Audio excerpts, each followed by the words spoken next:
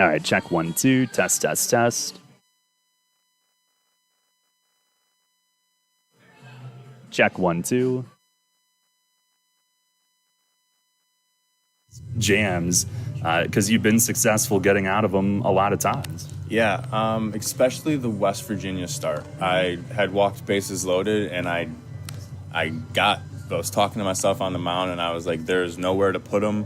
You have to make them hit the ball," and like that should be my mindset all the time, and not until I get runners in scoring position, because then I just make myself throw more stressful pitches. But I just got to get in that mindset from the start, and that's how I was in Lexington and a couple of the Long Island games that I've thrown, especially the last 2 starts against Long Island. I went 5 innings the first time, 1 hit, and 5.1 and 2 hits. So, I mean, if I can limit the walks, I go another 2-3 innings, maybe even a complete game, because each one of those walks is at least 5-6 pitches. So trying to go longer in the game, save the bullpen, and just get more innings so I can feel more confident and more consistent in pounding the zone. It's all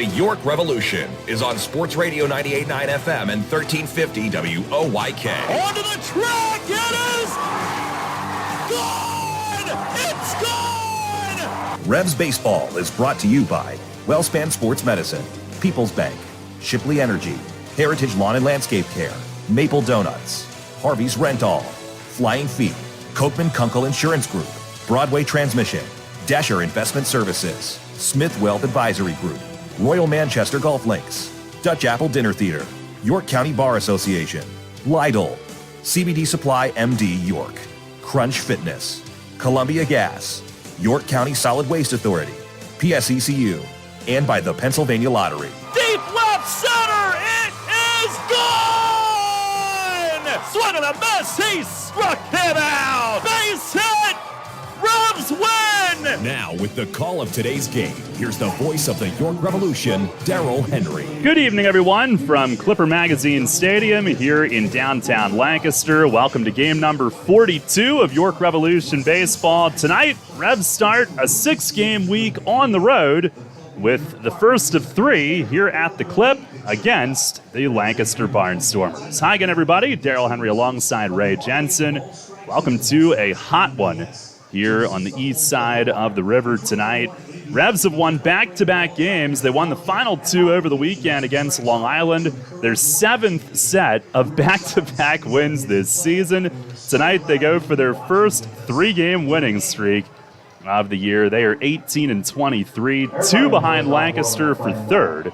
Lancaster 20-21, and the Revs are 4-6 in this War of the Roses series so far this season.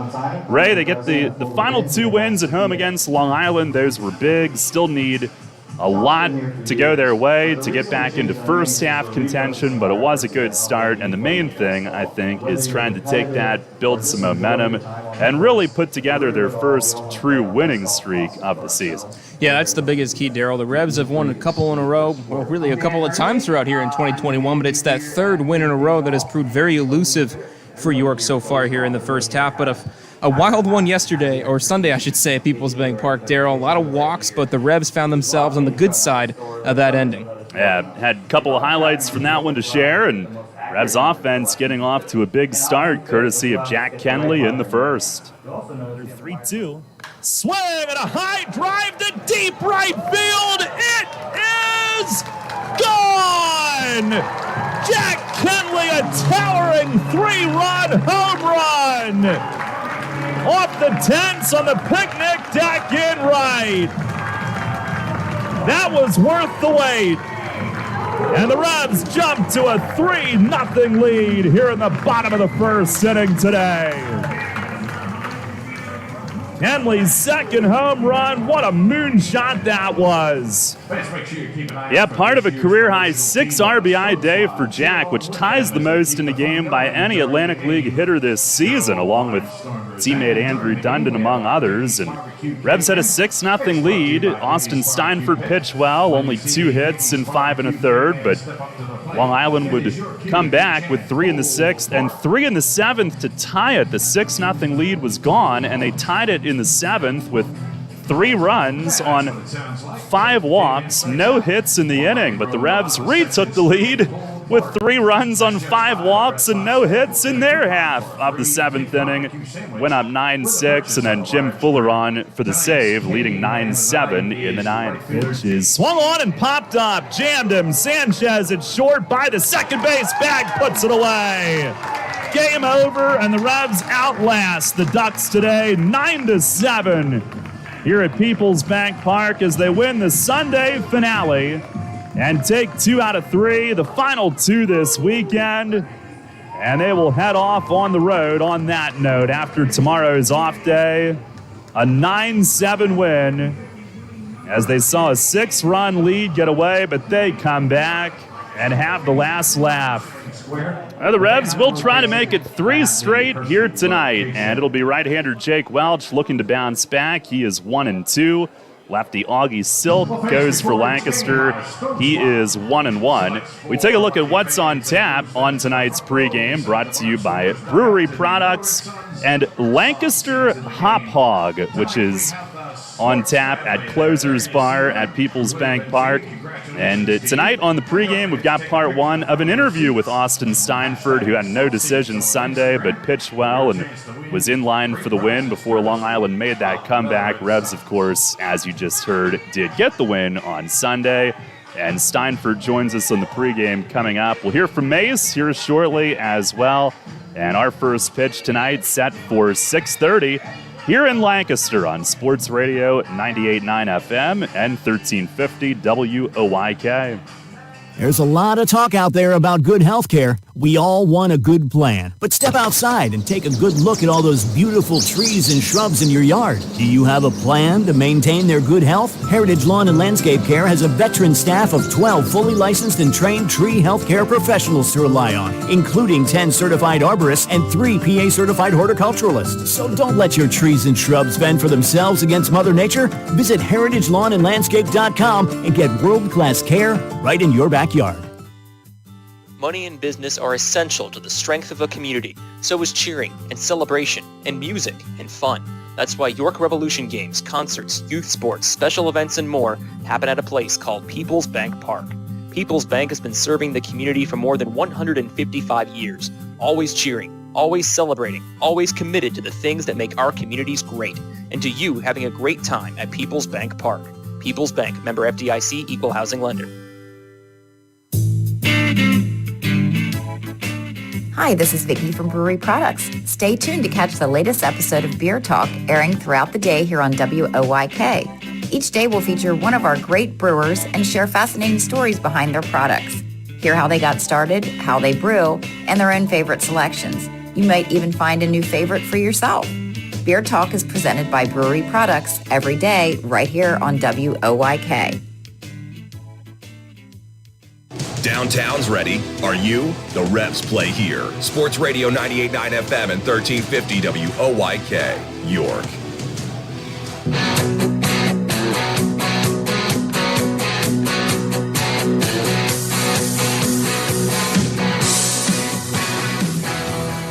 Welcome back. Pregame in Lancaster tonight. Austin Steinford is finally our pregame guest. July 13th, Steiny, I thought this was the time, finally. I felt that you earned it. It's been a long haul. Through a couple good starts, thought I would have an interview, but, we're here now, finally. Yeah. Well, generally what happens is when people call me out, that's when things happen. So congratulations. Well done. Thank you. Hey, did you know that you have a slider now? I didn't, actually. It was my family that told me I had a slider, and I was like, I didn't start throwing that. And then I talked to you, and then I watched all of my games over again. And every pitch? Yeah, oh yeah. Yeah. Every time. And then saw that, a fastball was thrown. You're like, there's a slider for a strike at 90. Like, not in the bigs. All right. Well, that's all we needed for you tonight, Steiny. So thanks a lot. Yeah, no problem. Have a good day. Well, maybe you should throw it with less movement, and then I wouldn't think that it's a slider. How about that? Sorry, my stuff moves and gets outs most of the time if it's not a ball. Well, all right, so what do you feature? Give us your rundown. 4-seam fastball, cutter, splitter, and 12-6 curveball. Yeah. And you're 6'9", like the split. Do you have huge hands? Legitimately, does that help with the splitter? Yes. I was trying to show Welch how I hold mine, and I realized that his hands don't even cover half of the ball, and I get all the way over the laces of the ball. Did you ever play any other sports growing up? I mean, I think basketball is a natural question. I didn't, actually. I played basketball in middle school, and then I didn't play in high school. I broke my leg freshman year and couldn't try out for basketball. So my high school was pretty political, so I didn't make the freshman team, so they didn't have me on the list for JV. Jeez. Well, when did you sprout? Was it in middle school or was it later than that? I never really had a true growth spurt like you would think. I kind of just always grew. I was 6 foot my freshman year, and then I was 6'3", 6'4" sophomore year, 6'5", 6'6" junior year, and then I was 6'8" senior year. Yeah. Well, let's get to some serious business. You're a size 15 like me, so whenever I start my baseball career, can I have your cleats? Of course. I as soon as I'm done, whenever that may be, I will send them to you. Do you have to order them special? Actually, I find a lot of my stuff online because a lot of places, like certain sites, will have 15s or 16s or sometimes even 14 and a halves that you can get, and then I just buy as many as I can. If they're on a sale, I'll buy 4. The outlet over here in Lancaster, maybe the only thing I like about Lancaster, but you can get some size 15s over here. I might look into it, yeah. It's about the only thing I like over here, too. Yeah. It's definitely not right field here. No, it certainly is not that, as Austin Steinford joins us pregame tonight. So, obviously, I mean, Sunday was another start where you give up very few hits, and of course, you're working on the command. You know that. What is it like for you at this point in your career? The work that you put in every day to try to get that part of it consistent. It's just finding consistency. Like, I know that I can compete in most of my starts. I really don't give up that many hits. It's the walks that are killing me. Like, Mace always talks to me about walks that score and 2-out walks or leadoff walks that score. Like, so my biggest thing is staying consistent, not leaning back or forward, and trying to find consistency. So that's in catch play. That's what I'm trying to work on until you get out to like 90 feet. I'm just trying to stay in a line, hit him in the chest, work on that, because I know I can compete at this level because I don't give up that many hits. Yeah. But it's just the walks that have to come down. What's it like for you when you're on? Because we've also seen, like the Lexington game and stuff like that. How when you're giving up few hits and the walks are under control, how much fun is that for you? A lot more fun. Yeah. A lot more fun. And everybody stays in the game. That's the biggest thing. When I walk bases loaded or have 2 walks in a row, you can kind of just look around and see everybody like kind of go on their heels, and then that's when big innings happen, where if I can just stay on, like the Lexington game, everything that was hit, somebody was ready to go and get to the ball because I was throwing strikes, they were hitting the ball, 2 people, and like it's a lot more fun just because everybody's in the game and not kind of relaxing because I'm out there walking everybody. That is part 1 of our conversation with Austin Steinford. We'll have part 2 before his next start, if not sometime before that, but certainly when he makes his next start, which I believe that would be Saturday at Long Island, if I can put my days together. I think, yes, it would be Saturday at Long Island. But we appreciate the time tonight. A lot of fun catching up with him pregame, and we'll do what we always do with Mace on the Broadway Transmission Managers Report. The Skipper is coming up next.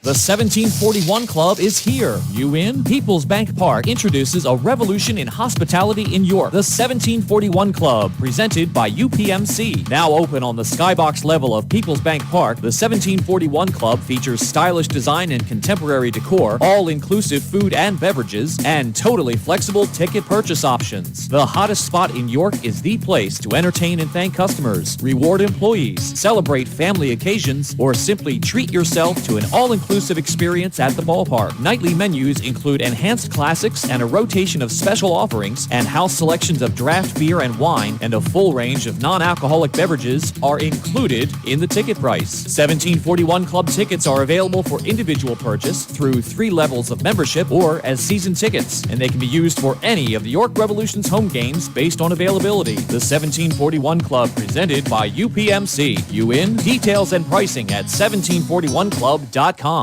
Catch the Revs all season on Sports Radio 98.9 FM and 1350 WOYK. First in York, first in sports.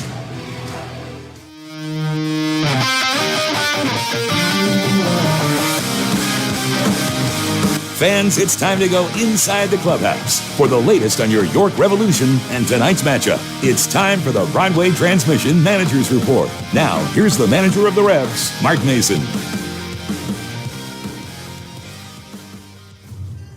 All right, Mace. Well, you said at one point over the weekend, you don't make too big a deal out of series at this point in the year, but that was a big divisional one, and that was a big win on Sunday to win that series. You dropped the first one, but come back with 2 wins. We would like to have 3, but if you can win every series, you'll have a great year. So, and we're in our division. So when we're in our division, winning those series are big. At least you can pick up a game on everybody, at least head-to-head anyway. And Austin Steinford on Sunday, 5 1/3, had to deal with his fair share of walks, but he, along with the Revs defense behind him, played really well and kept the Ducks to 2 hits and 2 runs off of them. How'd you think he did on Sunday? Other than the walks, the stat line is good. If I remember right, like 8 walks, I think. Of course, we know that's too many. That's too many for the whole team. That's like 1 an inning if you play in 9 innings. So when you pitch 5 1/3, you're almost putting 2 guys on an inning, and that's a lot of stress. Even if you have great stuff, it's a lot of stress on a pitcher. So, we usually use the mindset of starting pitchers usually can get through 2 stresses, but a third one sometimes is a little tough. So, and the other thing that happens too, he's 100 and some pitches through 5 1/3, 5 2/3. That should get him through 7 innings. So if we can get the command right, we know he's built up enough to throw that many pitches. He's done it several times this year, but we just need to get him. One time he got through 8 innings. And we just need to be able to get him at least through 6 and then, let the bullpen go from there. Boy, what an exciting 7th inning. Combined 10 walks and no hits, and each team scored 3. It's certainly better, though, that your team answered with 3 than having it go the other way. Well, maybe they answered for us because we gave them 3 and then they felt bad and gave us 3 right back. So, yeah, I don't know that I've ever seen an inning like that. I think there was one throw-in error by their catcher on the bunt that Espinal put down to load the bases. And then after that, we scored 3 runs. And, they scored 3 runs on no hits at the top of the inning. So, I don't know, 6 runs on no hits and 1 error combined in 1 inning is that's not the best pitching, I'll just say that. One of those individuals who worked a bases-loaded walk on Sunday was Jack Kenley, part of a 6 RBI day for him. He was really good at the plate on Sunday. And that was his best at-bat of the day, even over the 3-run homer. That was his best at-bat because he was in the hole right away. He was 2 strikes right away, and he was really, really patient and was able to work a walk to get keep the momentum going. One thing you have to have liked seeing Saturday and Sunday, Jim Fuller bouncing back from, I'm sure for him, a bit of a head-scratcher Wednesday night, but 2 scoreless 9th innings to bounce back from that. Yeah, and Jim and I, we talked about it after the game on Sunday. The thing I was most happy about was the velocity was the best all year. So, maybe I think he's starting to feel better. We talked about that before with that 18 months off. I know guys work out, they throw bullpens, but you throw indoors, there's not really competition. Maybe somebody jumps into it, but, it's not fans, it's not a team, it's not umpires, it's just different. It's a different intensity level. So to see the velocity come up, I saw some 92s, 93s up on the board. So I know that made him feel better also. Tonight you've got Jake Welch. He has struggled with this Lancaster lineup. Knowing that, what's got to be his mindset going in? The first thing is he got to scrap that, and he has to scrap the last start in West Virginia. I told him, I said, usually if you have 10 starts, you'll have 1 or 2 that are like that. Just forgettable. You just forget about them. You might have 1 or 2 where you look like Cy Young, and then the other 6 are, you battle. But it's good enough to keep your team in the game, and you can eat up some innings. So we got to get back to that mindset tonight. But he has to be able to command one side or the other of the plate. And, in Charleston, I think he got really frustrated. And if you know Jake like we do, you know how competitive he is, and he's going to get mad for sure. So we have to try to eliminate that and just try to keep everything level and nice and easy and just make one pitch at a time and go from there. Any wrinkles to the lineup tonight? Are you able to get James Harris back in there? No, I'm not going to put James in there yet.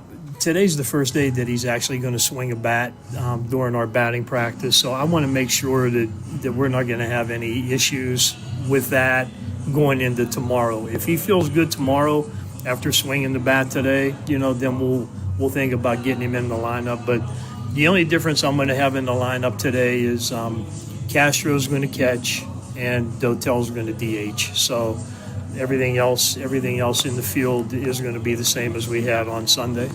Mace, thanks a lot. Good luck. Thank you. All right. Barnstormers have taken the field. That's a wrap on the pregame tonight. Starting lineups and first pitch from Lancaster coming up next. Hey, it's the good-looking genius at Broadway Transmission again, and this time I have things on my mind, like warranty and service after the repair. You already know Broadway Transmission has been part of the community for 67 years at the same location. But did you know that in that time, York County has seen many transmission shops close its doors, like Amco, Atomic, Clutch and Go, Dr. Transmission, Cotman, York County Transmission, Winters, Goodlings, Lee Miles, A1. What grinds my gears about these closings are the customers are left with no warranty. Stop! Don't make that same mistake. Broadway Transmission has over 40,000 transmission jobs under our belt, and we are still here today standing behind our famous 3-year warranty. We kid around a lot on our ads, but nothing is funny about having no warranty when you need it. Avoid that risk with the only smart choice in all of York County and stop by Broadway Transmission today. Broadway Transmission will get your ship together and stand behind it too. Visit us on the web at BroadwayTrans.com or stop in and see how it's done. I felt like my well-being was tied to the morning stock numbers. I wanted to invest, but grew tired of the stress of potential losing it all. A friend of mine suggested I talk to Tom Dasher about a fixed index annuity that could be a stable option while still seeing potential growth. Tom has been helping folks here in York County for over 30 years. Give him a call at 717-487-2096 to see if he can assist you. Cannonball Charlie's ready. Are you? The Revs play here. Sports Radio 98.9 FM and 1350 WOYK, York.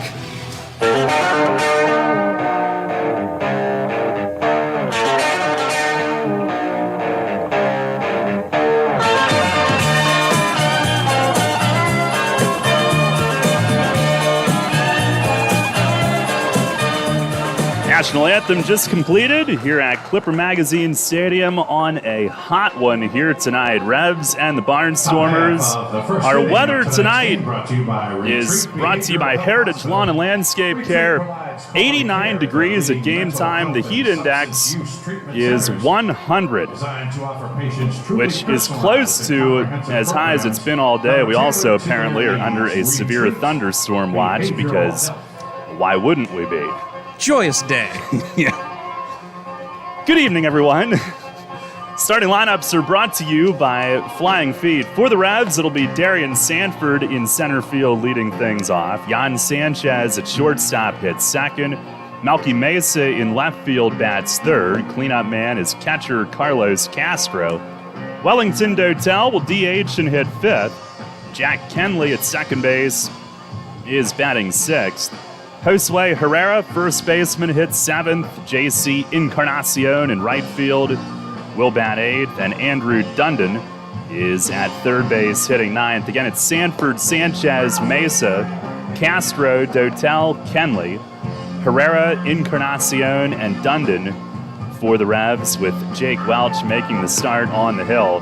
For the Barnstormers tonight, with Augie Silk, the lefty, getting set to go. They will go with Caleb Gindel leading off in right field. Melvin Mercedes, second base, hits second. Blake Galen, first baseman, hitting third. Cleanup man is Trayvon Robinson playing in left. Alejandro De Aza is in center field batting fifth. Kelly Dugan, the designated hitter, will hit sixth. Anderson De La Rosa catches and bats seventh. Nick Shumpert, third base, hitting eighth.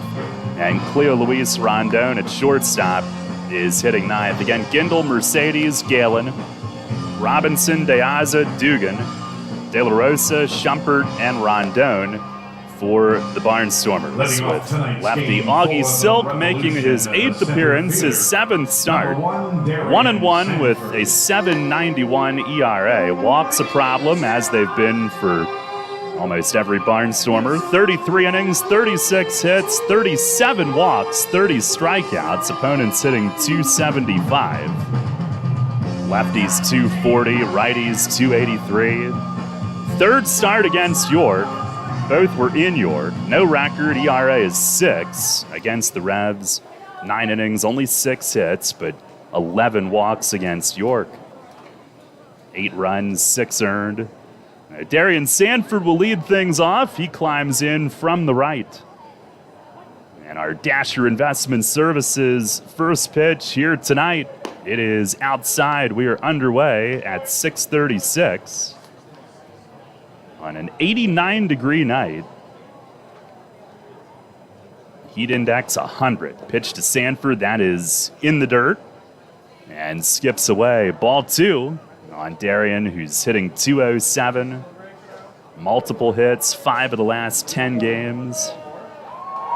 Against his former team, hitting 238 with 11 walks. Pitch to him.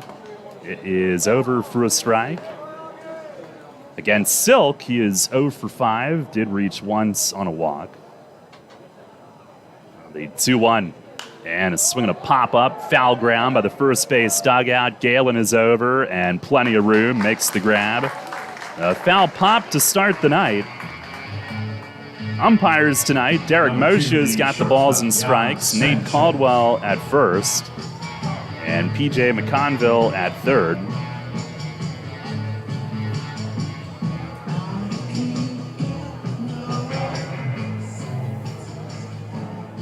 Here is Jan Sanchez, who comes in tonight 7th in the league in hitting, 343, 4 home runs. Here's the first pitch, and he swings and misses. Against Lancaster, hitting 414 with 2 of his 4 home runs. And against Augie Silk, he has owned him 3 for 4 with a triple, a home run, and also on base on 2 walks. As he swings and grounds this one foul between Polo and the bag. No balls, 2 strikes. Ray, would you look at this severe thunderstorm watch? I don't see an ending time on it. Can you? Lancaster County's in that, but pitch to Jan, a swing and a miss, fastball away, and 2 up, 2 down for Silk to start the night. On the top of the alert, on the jumbled paragraph, until 11 p.m. Eastern. Oh. Number 29, the left fielder, It's hidden in the header, but you got to read in the opening paragraph just down below. Maybe I had some brewery products yesterday on the off day. Maybe. 2 down. Here is Melky Mesa. Thank you, Ray. First pitch swinging is lifted foul the other way and right, and this will be out of play. Interpreter, broadcast assistant. My duties never end. Yeah, you are. You're my English interpreter. My English ain't that good. Malky hitting 311. He had a big day Sunday. On base all 5 times, scored 4 runs. Pitch, that is high and wide off the glove of De La Rosa. He became the 6th Revs batter to score 4 times in a game this season, the 3rd to do it in the last week. 3 for 3 with a double, 2 walks. Pitch here is down and in. And it's 2-1. Revs are in their 2-tone road gray cityscape jerseys tonight, gold numbers and letters. Lancaster is in their alternate red jerseys with Lank across the front. Silk the wind, the pitch, and a swing and a foul ball back. 2 balls, 2 strikes.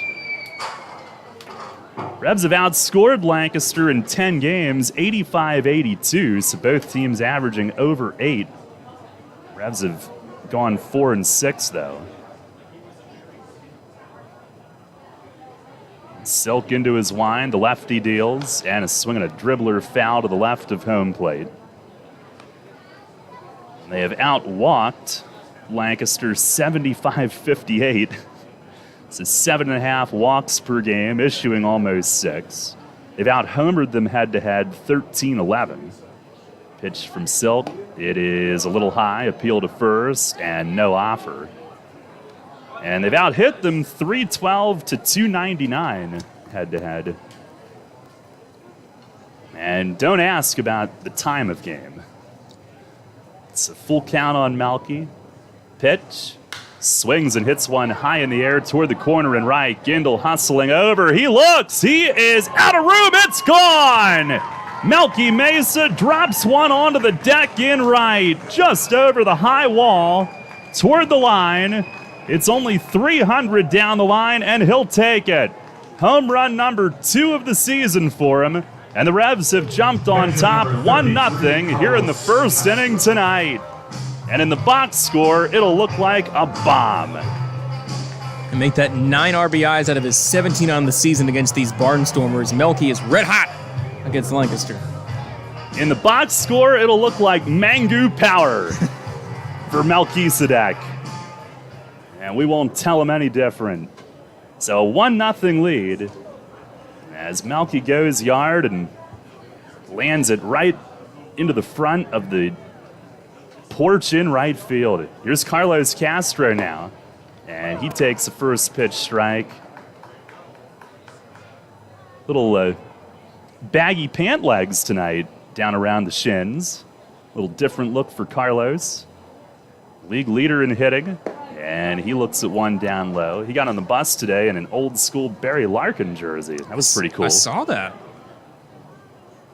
Flashing the old school swag. Had to compliment him on that. 1-1. That is high and away. Castro hitting .421, which leads the league. 10 more hits than anybody. He's back behind the plate tonight. May's trying to rejuvenate him this weekend. Pitch to him. He swings, drives one in the air in right center. Gindel comes over, though, and is there to make the grab. Castro didn't quite square that one up and flies out to end the inning. But the Revs jump on top as Melky Mesa takes advantage of right field here at the clip. Solo homer at the end of a half inning. It's the Revs 1 and the Barnstormers coming up.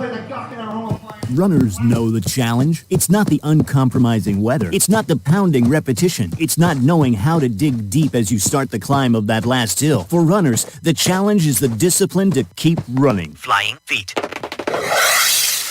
Casual runners, amateur runners, hardcore runners, no matter what level runner you are, Flying Feet Sports Shoes is with you every step of the way. Flying Feet has become the leader in athletic footwear and properly fitting the feet of runners throughout Central PA. Flying Feet has become the leader in athletic footwear, properly fitting the feet of runners throughout Central PA. And that holds true whether you're training or racing on roads, tracks, or trails. For those searching for that discipline, Flying Feet provides the latest shoe innovations, the accessories and equipment, and the inspiration to keep on running. Greg Baum and his staff have the knowledge and the true understanding of what running is all about. As one local runner put it, Flying Feet is family, and all runners are welcome. Flying Feet. Flying Feet Sports Shoes, 1511 Melrose Avenue, York, just off exit 18 of I-83. Sports injury? Walk into WellSpan Urgent Orthopedics for immediate care. No appointment is ever needed. Our orthopedic and sports medicine specialists are here to treat you. Visit wellspan.org/urgent orthopedics today for hours at our York and Hanover locations. Get the latest on the Orioles with the Baltimore Baseball Show, hosted by Dan Connolly. Mondays at 6 on Sports Radio 98.9 FM and 1350 WOYK.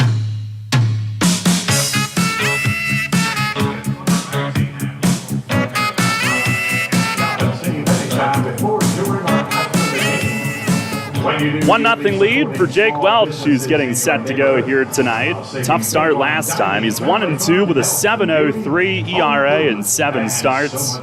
32 innings, 38 hits, 26 walks, 11 strikeouts. Opponents have hit 290. Righties just 255. Lefties have hurt him 313. And Lancaster, a lot of left-handed hitters. And 2 starts against them, 0-1 with a 1038.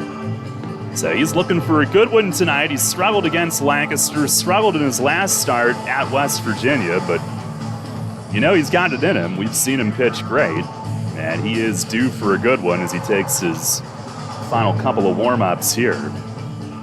No decision Wednesday at West Virginia. The Revs led that game 10-6 before giving up 5 in the 9th and losing a stunner.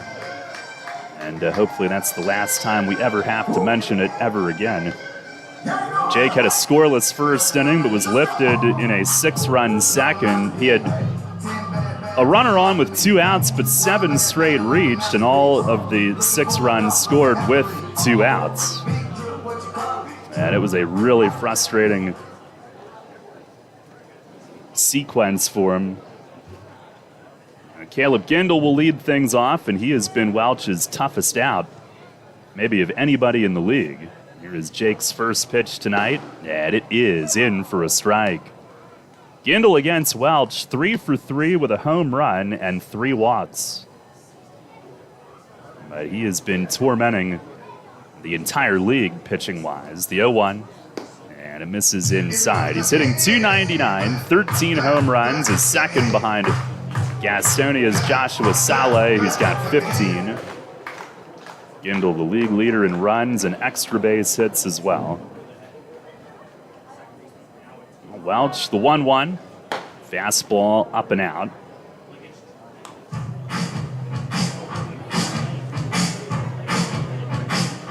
Gindel tied for third in total hits.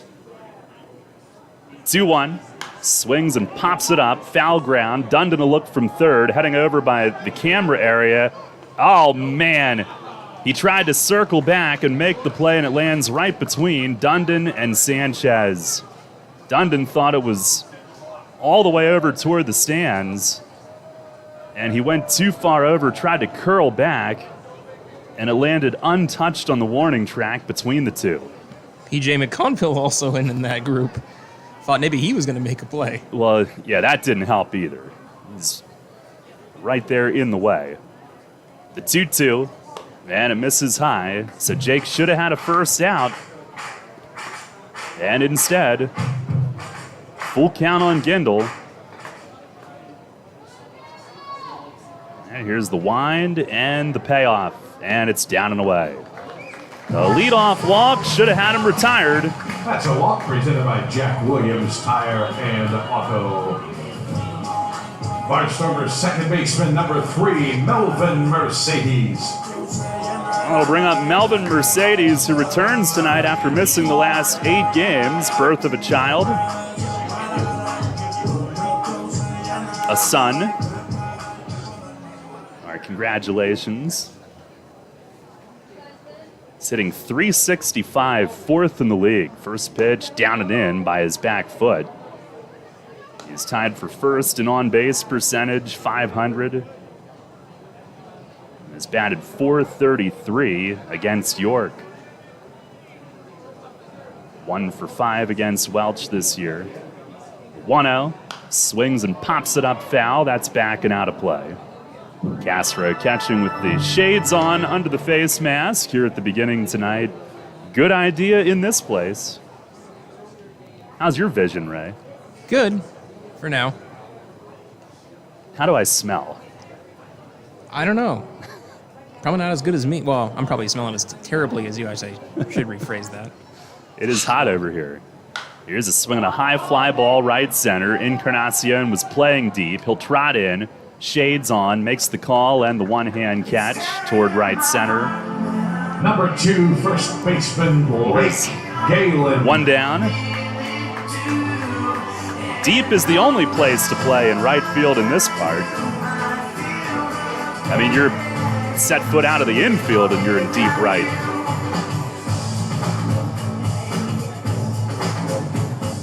Here is Blake Galen, who's got 90s boy band. Was that, I know I asked this before, was that in sync? Yes. Okay. First pitch is swung on, grounded foul, first base side. 1-0. I'll rebound. All right. Galen hitting .262, 8 home runs. He has springboarded himself to the league lead in RBIs with 44. He's driven in 29 the last 19 games, getting ready to leave soon for Team Israel. He had 11 in a 3-game series against Lexington last week. Pitch is swung on and fouled back, out of play, 0-2. Against York, he's a little cold, 152 average, but has driven in 9. Also second in the league in walks. with 39. Against Welch, he's 0 for 3 with 2 walks.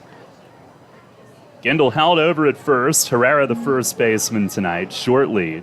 Pitch to Galen, down and in. And Castro slides hard to his right to get in front of that.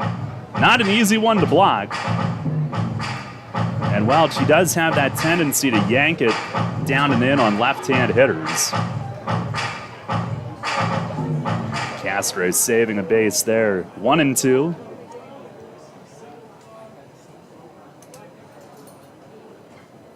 Jake is set. And he fires, and it breaks inside and missed. Welch, lifetime against Lancaster, 0-1. ERA over 11. Against the rest of the league, 1-1. And the ERA is over 5 after the start last week at West Virginia, but before that it was in the 3s. He deals, and it cuts inside and missed, 3-2.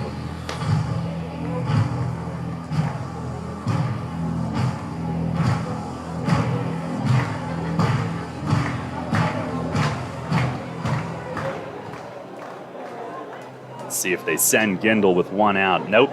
Pitch is swung on, grounded toward the middle, and right there, Kenley feeds short. Turn, double play.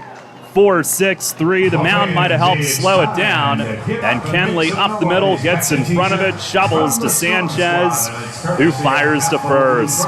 No runs, no hits, nobody left. Now we played an inning tonight in Lancaster. Revs lead it 1-0.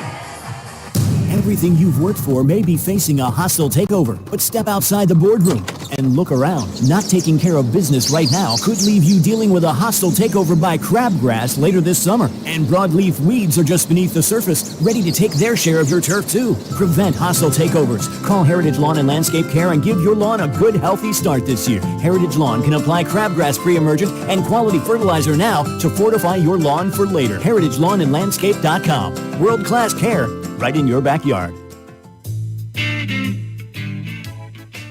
Hi, this is Vicki from Brewery Products. Stay tuned to catch the latest episode of Beer Talk airing throughout the day here on WOYK.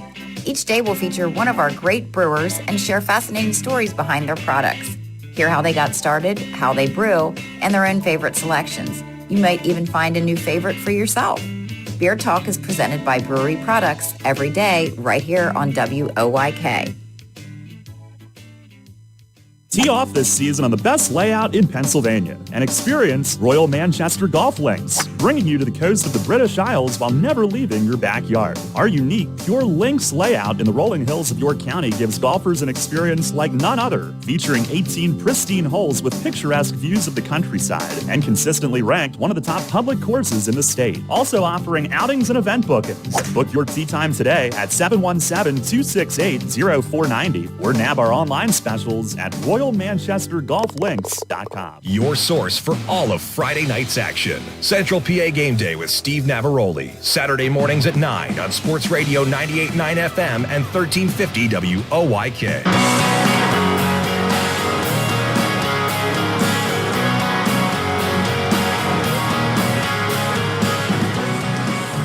End of the second inning, Revs with a 1-0 lead on the Malky Mesa home run. Wellington Dotel will lead things off here in the second.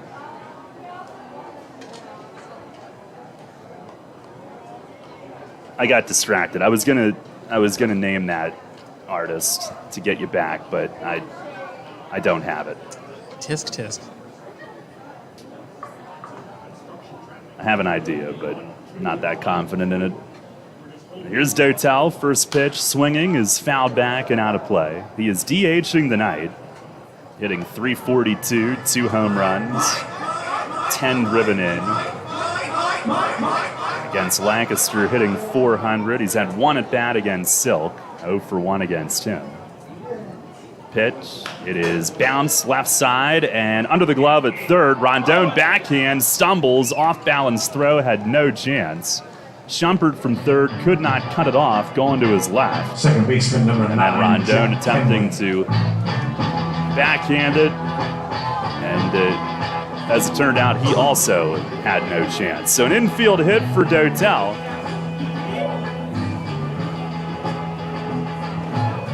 And here is Jack Kenley. who is on some tear. Career-high 6 RBIs Sunday. Ties Andrew Dundon, among others, for the most by any hitter in the league in a game this season. And there goes Dotel. Pitch is high and tight. Throw to second. The slide. Bang, bang, and he's tagged out. Rondon puts it on him. And Dotel, who's got 8 steals, thrown out for the first time this year. De La Rosa's a good one. And Dotel, trying to run on the lefty, is thrown out. Well, an aggressive go here early in the game. But first time he's been caught all year. Next one to Kenley is wide for ball 2. And that's the 6th runner this year De La Rosa's cut down. Doesn't feel like all of them have been against us. Seems that way. He's swinging a pop-up foul, third base side and out of play. I was going to mention that was Dotel's 6th infield hit, which puts him to 3rd behind Encarnacion's 7 and Sanford's 8. Better late than never. I want to get it out there. Now the wind and the 2-1. Fastball, that is just high. Kenley hit his 2nd home run Sunday, his average up to .338 now. Pitch, that is in at the knees for a strike, 3-2. His last 12 games hitting .417 now. The wind, the 3-2, and it is down and away. Kenley lays off and has a walk. First baseman number 7, Josue Herrera. Oh, one-out base runner for Josue. Herrera, who comes in through his first 10 games, hitting .344 with a bomb, which was hit against Lancaster, and 7 driven in. Against Lancaster in his first series, went 5 for 12, 2 doubles and a homer. First pitch is down and away.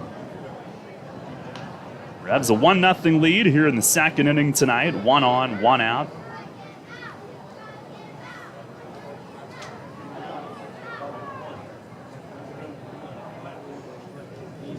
Silk to the belt, and he'll make a move to first, checking on Kenley. Lancaster at home is 9-9, but the average score has been 13.5 to 7.6. 14 times in 17 9-inning games, the winning team has scored double digits. As Silk delivers a strike at the knees, 1-1. Their average time of game at home for a 9-inning game, 3:46. That is just... ugh. Good thing we have comfortable seats. Now move to first. Kenley again back. Do you think that guy that just walked in front of us thought that was directed at him?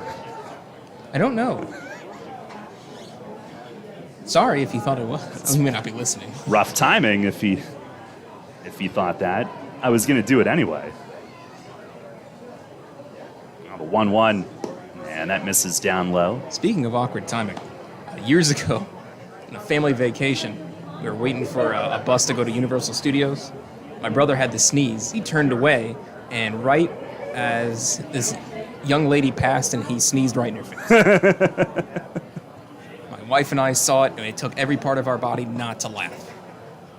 Pitch is just outside, 3-1. We felt bad. Just terrible timing. Yeah. Timing is everything. And the even more hysterical part, my brother didn't even know because he had his eyes closed, obviously, because he sneezed. Did she react? Yes. Looks like she got shot in the head. Back and to the left. Throw over. Again, Kenley back.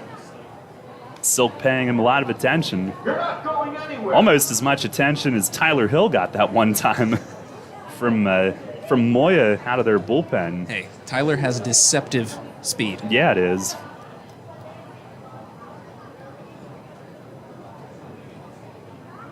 Now the 3-1, and it's low. So Herrera walks. All three this inning have reached, just Dotel was thrown out trying to steal.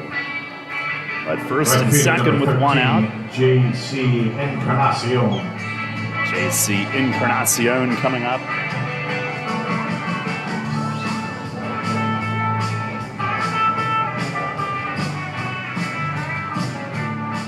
Well, at the rate Silk is going, you can probably just put the bat on the shoulder and you'll get 4 balls for 2 strikes at this juncture. He has been struggling up and down here in the second.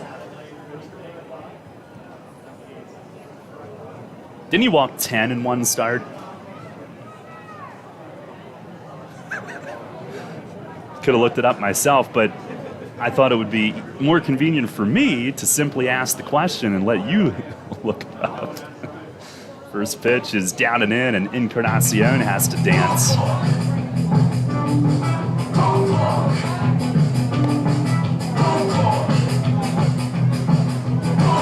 I guess he's the K-man tonight.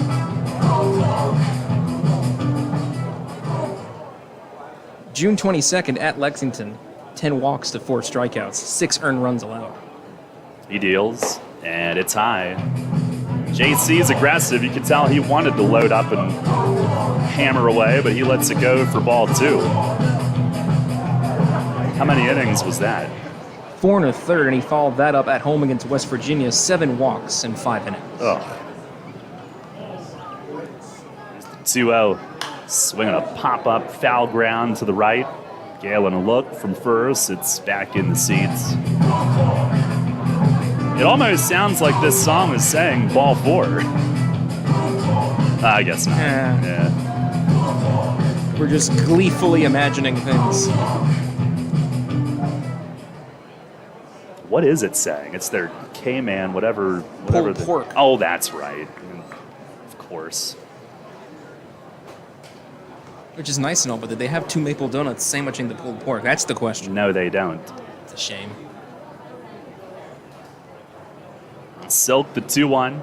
Swing, and this one's fouled away down the right field side toward the pork. Oh, right on the roof of their picnic area.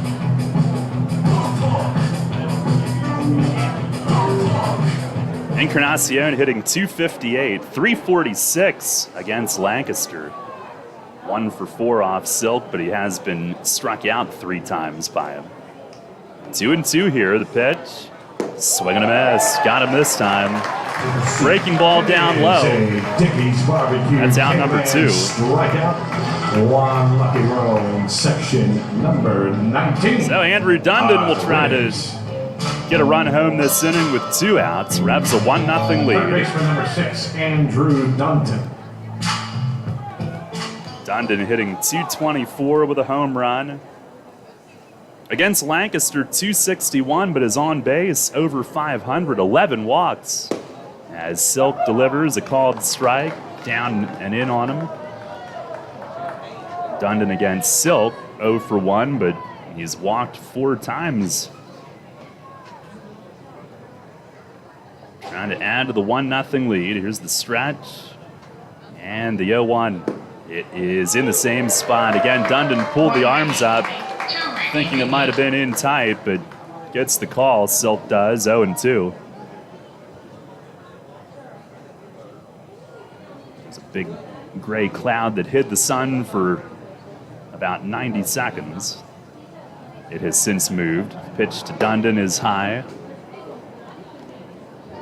And we are using TrackMan, correct? I believe I see the receiver on the back of Derek Moshe down there. Yep, you see the cheap iPhone on the back of probably an old model, refurbished. The 1-2, that's down and in by Dundon's feet.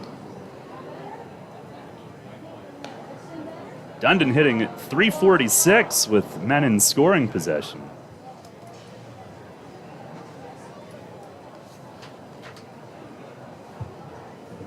Now the 2-2.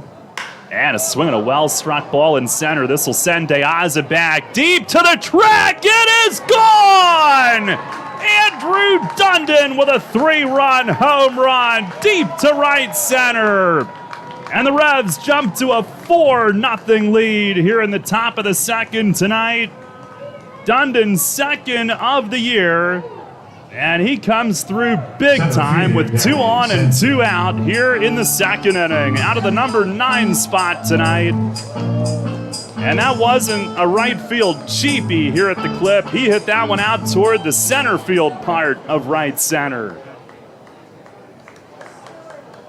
4-0 the lead. Silk, who was 1 strike away from getting out of the inning unscathed. That is big. And here's Sanford. He takes high on a curve. Ball 1. And after just allowing 1 home run to York in the last 9 innings against them, allowing 2 bombs in an inning and 2/3. 1-0. That's high on Sanford. Dundon's other home run was June 16th at home against Lancaster. Here's the 2-0. Swing, and this one's lifted in the air to shallow right. Gindel comes in. He is there and makes the grab to end the inning. But the Revs with a 3-run home run from Andrew Dundon, who stays red hot. 2 hits, nobody left.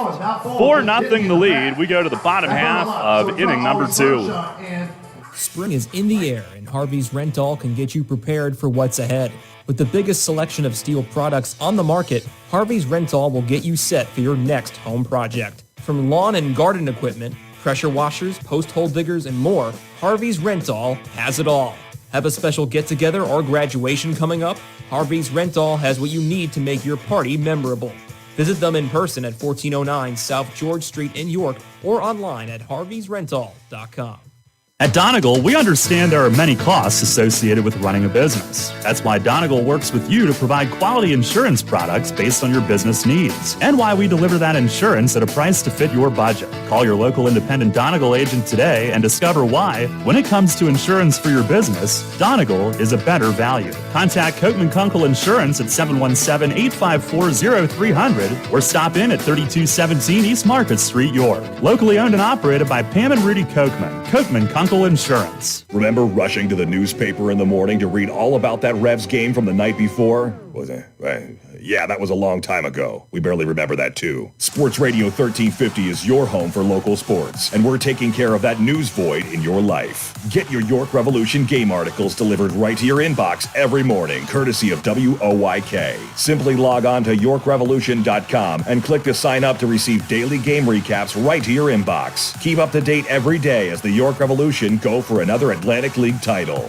We're your source for local sports. Sports Radio 1350 WOYK. First in York, first in sports. Listen live, on demand, and on the go. Download the new WOYK app on the Apple and Google Play stores today.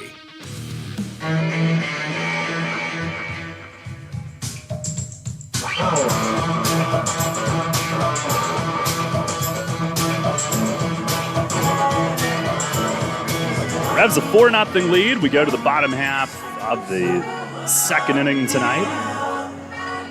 Big boost for Jake Welch. Andrew Dundon, the 3-run home run. He was held hitless on Sunday, but the 12 games before that was hitting .389. Right back into a groove at the plate through 1 at bat tonight. Trayvon Robinson will lead off. First pitch from Welch is outside. Welch ended up setting down the side in order thanks to the first inning double play off the bat of Galen. 1-0 and a swing and a foul back. Robinson is hitting .292 with 5 home runs. Against Welch, 2 for 5. Jake has struck him out once. Robinson's been hot. Pitch to him is down and in. Last 15 games hitting .339 with 19 driven in.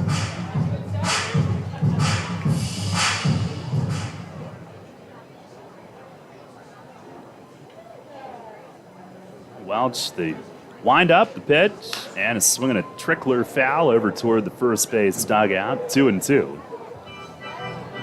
The home run given up by Silk. The Barnstormers 2 nights ago gave up 2 grand slams and then Sunday gave up 3 home runs on 4 pitches. They've been giving up a lot of home runs. 2 so far tonight. Welch the 2-2, and it misses down and away. Looks down at his landing area. Robinson at the clip has hit .375.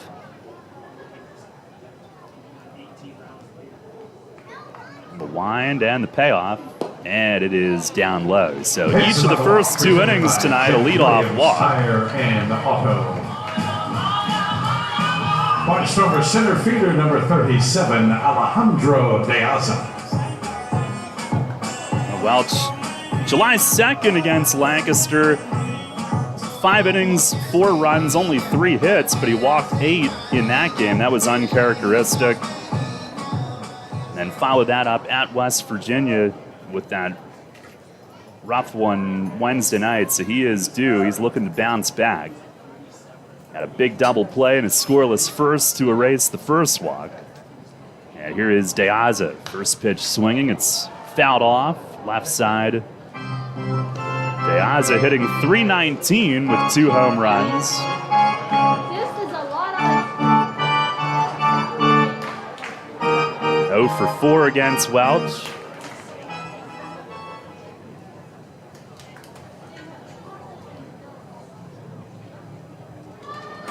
Jake stares in, comes set. And the 0-1. Oh, look out. Showed bunt. It was down and in and gets to the screen. Robinson will move up as Welch yanks a wild pitch. A runner at second, no outs this inning.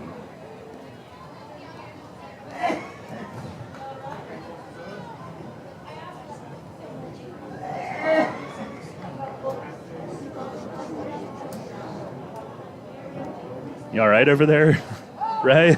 I'm doing all right. Oh, that wasn't you? No.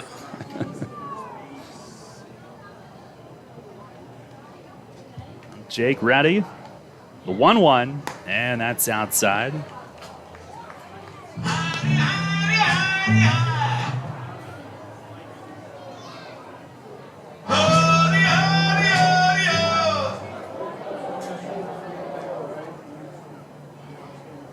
I wish they'd play it louder.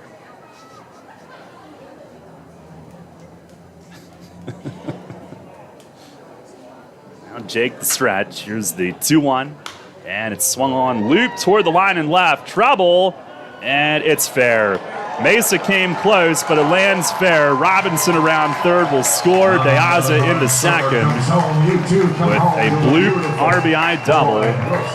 Served the other way, right along the line in left field. Was not hit hard, but was well placed. And Lancaster on the board. It's 4-1. Bounced over along the ivy against the wall and left, down in the Revs bullpen.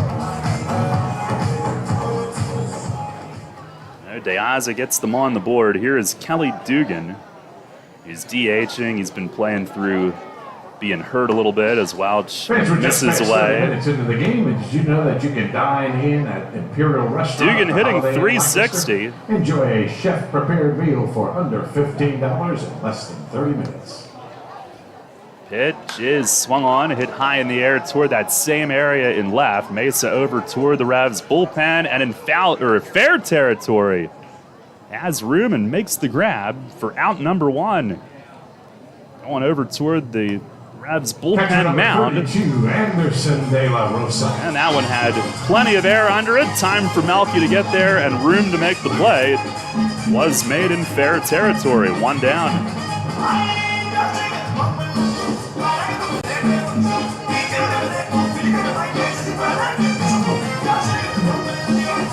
Now here comes Anderson De La Rosa.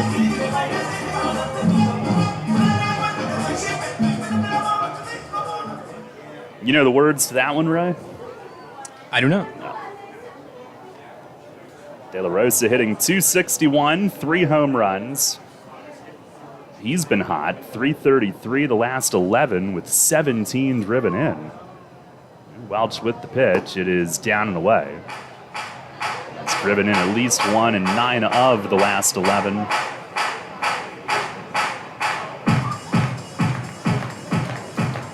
he's hit .340 here in his home park. Here's the stretch from Jake. Delivers, and that's over for a strike. Revs leading at 4-1 here in the bottom of the second inning tonight. De La Rosa 0 for 1 against Welch this season. Now checks, comes home, and it is down and away.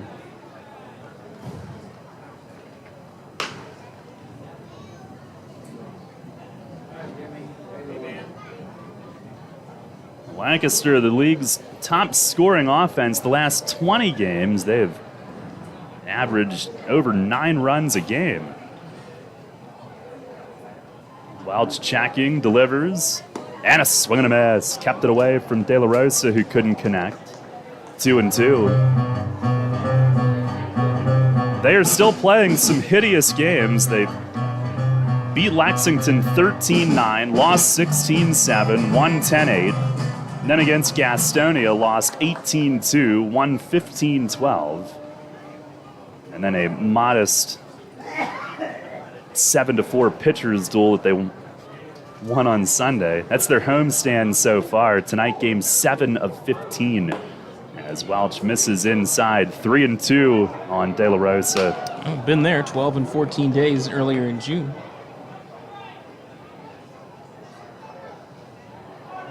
I'm a little disappointed you're watching their feed on YouTube and not ours. Ray.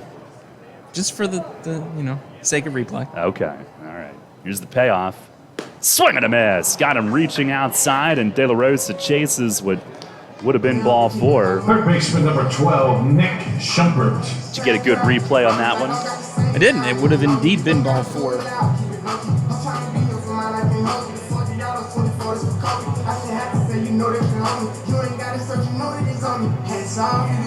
And 2 down. Here is Nick Schumpert.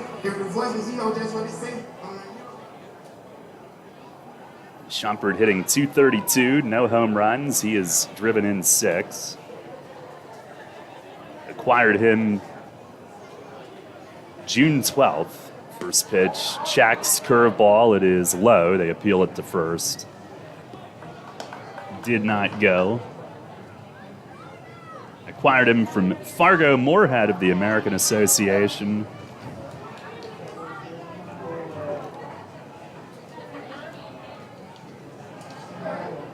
Welch trying to hold him to 1 run this inning. He set some fires and is swinging a foul ball back. Out of play. That'll even it at 1-1.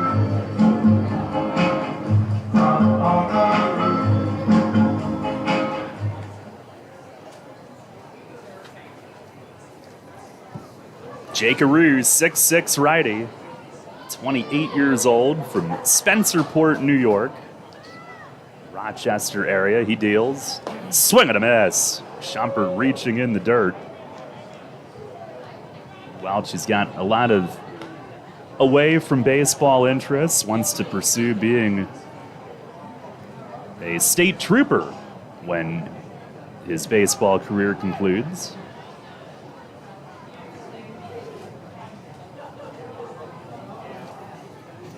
One ball, 2 strikes. Here's the stretch, the pitch, and it's down and away. Gets by Castro to the backstop. Deaza moves up. It'll be the second wild pitch of the inning.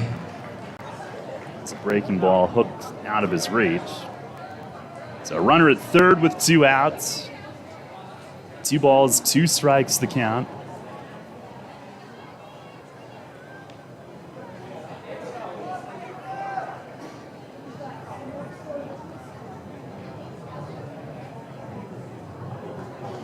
Now ready to go. He fires, and that's high and tight. 3 balls and 2 strikes. Pats his chest, says, my bad. He and Castro were teammates in Evansville, but Castro played more first base there than anything. They've been together, I believe, every start now this season. Here's the payoff. And a swing and a miss. He struck him out, went down and in, and gets Shumpert to chase out of the strike zone. Back-to-back Ks to end the inning. Only the one run on one hit. Runner left at third. Revs with a 4-1 lead as we go to the third inning tonight in Lancaster. People's Bank is happy to sponsor the home of the York Revolution, People's Bank Park. People's Bank has been serving the community for more than 155 years, committed to helping their clients achieve their dreams and live confidently. That commitment continues at People's Bank Park, with Revs games, concerts, events, youth sports, and much more. We're proud to partner with the York Revolution, and we look forward to seeing you at People's Bank Park. People's Bank, member FDIC, equal housing lender. Shipley Energy is more than just an energy company. We're your friends, family, and neighbors, and have been serving the community for over 90 years. Whether you need energy for your home or for your business, we've got you covered. We can help keep you comfortable with all your heating needs, from heating oil to propane, electricity to natural gas. And if something breaks, like your air conditioning or furnace, we have a team of HVAC experts ready to fix it so you can stay comfortable all year long. To learn more, visit ShipleyEnergy.com or call 855-5-SHIPLEY. Need an excavating contractor for your upcoming project? Get it done locally and get it done right with Barnes & Barnes Incorporated Excavating. Locally owned and in business since 2005, Barnes & Barnes Incorporated Excavating is a small excavating and landscaping business offering demolition, excavating, landscaping, foundations, concrete, sewer and water hookups, lot clearing, welding, fabrication, and more. Located in Windsor at 30 North Blacksmith Avenue, Barnes & Barnes will get the job done right. Call Scott to schedule your project at 717-515-3495. That's 515-3495. Or email him at barnesbarnesscottinc@gmail.com. That's barnesbarnesscottinc@gmail.com. Downtown's ready. Are you? The Revs play here. Sports Radio 98.9 FM and 1350 WOYK, York.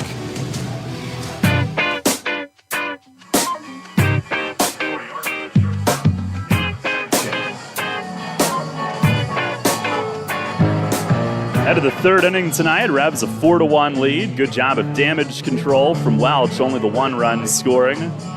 Matter of fact, there was a run home with a runner at second and still no outs, and that second runner never did score. A couple big strikeouts to end the inning.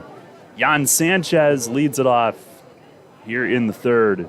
Against lefty Augie Silk, his first pitch is over for a strike. Sanchez a strikeout his first time tonight. Silk, 6'4" lefty, 23 years old, delivers, and it is down low. From Pacific Palisades, California, and he's got some famous relatives as he deals. Swing and a miss, change up.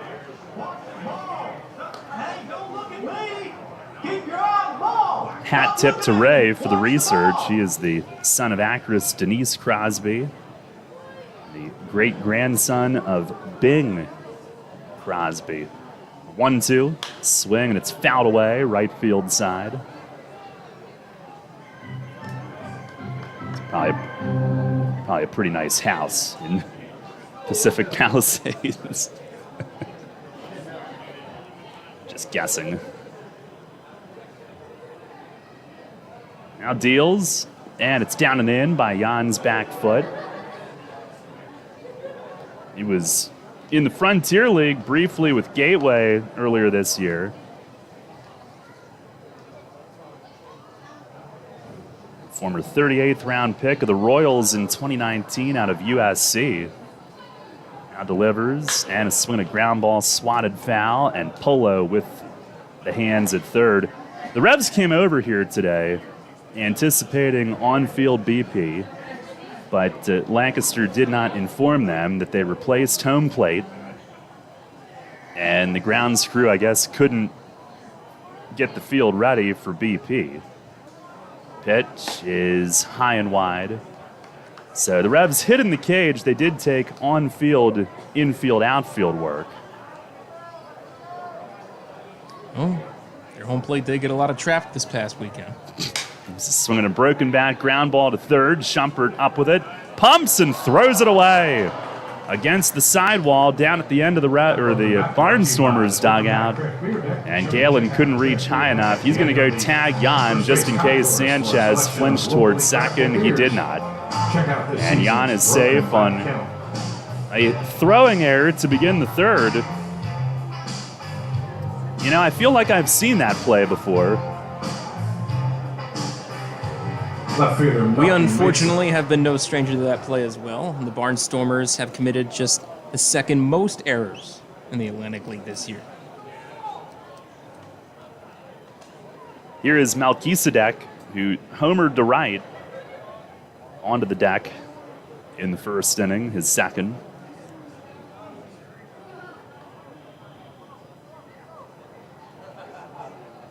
Silk with the pitch, swinging a ground ball, left side, that's a base hit. Mesa is on again. Sanchez up to second, and Melky now, combined between Sunday and tonight, has reached base safely 7 straight times, 2 for 2 tonight. Halfway to the cycle, first and second with nobody out.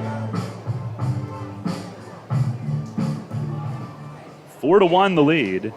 And here's Carlos Castro, who flied to right his first time. Silk, who made 12 appearances in the Arizona League rookie ball in 2019. And prior to this year, that was it, pro-wise. He's a young guy. First pitch to Castro. He deals a curveball in for a strike. Yeah, he didn't have a lot of time at USC either. And now time called. De La Rosa coming out to give signs for the infield. Last time out, Silk lost 16-7 against Lexington. 6 2/3 innings, 9 runs, 8 earned. Give up 3 home runs. Did retire 11 out of 12 at one point.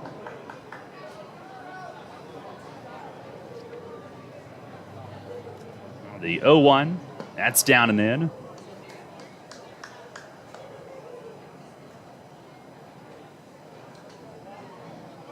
Castro's hit .468 with men in scoring position.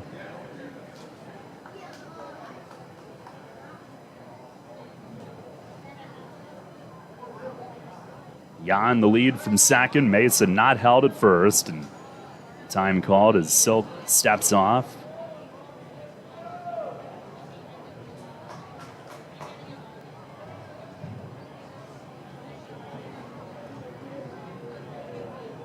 And now he's set.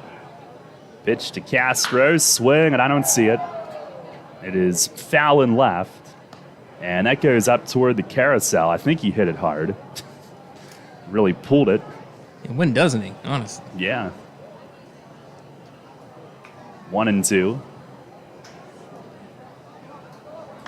It's Lancaster pitching staff, a 7.95 ERA, last in the league. Opponents hitting .300, the highest. There's the pitch and a swing and a little nub in front of the plate. De La Rosa out fakes to third, still has time to turn and toss it softly to first for the out. It's a swinging bunt. Oh no. All right, Castro's out. They're going to call Mesa back to first and Sanchez back to second, saying that Castro interfered with it. So it can't even be a productive out for him. They're going to say that, I don't know if he stepped on the ball in fair territory or if he ran inside the line and interfered with De La Rosa, but it's batter's interference. And Polo now getting word of that, coming in once an explanation from Derek Moshe. Mace coming out. Nate Caldwell is the one at first, I believe, who made the call. He's coming in to offer his 2 cents. I suggested to Mace that if he gets ejected tonight, they left the third base dugout trash can overflowing from Gastonia's visit over the weekend. I suggested he could just take the whole thing and throw it out on the field. So maybe we'll see that at the end of this. What are you seeing on replay, right? I don't see how Castro interfered with that ball at all. He got out of the box of some speed. I don't think he interfered with the throw at all. Well, if that's the case, that's inserting yourself into a call that you don't need to. Because from here, it looked like a productive 2 to 3 out that, yeah, he hit it about 2 feet, but it would have advanced 2 runners, and instead it looks like the Revs are going to be stuck with first and second and 1 out. I think, if anything, Castro may have hesitated a split second because he wasn't sure whether he fouled it at the plate or dribbled in front. And once he realized it went in front, he broke out of the box with a lot of space. Designated hitter Wellington Dotel. Well, it's going to stand as called. So I guess batter interference, and I believe De La Rosa rather will get the put out on that. And the runners have to stay where they were. First and second with 1 out for Dotel, who reached on an infield hit his first time. Revs a 4-1 lead here in the top of the 3rd inning tonight. And Wellington will ask for time as Silk and De La Rosa appear to need some time.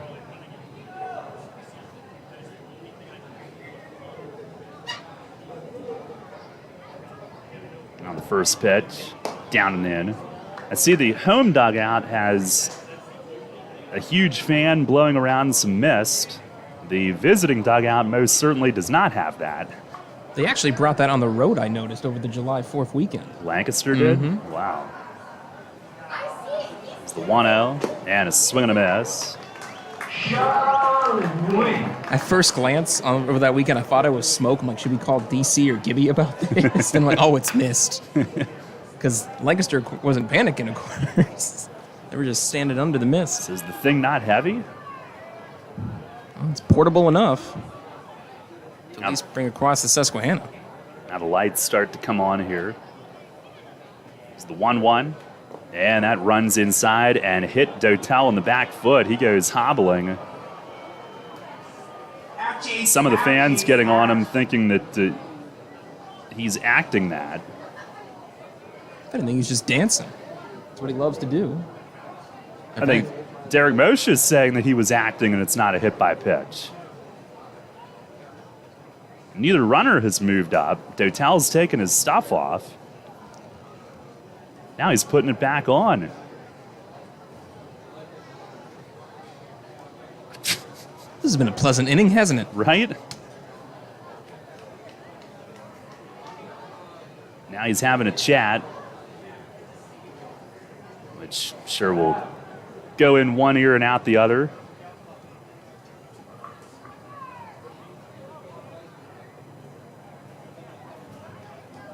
Now the at-bat continues. 2-1. Here's the pitch. And a swing and a miss. He was trying to turn it into a 3-run homer after not being awarded first base, which would be a good trade. 2-2.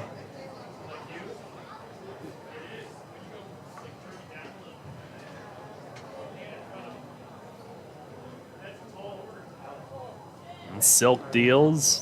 And a swing and a line drive to right, and it's going to land for a base hit. Sanchez to third. He is stopped. Gindel gets it in, and Wellington, rather than being hit, will settle for taking the hit. A single the other way to right, and the bases are loaded with 1 out.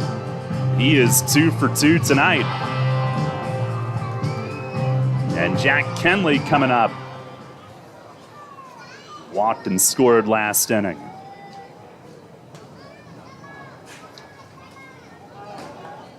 Big thing to note that Silk is now at 62 pitches following that hit from Dotel. He's not on track for a long night on any means.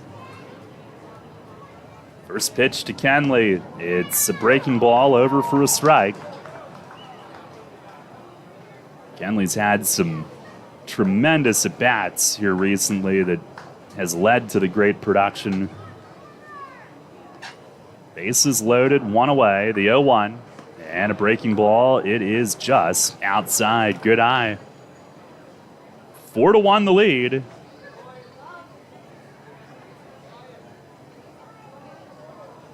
Had the 6 RBI game Sunday. Left on left, pitch to him is swung on and missed. Fastball at 89. Good rip at it.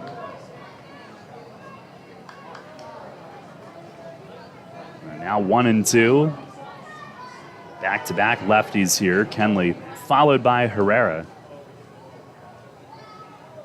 And Silk with the pitch. Breaking ball, it is outside. A little further off than the first ball. 2-2.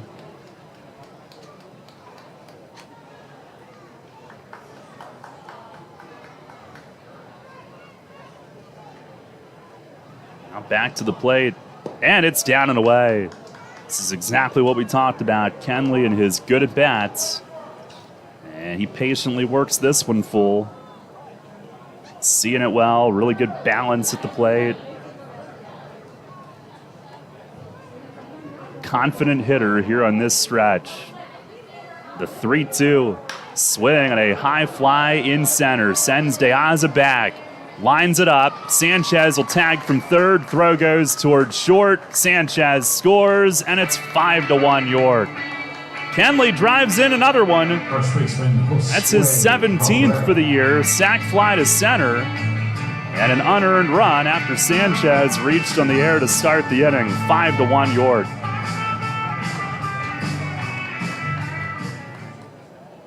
How about that for a change? An unearned run coming back to biting the opposite team. It's happened to the Revs a little too often this year, but York no problem returning the favor to Lancaster. Does feel rather good. Here's Herrera, who walked and scored last inning. First pitch, slider, just missed. It's a 5-1 lead now. And Kenley, talking about that 6 RBI game Sunday, but now has 16 in the last 13 games. And as Silk delivers a strike on the outside corner. 1-1.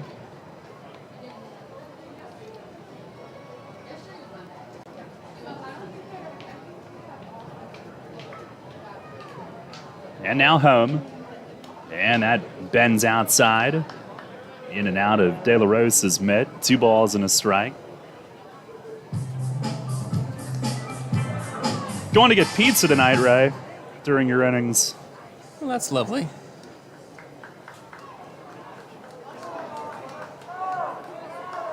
Been thinking about it all day.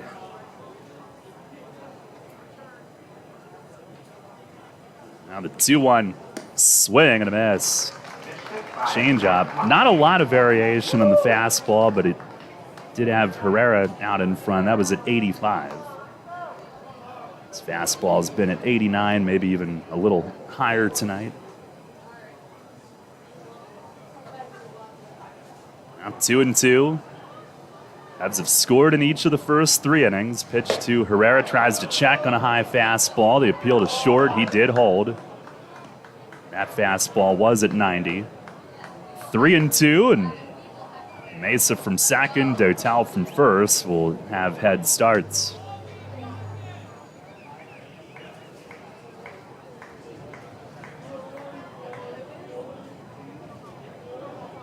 Silk the stretch, the 3-2, and a swing and a foul against the net, and we'll get some sprint work in on the bases here. They'll head back.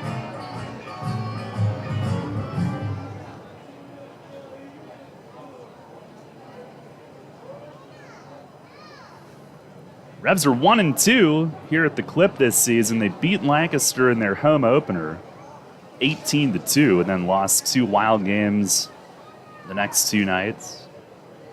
Another 3-2, and a broken back ground ball down to first, and it rolls to Galen, who scoops it, steps on the bag, and that ends the inning. But the Revs do get another run home, this one unearned on 2 hits, 1 error, and 2 men left on. We'll go to the bottom half of the 3rd inning, 5-1, Revs in front.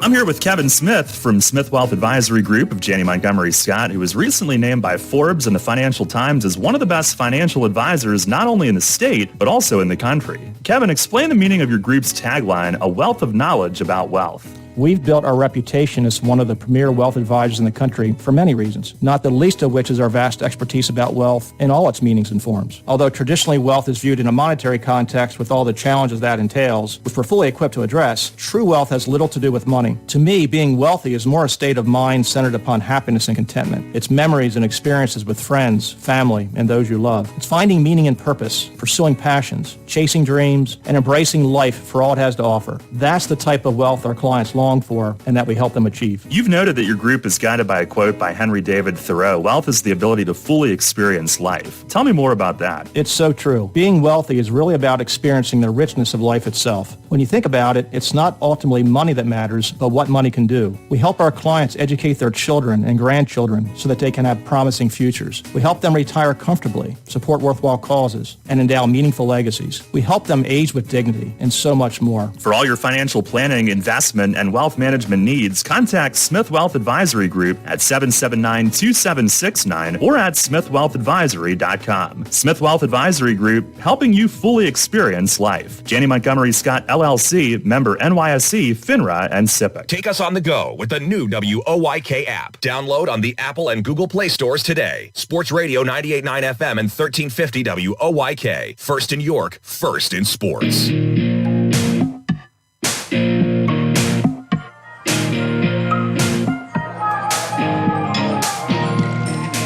Now to the bottom half of the third inning tonight. Revs with a 5-1 lead. Jake Welch will face 9-1-2 in the order. Take a look at our injury report brought to you by Wellspan Sports Medicine tonight. And James Harris, he is going to return soon. Mace didn't put him in tonight because today is the first day that he swung the bat since Ryan Jackson stomped on his hand Friday night at second base. Got cleated, got cut. But he will be back in soon. And Dotel beginning to throw more and more, might be in the outfield soon. And my neck's a good bit better. If you were concerned about that, wanted to update you all on that. Here is Cleo Luis Rondon, who's hitting .256. First pitch from Welch, it's in there for a strike. Rondon 2 for 2 with 2 walks against Welch this year. He's been a tough out for Jake. It's the 0-1, and it hit him. It was off speed, but hit him right in the side, and a leadoff base runner for the third time in as many innings tonight. Right fielder has made Caleb Gindle. The path for Welch a little bit tougher these first few innings. First inning, he erased the leadoff walk on a double play. Second inning, the leadoff man scored, but was able to hold him to just 1 run. Here is Gindle, who walked in the first. And first pitch, it is off the plate away.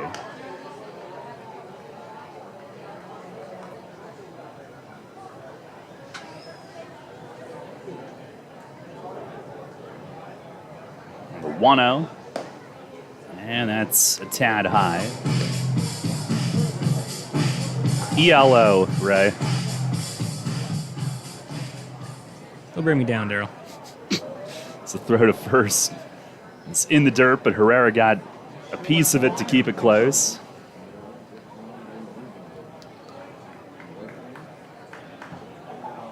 What, do you think you naming the title cancels out my point that I just put up? Do you know what ELO stands for? Yes. You want me to... Enlighten. Electric Light Orchestra. There you go. Yeah. Come on, Ray. You're not getting easy points on me, buddy. Now the 2-0, and that's down and in. And Welch threw a strike to start the inning, has missed with the last 4, including the hit batter.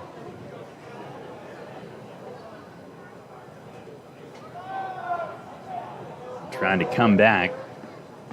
3-0 pitch, and he swings and he lines a foul into the Lancaster bullpen. And I think it was Junior Rincon who tried to leap over it.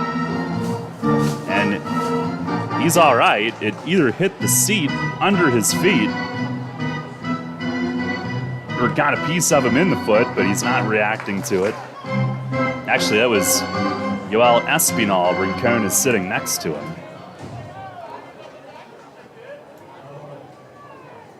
Now the 3-1, and it's up high. Runner was going, but it's ball 4 on Gindle.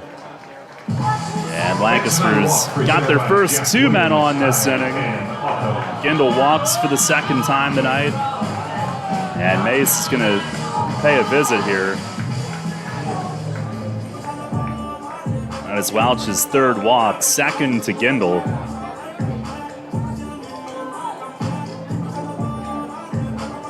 And that has been his biggest nemesis on Lancaster. Now 3 for 3 with a homer and 5 walks this season. #1 voted ballpark in the country. That's right here. Clipper Magazine. Mace makes the visit. Melvin Mercedes will be up next. Fly to right his first time up.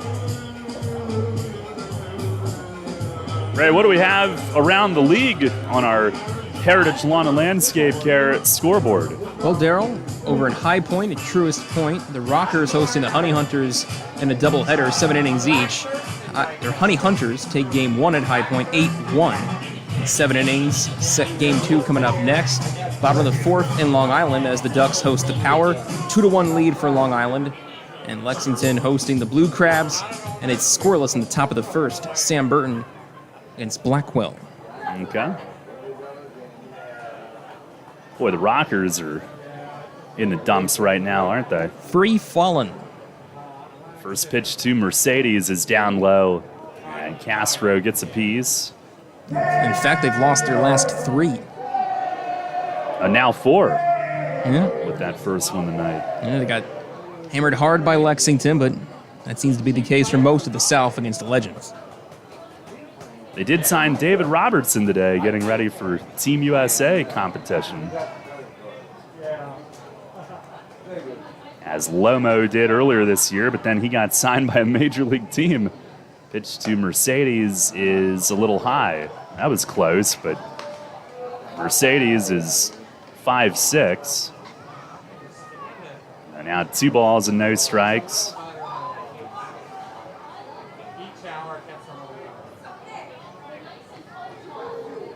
Welch deals, and it's down and in. Revs actually have Alberto Rodriguez up in the bullpen right now. Welch trying to avoid one of those stretches.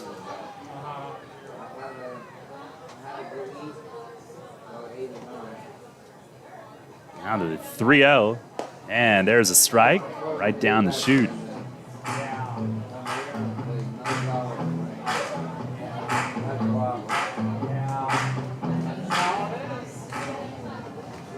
DNCE.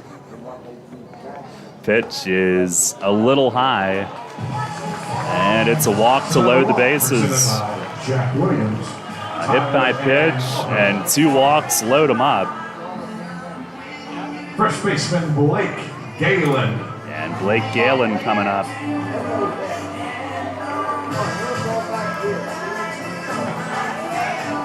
Galen hit into a double play in the first inning. Welch would love to take that trade here. Even if it produces a run, he's got a 5-1 lead.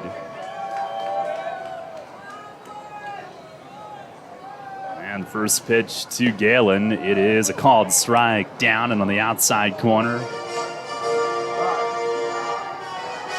Galen has a little chat with Derek Moshe, but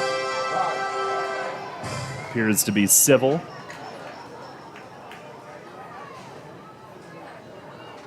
They are using the device tonight. Welch to the belt. Here's the 0-1.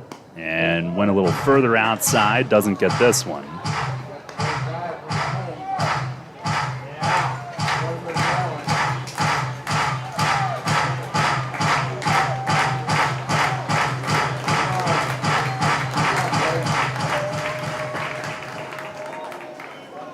One pitch. Swinging a line drive, base hit to right. Rondon will score. They stop Gindle at third. Encarnacion over toward the line. He'll heave it into the plate on one hop.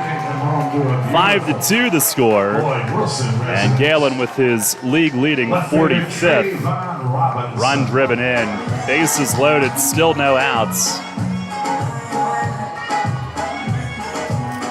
And Welch trying to prevent a big inning here.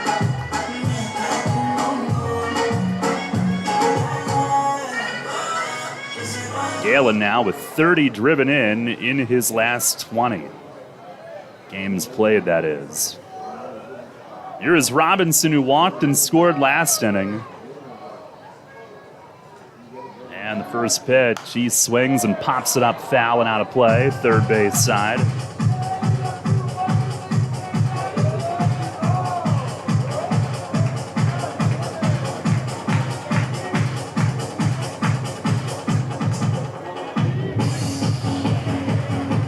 At least the sun is setting for you, Ray. Behind some somewhat formidable-looking cloud cover. Oh. Thanks for bringing me down. Here's a swing and a miss on a fastball. 0-2.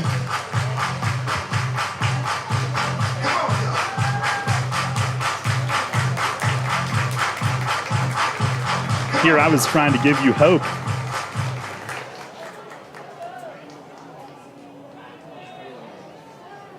Welch is set. 0-2 pitch. Down and in. Backhand pick, Castro. Oh, Castro somehow is hurt. I don't know what happened to him. Oh, you know what? It's a hit by pitch. It got Robinson in the foot, and then somehow it ricocheted and got Castro, who's down on his stomach behind home plate. Meg Haas out to check on him. Mace.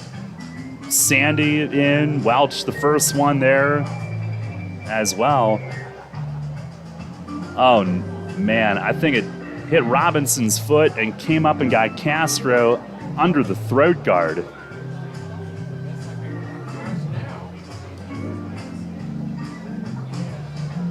Oh. Is that what you're seeing too? It definitely caromed off of Robinson and hit Castro, I say in the throat. Now he is to his knees. Maybe even, it looks like they're checking the left side of his face, like his ear. I wonder if he took one to the side of the head where the face mask wouldn't have protected. Yeah, it looks like Meg is pointing to the ear as she talks to him. He is up and he will stay in the game. I don't know if I know I'm just throwing out all these possibilities, but I wonder if the mask could have even somehow compressed his ear, or he does wear ear rings when he plays, but fortunately he'll stay in. Yeah, you can kind of see him working around the jaw a little bit. There is the part where your jaw meets your ear. That is not a very good place to be hit, if whatever. And it's kind of the go-to point in a boxing or kickboxing match to knock somebody out, but I can't imagine at baseball there would be any more pleasant than a glove. No. Well, and it's also a hit by pitch, and it makes it a 5-3 game. 5 straight have reached, and still no outs. It's the second hit batter this inning. Here is De Aza, who had a bloop RBI double in the second. First pitch is lined toward the corner and right. It's fair. It stays fair. It one hops the wall. 2 runs will score to tie it. Robinson up to third. De Aza into second. It's a 2-run double, and it's 5-5. And that's going to be it for Welch tonight. Mace coming out.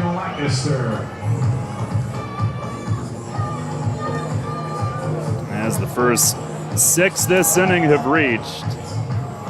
And De Aza with his second double, he has driven in runs number 2 and 3 on the night. A 5-5 game here in the bottom of the third inning. And a pitching change brought to you by Maple Donuts as Alberto Rodriguez comes in early tonight. Second and third, no outs. We're tied up. We'll tell you about Rodriguez when we come back.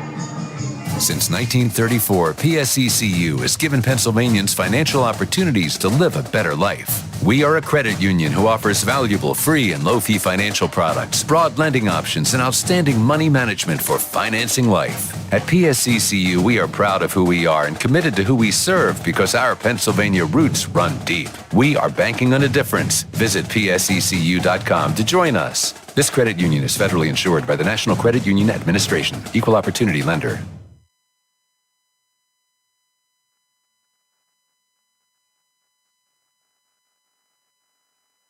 Hey Revs fans, now's your chance to win big with the Revs and Shipley Energy. This season, during every home game at Peoples Bank Park, it's the all-new Shipley Energy Grand Slam inning. Each game, one inning will be designated, and one name will be selected as the contestant. If the Revs hit a Grand Slam that inning, you could win $5,000. To enter, stop by Fan Services and fill out your form, or enter via the York Revolution app or YorkRevolution.com. Sign up today and win big with the Revs and Shipley Energy this season. Hey Revs fans, now's your chance to win big with the Revs and Shipley Energy. This season, during every home game at Peoples Bank Park, it's the all-new Shipley Energy Grand Slam inning. Each game, one inning will be designated, and one name will be selected as the contestant. If the Revs hit a Grand Slam that inning, you could win $5,000. To enter, stop by Fan Services and fill out your form, or enter via the York Revolution app or YorkRevolution.com. Sign up today and win big with the Revs and Shipley Energy this season.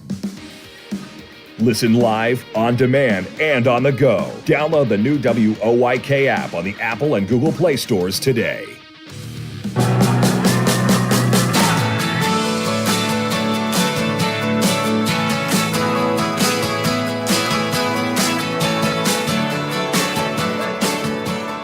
Alberto Rodriguez comes in here in the bottom of the third inning tonight. We are tied at 5. And Kelly Dugan is who he will face. 4 runs home, still no outs. On the first pitch, it is a fastball over for a strike. Dugan, who flied to left his first time up.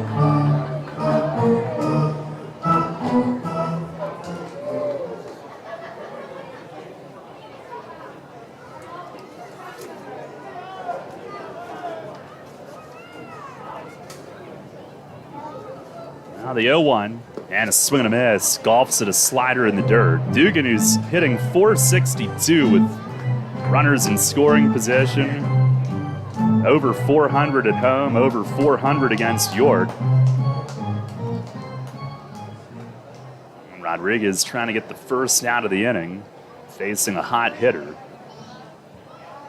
There's the 0-2, and a swing and a miss. He does. Slider down low, 1 away. The catcher, Anderson De La Rosa. Alberto 1-1 with a .488 ERA in 20 outings this year. He's pitched really well recently. Had a 3-outing scoreless streak covering 5 innings. All 3 outings were multiple innings. And that ended with 2 unearned runs Friday night at home, but he has now allowed no earned runs in 6 innings his last 4 outings. Here is Anderson De La Rosa. First pitch, fastball. It is across at the knees at 90 for a strike. De La Rosa, who struck out swinging his first time.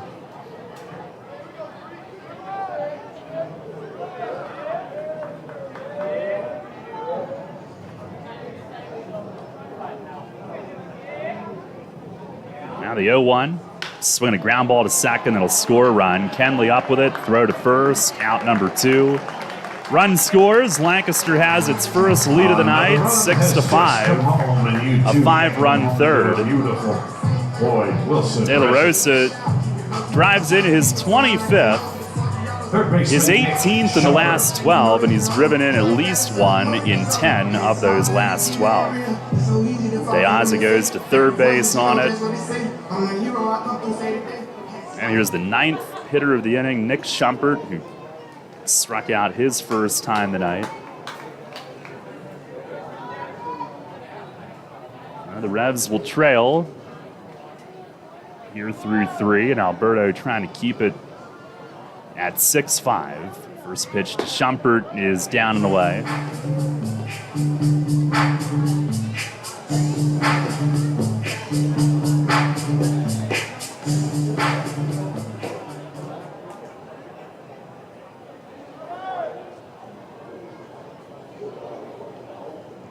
Well, 1-0, and it is off the outside corner. Pretty close. That sun is now hidden behind some cloud cover in the distance and left.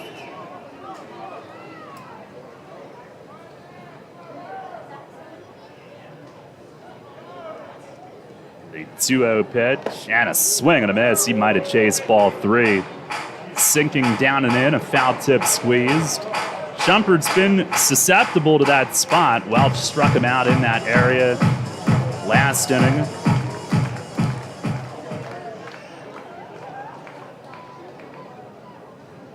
And now the 2-1. It is off the plate away.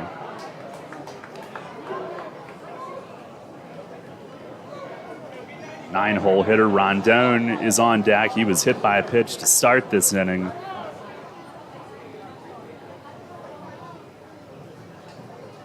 Now the 3-1 and a swing and a soft tap foul over by the Revs' third base dugout.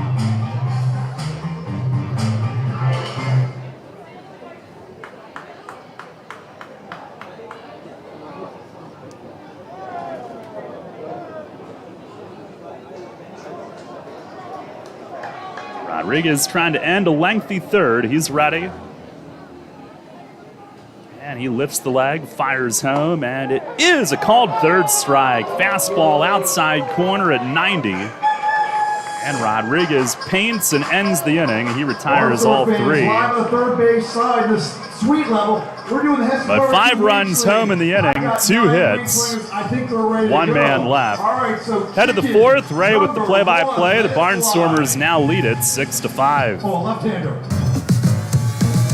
Pennsylvanians are creating their own soundtrack. Thanks to PA Lottery Scratch-Offs, excitement's back. Pennies, nickels, dimes, or quarters, no matter your choice, scratching's always in order. With big top prizes and second chance drawings, thrills await. They're out there calling if it's excitement you seek and you're looking for action, play the PA Lottery. And keep on scratching. Must be 18 or older. Please play responsibly. Benefits older Pennsylvanians every day. The York County Solid Waste Authority turns up the heat every day. On your garbage, that is. Advanced waste-to-energy technology is used to burn garbage at 1,800 degrees Fahrenheit in environmentally controlled combustion units. This reduces air emissions and produces electricity, enough to power 20,000 homes every minute of every day. Visit www.ycswa.com to learn more. In York County, garbage is power. Shadowfax is committed to helping people with intellectual disabilities live an everyday life in their home and community. Currently, Shadowfax is seeking applicants with a passion for making a difference, one person at a time. Open positions include residential direct support professional, LPN, day services community participation support, residential scheduler, training manager, and more. Shadowfax offers comprehensive benefits packages and a $1,000 sign-on bonus for most positions if hired before August 1st. For a full list of open positions and pay rates, visit shadowfax.org. Shadowfax, building relationships, creating possibilities. Shadowfax is an equal opportunity employer. New FM signal, new website. Get features, live broadcasts, and on-demand game broadcasts and shows online at 989WOYK.com.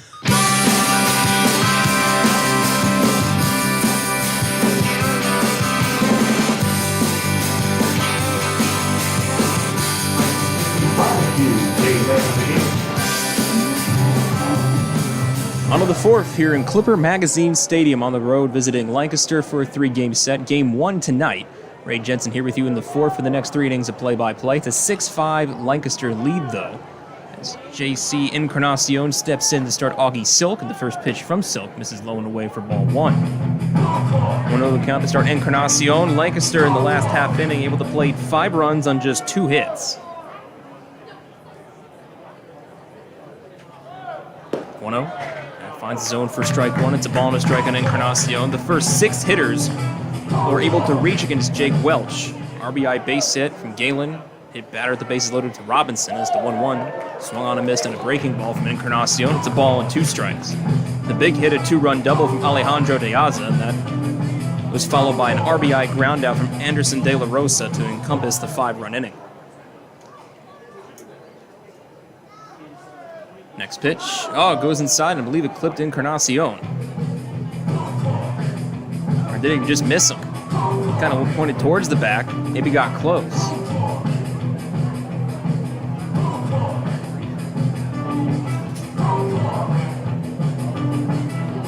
I think indeed just whiffed by the back of the jersey. Now the next offering is low ball 2. Count even up at 2 balls and 2 strikes. Encarnacion 0 for 1 with a strikeout. Second out back in the second inning.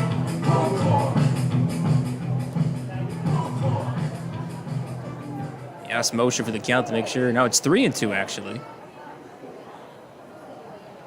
Is indeed 3-2.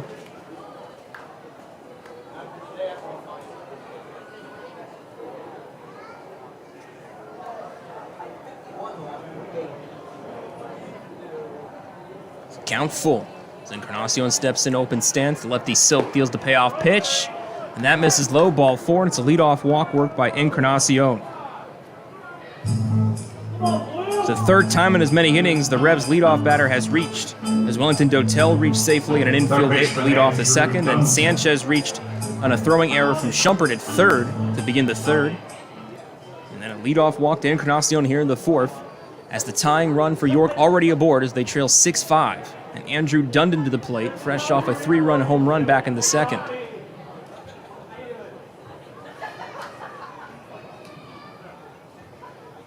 First pitch. This is a wave for ball 1. 1-0 count to start Dundon.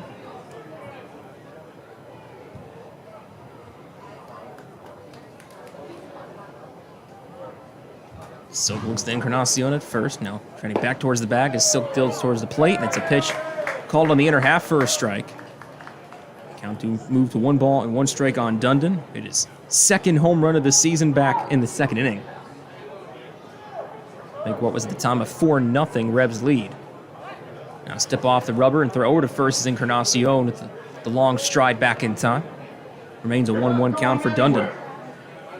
Revs have scored in all first of the 3 innings tonight. RBI of a solo home run from Melky Mesa in the first, and then a 3-run home run from Dundon in the second, and an RBI sac fly from Kinley in the third, as the 1-1 swung on and missed by Dundon as he tried to reach a fastball that tickled the outer half. Ball and 2 strikes to count now for Dundon. Lancaster answered York's 3 in the second of 1 in their own of an RBI double from De Aza, and then they would strike again with 5 in their third as the 1-2 swung on and missed. Another fastball that Dundon could not reach. Swings and misses at it for strike 3 and out number 1 here in the fourth. There's this third strikeout for Silk so far now through 3 1/3. He has struck out as many as 8, and he did that in his last start July 7th. Here at Clipper Magazine Stadium against the Lexington Legends, 6 2/3 against the Legends. Did give up 8 earned runs, 9 total though, including 3 home runs. 1 out, 1 on as we get back to the top of the order of Darian Sanford for the first pitch to the plate. Another throw over from Silk to get Encarnacion back on the first base bag.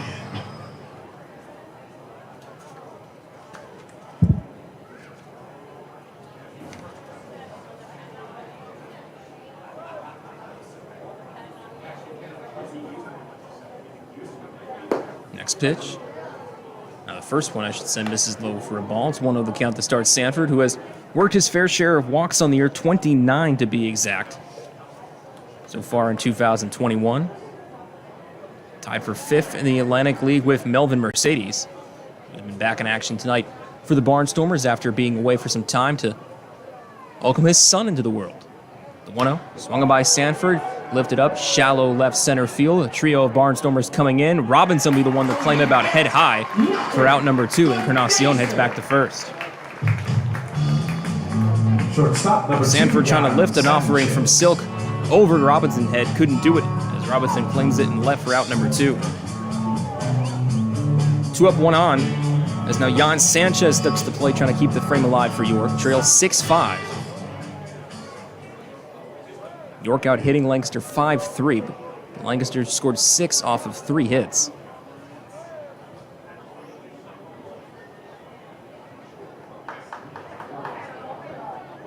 Silk ball in the bare hand as he gets the signs from De La Rosa. Looks to first, now fires. First pitch misses a tad high for ball 1 for Jan. Jan a strikeout back in the first with a second out in the frame, then reached on an error in the third and came home on the RBI sac fly to center from Jack Kenley. 1-0. As Sloan glances off the glove of De La Rosa, misses to his right, and advancing the second on it will be J.C. Encarnacion.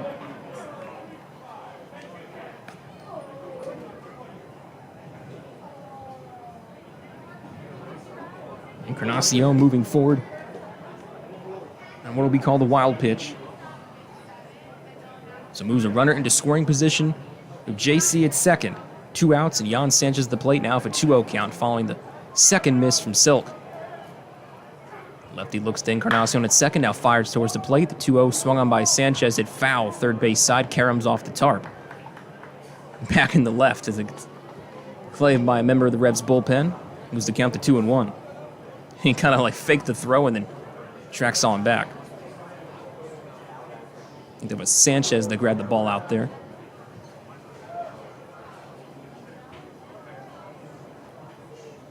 The 2-0, 2-1, pardon. This is inside ball 3. 3 balls into strike now for Jan.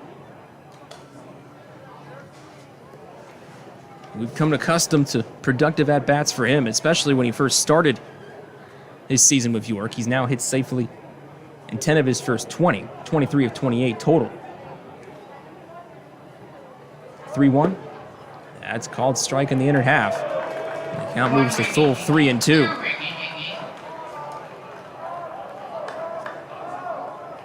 Falling behind 3-1 at one point. He's battled back to 3-2. Sanchez open stance from the right side as Silk lifts the leg and fires the payoff pitch. Swung on and missed by Sanchez, and the side is retired. Leadoff walk, and Encarnacion advances to second on a wild pitch, but nothing else, as Silk able to strike out 2 of the 3 hitters. He retires, and it's become still a 6-5 lead for Lancaster, headed to the bottom of the 4th here at Clipper Magazine Stadium.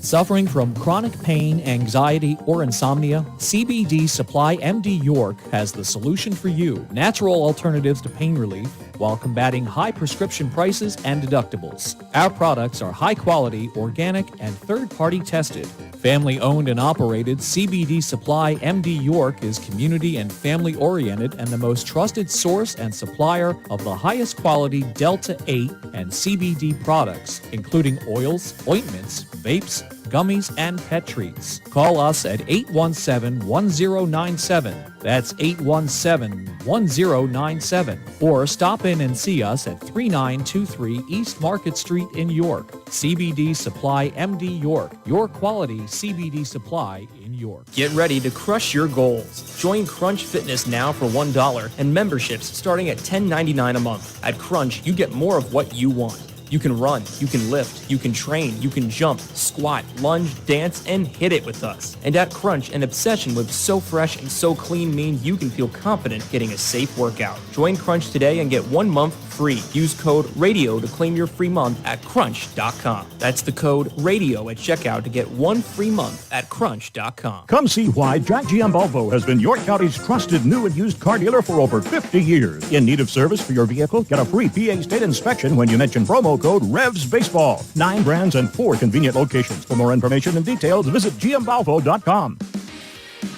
Listen live, on demand, and on the go. Download the new WOYK app on the Apple and Google Play stores today.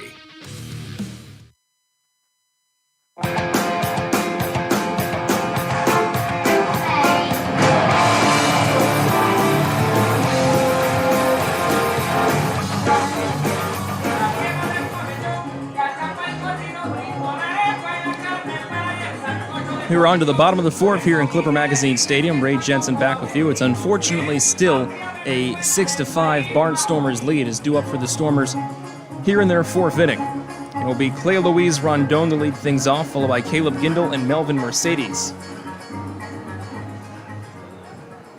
9 1 and 2 hitters to face Alberto Rodriguez, who came in to finish the third after Jake Welch was only able to go the first 2 innings plus a couple batters. Rodriguez ready to face Rondon as Rondon will hit from the left side.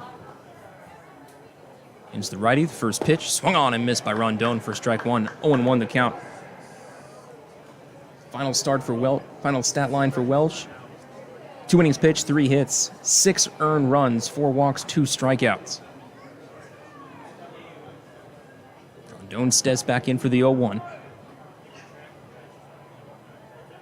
Rodriguez, step, low leg lift in the 0-1, swung on by Rondon back in front of the mound. Rodriguez will take it, and he slips as he throws over to first, but it is in time to retire the hustling Rondon for out number 1. Herrera able to snag it out of the air.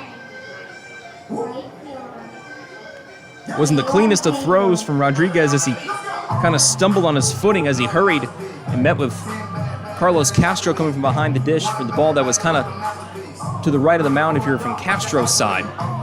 But Rodriguez with the quick release over to first, and Herrera there to apply the stretch and squeeze it for out number 1. Hard work, 1-3 ground out by the Revs defense for out number 1. Brings up Caleb Gindel with 1 out and no one on. Reached on walks his last 2 times at the plate. Rodriguez, first offering, swung on by Gindel. Ground ball to second, scooped up by Kenley, threw across the first in time to retire Gindel for out number 2 on just 1 pitch.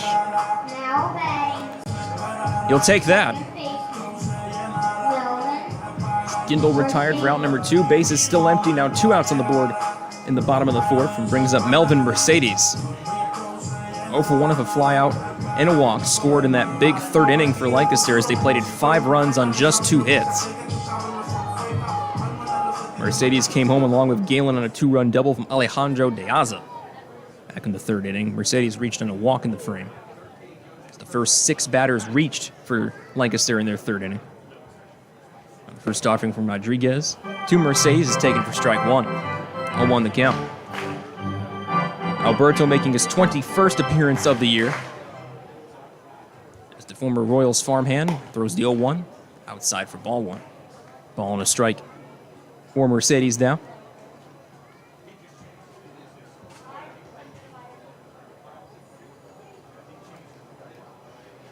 Rodriguez with gloves just in front of the lettering on the road jersey is now the next offering. Swung on by Mercedes, ground ball right to the third baseman to throw over to first in time, and that will retire the side.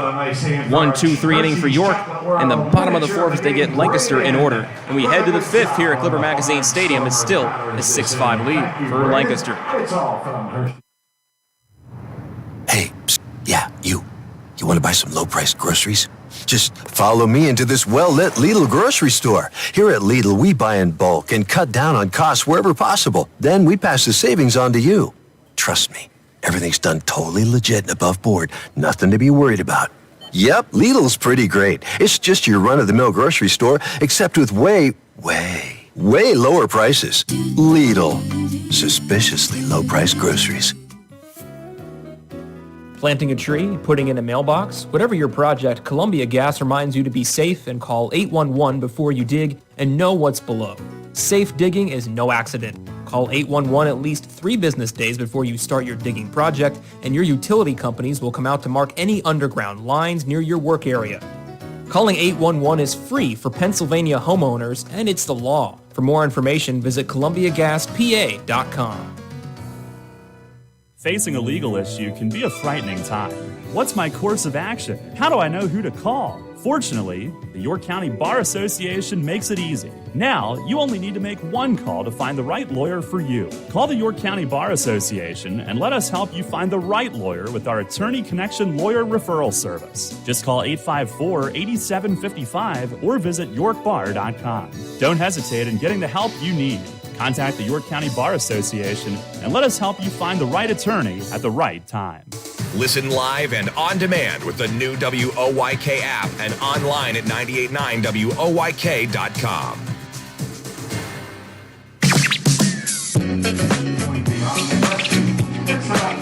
Your life and your finances. Contact them today at Costanzo WM.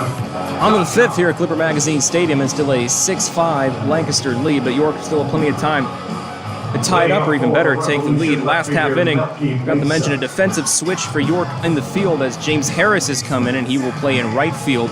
And Encarnacion comes from right to man third base as Dundon is out. So Encarnacion stays where he's at in the batting order. Meanwhile, James Harris will take Andrew Dundon's spot batting ninth. But it'll be Melky Mesa to lead off York's offense here in the fifth. First pitch from Silk to Mesa. Swung on a miss, and a pitch that dipped low in the zone for strike one. The Mesa Castro.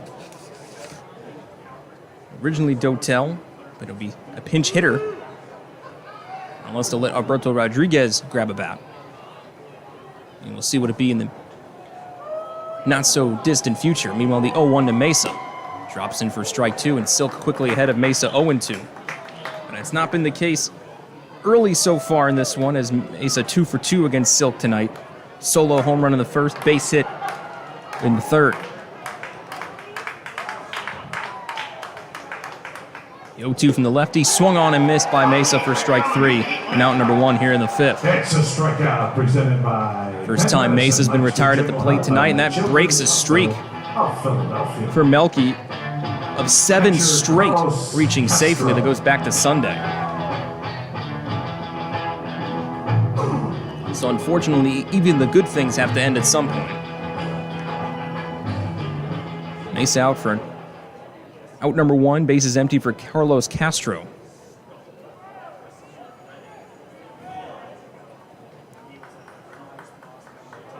First pitch from Silk. Dips low and in near the feet of Castro for ball one. 1-0 the count. Start Castro. He has hit safely in 19 of his last 23. He has 15 multi-hit games, 21 total multi-hit games, including 10 games of 3 hits, and just 36 games played. It's the 1-0. Fastball misses low ball 2. It's 2 balls, no strikes for Castro.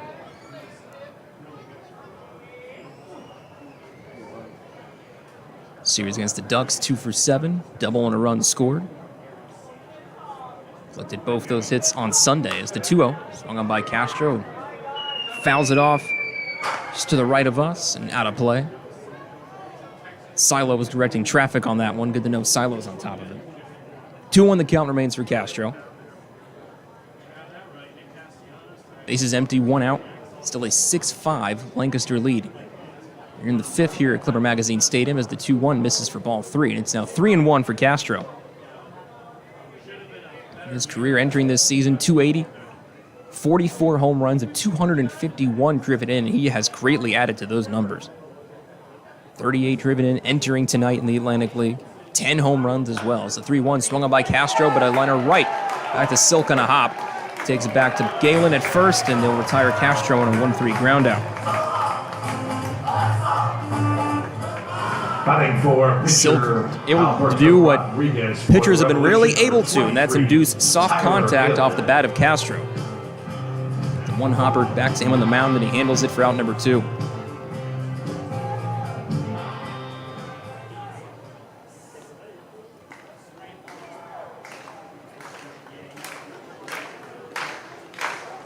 We'll send Tyler Hill to the plate as he will pinch hit in the pitcher's spot. First pitch is waiting for ball 1, 1-0 the count. Dotel was DH, but after Jake Welch being pulled after 2 innings plus, he finished his night 2 for 2. Next offering the Hill. Down and in for ball 2. 2 balls, no strikes. Hill coming in to this pinch hit appearance. 224 the average, no home runs, 10 runs batted in. And a 4-game hitting streak snapped on Sunday as the 2-0. Called strike. Bottom part of the zone is 2 balls and a strike off the 2-0 fastball from Silk.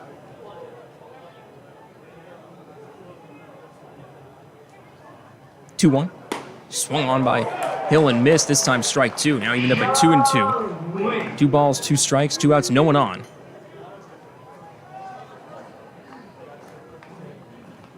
Revs trying to get something going here in the fifth. They trail 6-5. Now the 2-2. That's a called strike 3, and that's another 2-strikeout frame for Augie Silk. He now has 4 strikeouts in his past 2 innings, and he is through 5 here tonight at Clipper Magazine Stadium. Head to the bottom of the fifth here in Lancaster. It's still 6-5 Barnstormers. There's a lot of talk out there about good health care. We all want a good plan. But step outside and take a good look at all those beautiful trees and shrubs in your yard. Do you have a plan to maintain their good health? Heritage Lawn and Landscape Care has a veteran staff of 12 fully licensed and trained tree health care professionals to rely on, including 10 certified arborists and 3 PA certified horticulturalists. So don't let your trees and shrubs fend for themselves against Mother Nature. Visit heritagelawnandlandscape.com and get world-class care right in your backyard. Remember rushing to the newspaper in the morning to read all about that Revs game from the night before? Was it? Yeah, that was a long time ago. We barely remember that too. Sports Radio 1350 is your home for local sports, and we're taking care of that news void in your life. Get your York Revolution game articles delivered right to your inbox every morning, courtesy of WOYK. Simply log on to YorkRevolution.com and click to sign up to receive daily game recaps right to your inbox. Keep up to date every day as the York Revolution go for another Atlantic League title. We're your source for local sports. Sports Radio 1350 WOYK. First in York, first in sports. Money and business are essential to the strength of a community. So is cheering and celebration and music and fun. That's why York Revolution games, concerts, youth sports, special events, and more happen at a place called People's Bank Park. People's Bank has been serving the community for more than 155 years, always cheering, always celebrating, always committed to the things that make our communities great, and to you having a great time at People's Bank Park. People's Bank, member FDIC, equal housing lender. Downtown's ready. Are you? The Revs play here. Sports Radio 98.9 FM and 1350 WOYK, York.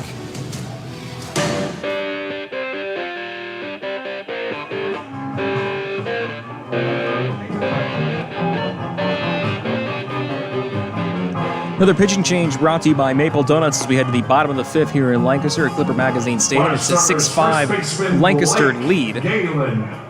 New pitcher in for York is Isaac Sanchez, making his 18th total appearance on the air, 15th for York after being acquired from the High Point Rockers earlier this year. The righty 2-0 with an ERA of 4.74. Takes over after Alberto Rodriguez able to go 2 scoreless. Took over for starter Jake Welch back in the third. 2 innings scoreless for Rodriguez, 2 strikeouts, 17 pitches for Rodriguez, 13 for strikes, efficient. As he gives way to Isaac Sanchez. Last saw Sanchez July 10th against Long Island. Allowed an earned run in an inning pitched, 2 hits, 1 strikeout. He's been able to go a couple so far. He had 2 innings last. It's the Southern Maryland Blue Crabs on June 23rd. We'll see if he's asked to go multiple tonight. In the meantime, he has to get through Blake Galen, Trayvon Robinson, and Alejandro De Aza here in the fifth. First pitch from Sanchez to Galen. Dips low near the dirt for ball 1. 1-0 the count to start Galen, who RBI base hit in the third, grounded it into an inning-ending double play back in the first. While he's only hit 152 against York so far in the year coming into tonight, he has been a hotter batter recently for Lancaster. He slugged a walk-off home run against Lexington last weekend.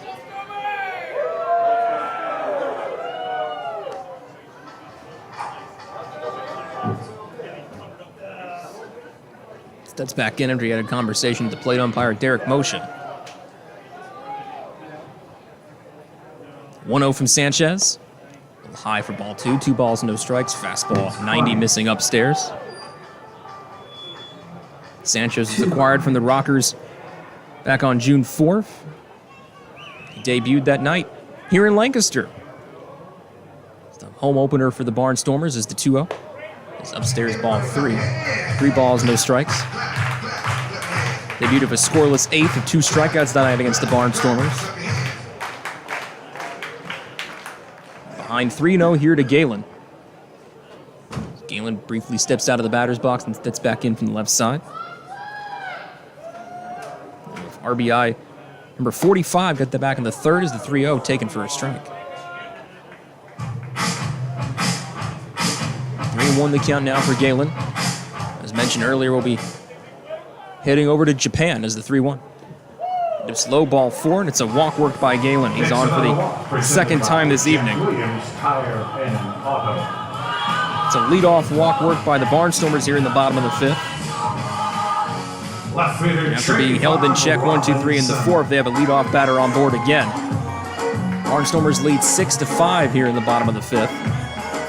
One on, no one out for Trayvon Robinson, who has reached safely both previous times up, walk, and a hit batter. The hit batter back in the 3rd, he did that with the bases loaded to bring in a run, and later scored himself on a ground out from De La Rosa later in the frame.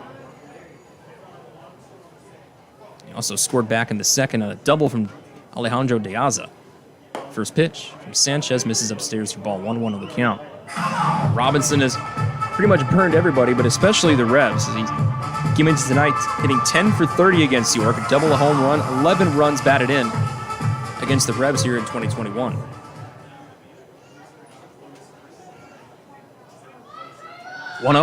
Swung on by Robinson and hacking towards left field, going back is Mesa towards the wall, and it will one hop off the wall, and Mesa has to play it off that slow hop. Rounding 3rd and heading towards home is Galen. Robinson is heading to 3rd, and he slides in safely.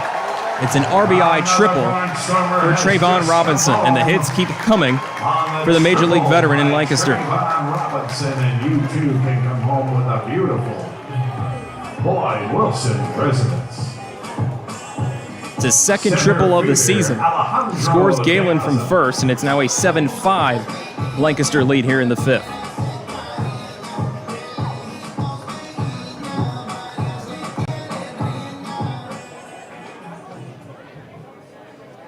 Robinson, the 3rd of his second triple of the season. Still no one out for Alejandro De Aza, who has 2 doubles on the night that drive in 3 total runs.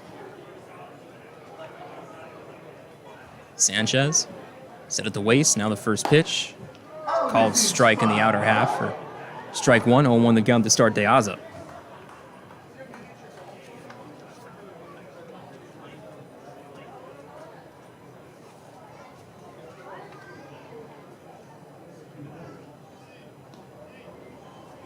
Sanchez now the 0-1. This is outside, and De Aza offered. Now the appeal on the check swing as he pulled back, but then P.J. McConville says De Aza did not go. So it'll be 1-1 the count for the Barnstormers center fielder.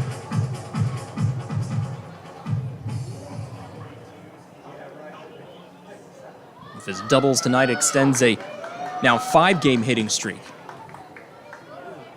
He's now 7 for 18 of home run and 2 doubles on the streak. There's a 1-1 count now as the next offering from Sanchez. Dips low near the feet for ball 2. 2 balls into strike on De Aza. Their last series against Gastonia, De Aza went 4 for 12 with a home run, a couple doubles, stolen base, 3 runs batted in total. He has 4 doubles on this streak. Just ridiculous stuff from the vet. As the 2-1 swung on and missed by De Aza for strike 2. 2-2 as Sanchez went off speed and fooled him. Good splitter there from Isaac Sanchez.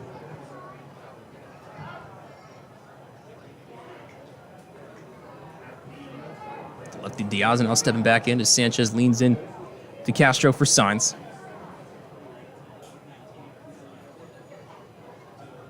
Set at the bell as Castro takes his stance. The 2-2 swung on by De Aza, fouls it off to stay alive at a 2-2 count. Took a carom off the low wall and almost up the netting. Do it once again at a 2-2.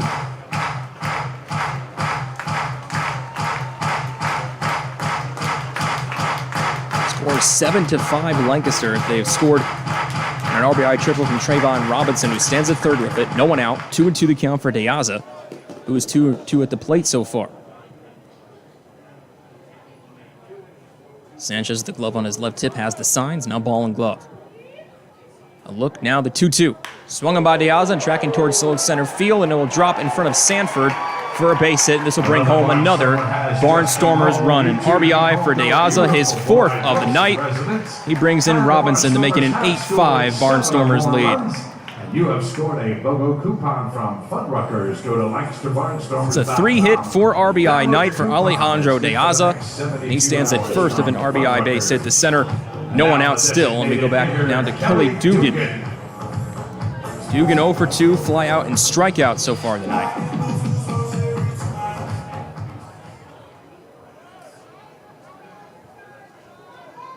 Sanchez ready, first offering. Just misses low for a ball, 1-0 the count to start Dugan. Now with that RBI base at the center from De Aza, the hit column tied up between the Barnstormers and Revs. It's now 5 each for both clubs, but Lancaster has scored 8 runs off of those 5 hits. The Revs just 5 so far. It's an 8-5 Barnstormers lead here in the 5th. 1-0 upstairs for ball 2, 2 balls, no strikes.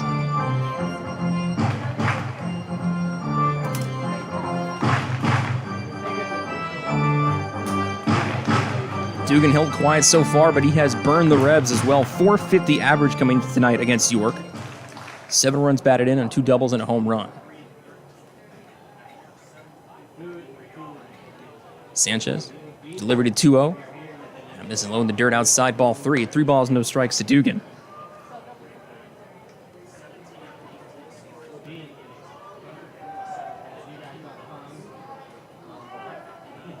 Sanchez now has thrown 16 pitches, just 6 for strikes.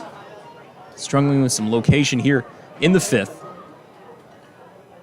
As the signs, now fires a 3-0, and that misses inside, ball 4. It's a 4-pitch walk to Kelly Dugan. He reaches safely for the first time tonight. Second walk of the inning from Sanchez and moves De Aza over to second. Runners at first and second, no one out for Lancaster here in the 5th as the inning continues. Catcher Anderson. We'll bring up Anderson De La Rosa. Rosa strikeout in the 2nd, RBI ground out in the 3rd to bring in the 5th run of Lancaster's 3rd inning. Despite going 0 for 2, he has been productive. Lancaster has already scored twice here in the 5th. They get an 8-5 lead. Revs going to try to keep it that way. The runners at first and second, no one out. De La Rosa batting from the right side. It's the righty Sanchez, looks to second, now delivers towards the plate, and it's upstairs high for ball 1, 1 on the count. De La Rosa didn't see action for Lancaster until the Barnstormers' 7th game of the season. He's been productive for them. He's been really good, particularly this homestand, 7 for 18 coming into Tuesday. 2 doubles and 7 batted in. Saw Gastonia's pitching staff well in the last series, was 4 for 9 over the last weekend. Drove in 5 against the Honey Hunters. Sanchez looked to second, now delivers the 1-0. Swung on by De La Rosa, tracking towards left field. Mesa coming in. Now puts up the glove and puts it away for out number 1 here in the 5th. Everyone stays put. Dugan still at first. De Aza at second. Now 1 out on the board for Nick Schumpert. Schumpert 0 for 2 of 2 strikeouts. Struck out against both Welch and Rodriguez in the 2nd and 3rd, respectively.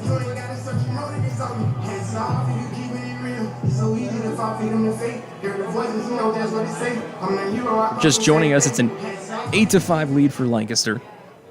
They've scored twice here in the 5th on a base hit from Alejandro De Aza and a triple from Trayvon Robinson.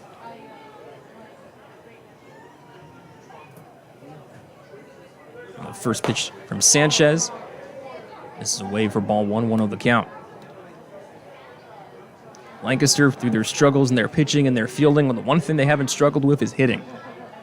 Entered the night 3rd in the league in average, 1st in on-base percentage, 3rd in slugging, good for a league 3rd best OPS, 853. The 1-0.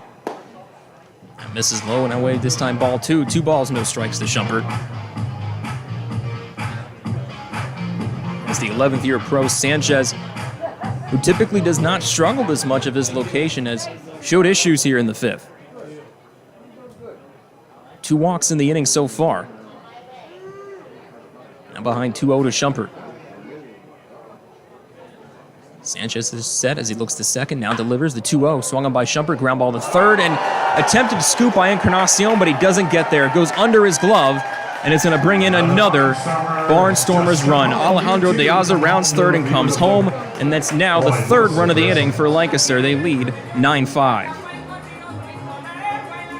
Barnstormers shortstop Cleo Luis. An error on Encarnacion, who did not start the game at 3rd. He started it in right, but after who believed to be an injury to Dundon at some point in the game, caused Harris to come in to go to right, and Encarnacion came to the infield.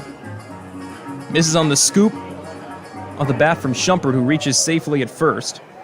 The Ozza scores. Dugan moves to second on the error. It's the first error of the Revs' night.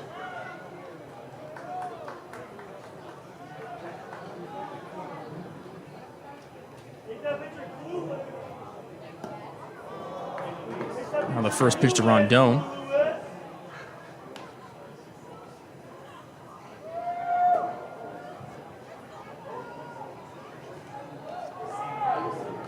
Did they make that a hit? Are you kidding me? Looking at the board here in left field to see the first error pop up, and instead I see the 6th hit for Lancaster. Wow. All right then. Pitch misses upstairs. It's 1-1 the count to Clay Louise Rondon.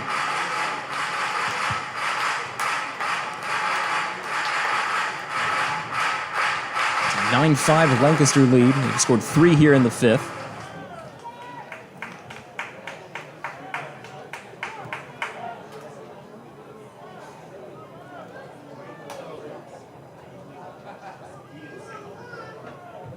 Sanchez looked to second. On the delivery, the 1-1, swung on by Rondon, popped up. Castro ditches the mask briefly to take a look at it, but it goes out of play. Ball and 2 strikes the count now for Rondon. Welcome in my broadcast partner, Daryl Henry. And Daryl, you were surprised as I to see that a hit? Yeah. Well, maybe their team has whined enough over the first 42 games that now they're getting some, because they usually do. Yes, so. I'll go back off now. All right. 1-2 the count after the foul off by Rondon. Now he does it again, this time right at the plate. Maintain a 1-2 count. Well, let's look outside of Lancaster here tonight. It's already frustrated Daryl and myself enough. An Atlantic League update brought to you by Heritage Lawn and Landscape Care. 7-inning doubleheader being played in High Point tonight. As the Rockers lose Game 1 to the Honey Hunters 8-1, but they're leading 2-0 in the second game in the top of the second at Truist Point.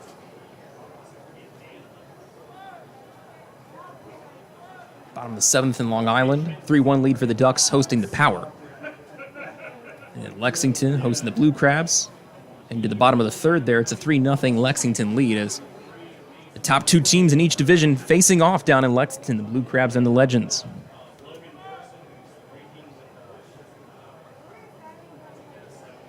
Sanchez ready to deliver the 1-2. Here he comes. This is low ball 2. It's now 2-2 the count for Rondon.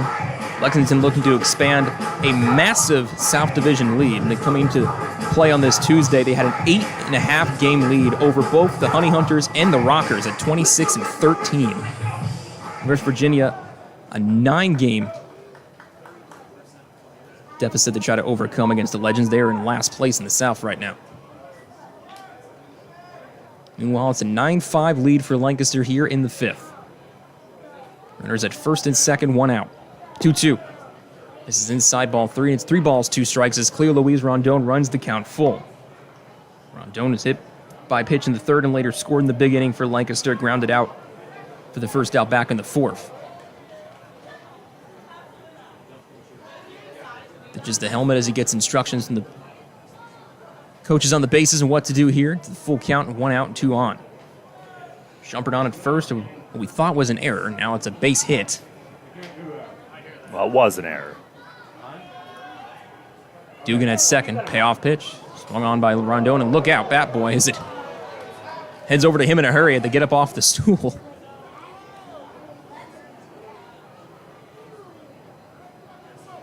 It was the Revs' 73rd error of the year. It just wasn't scored as such.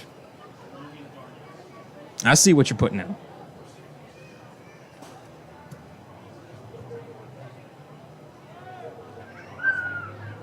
Sanchez now the payoff pitch. That misses low, ball 4, and it's a walk, the 3rd of the inning from Sanchez. Rondon will take first, and the bases will be loaded at Barnstormers if 1 out here in the 5th. Williams Tire and Auto.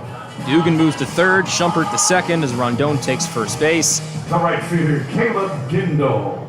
And Revs in danger of letting Lancaster just blow this one wide open. I don't know how they do it over here. I mean, this is like what their games are like every night. I hate playing against them. They have not been clean games, that is for sure.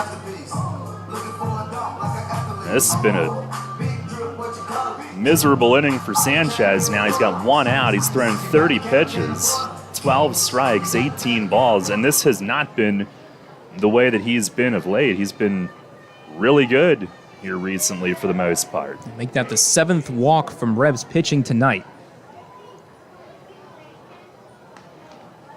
For Lancaster, they have 3, so 10 total walks between both sides tonight.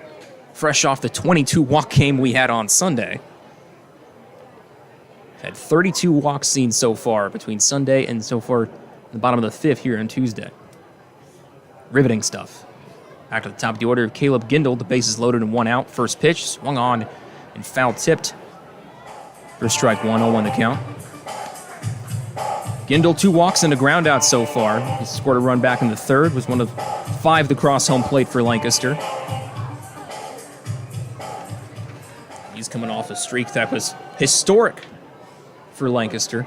Homered in 7 straight games back in late June, 8 homers total in that 7 straight stretch. It's the 0-1. Gives in the dirt for ball 1, ball and a strike now for Gindel. He also scored a lot around the same time. From June 20th to July 8th, he scored 27 runs total, scoring in 17 straight games. So it was El Fuego. Really quiet, though, in the series against the Honey Hunters. He was just 1 for 12 against Gastonia with a double and a run batted in.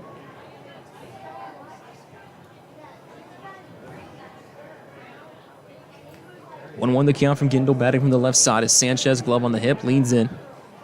Has signs from Castro, but meanwhile Gindel wants to take some time. As now we're going to play this game. The after you game, I call it. No, after you. After you. After you. I insist. So we heavily anticipate the 1-1. Here it finally comes as Sanchez delivers. Gindel swings at it, and it goes in the right field for a base hit. This will score at least one as it'll be Dugan crossing home plate, and it's now the 10th run of Lancaster's Tuesday evening. It's now at 10-5. Lancaster lead as they're doubling up the Reds.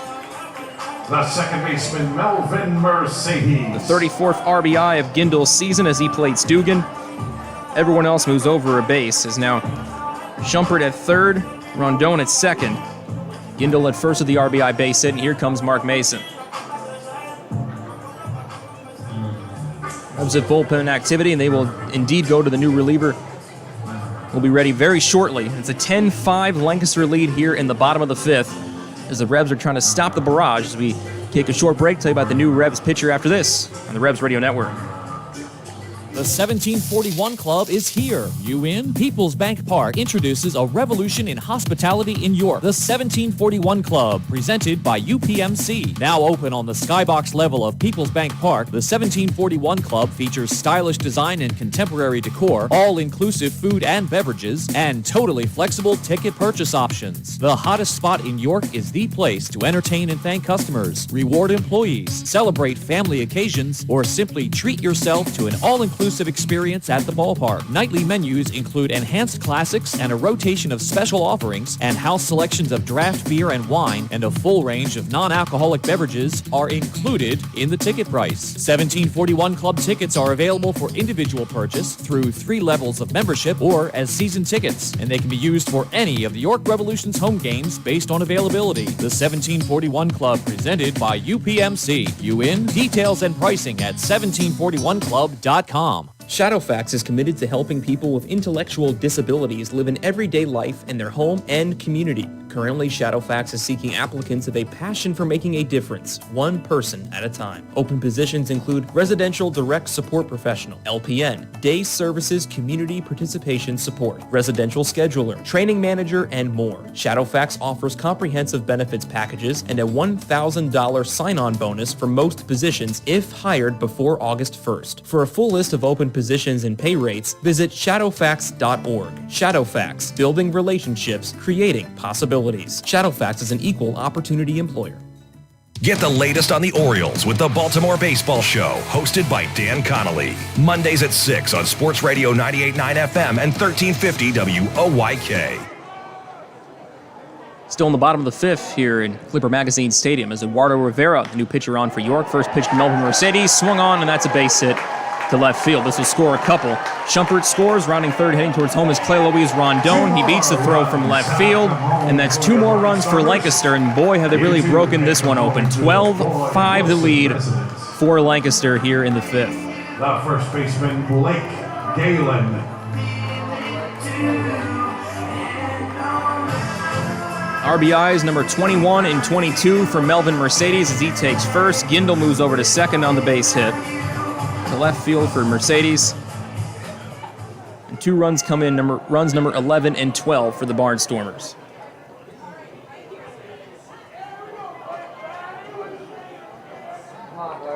Now Blake Galen at the plate for the second time this inning. Let off the frame of a walk as he swings and first offering glanced off glove of Castro, but it was a low and a wild pitch that will allow Mercedes to advance to second and Gindel ditto to third. And the frustrating inning for the Rebs on the mound continues. So now both runners in scoring position, effectively taking away what would be an inning-ending double play. 0-1 the count to start Galen. As he lines up the bat. Now awaits the next offering from Rivera. His back almost slightly turned towards the plate. The 0-1 swung on by Galen, broke his bat, and tracking towards shallow left center beyond Sanchez to squeeze it and put it away for out number 2. That Broken Bat brought to you by the Broken Bat Craft Beer Deck. Be sure to check out the Craft Beer Deck at the end of the first. 2 out, still runners at second and third, and bring up Trayvon Robinson, who has already hurt the Rebs of an RBI triple in this fifth inning. Was hit by a pitch, the bases loaded in the third, and then scored in the second after he was walked to start the frame. So he scored 3 times against York, and he's driven in 2. Wonder if they like it. I wonder if their hitters like it when their own Broken Bat pop-up is sponsored. I mean, everything is here. It's incredible.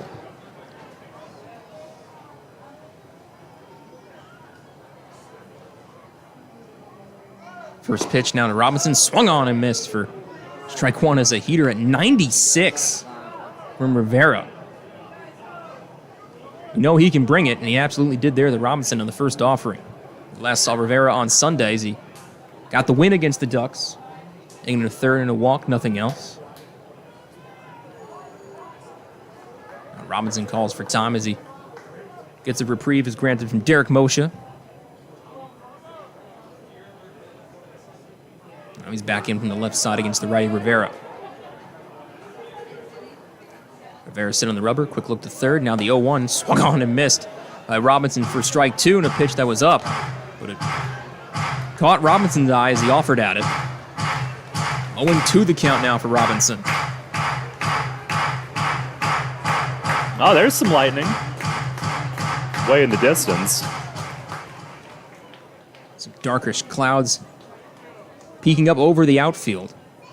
So now the 0-2 from Rivera. Swung on and missed by Robinson. And that's strike 3. 3 straight strikes to Robinson get him out for the final out here in the 5th inning. And after Lancaster sends 11 men to the plate here in the 5th, they score 6 times to make it a 12-5 Lancaster lead. Heading to the 6th, Rebs have some work to do at the plate here at Clipper Magazine Stadium.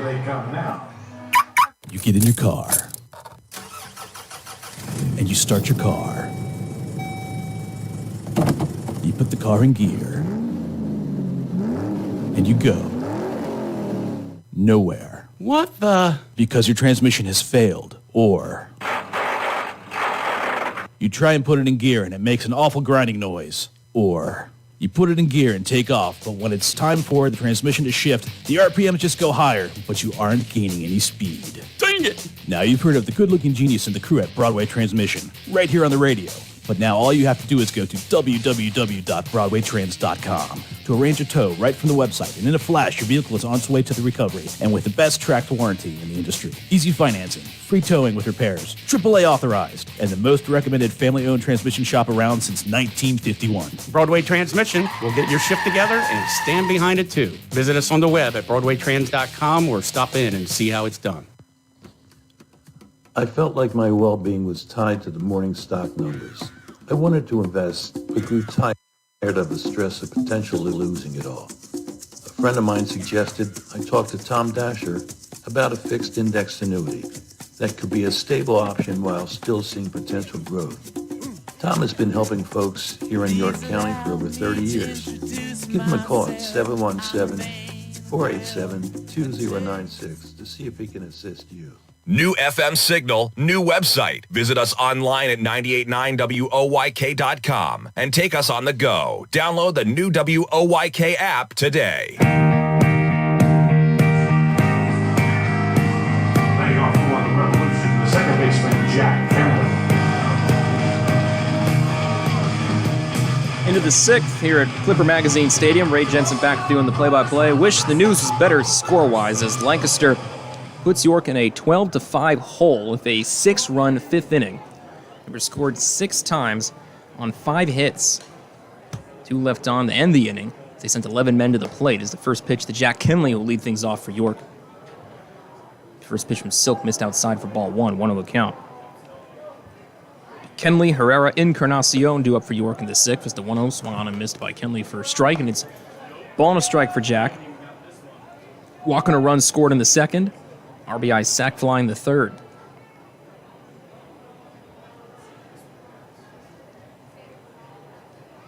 Lefty-lefty matchup again. Kenley versus Silk as he swings at the 1-1 and towers it to left, but it is foul as it drifts into the seats. Strike 2. Ball and 2 strikes now for Kenley. Now in his last 13 games has 16 runs batted in. Of course, he had those career high in Revs season tying 6 runs batted in on Sunday, and he tied Dundon, who put up 6 against the Honey Hunters in a road trip as the 1-2 misses in for ball 2. 2-2. Tried to calm my nerves after the terrible bottom of the fifth with some pizza. Didn't help. 2-2. This is slightly low and away for ball 3, and Kenley works the count full. He's seen a lot of deep counts in these last handful of games. His instincts at the plate getting better and better. And he's really impressed with what he's seen with him as of late. The Silk nods the signal, and now the payoff pitch. That's it. Called strike 3 on the inner half, and Kenley not happy about it. Well, here's the thing. That's the side of the plate where Pacheco of Lexington had his beef. Kenley said something there to Moshe. He obviously thought it was inside. I know when ours got shut down at home, it seemed to be favoring one side over the other. And you wonder if that's happening over here, too. Yeah, it certainly is. Seems to be favoring that left side is now the first pitch to Herrera. Also kind of inside. That's strike 1. May as well keep throwing it there. Where there's smoke, there's fire. We're not exactly Sherlock Holmes up here, but I think we might have found something. It's the 0-1 swung on by Herrera. And foul as it comes off the upper deck. Sounded like it was expensive. Guess we'll send in the bill. 0-2 the count for Herrera.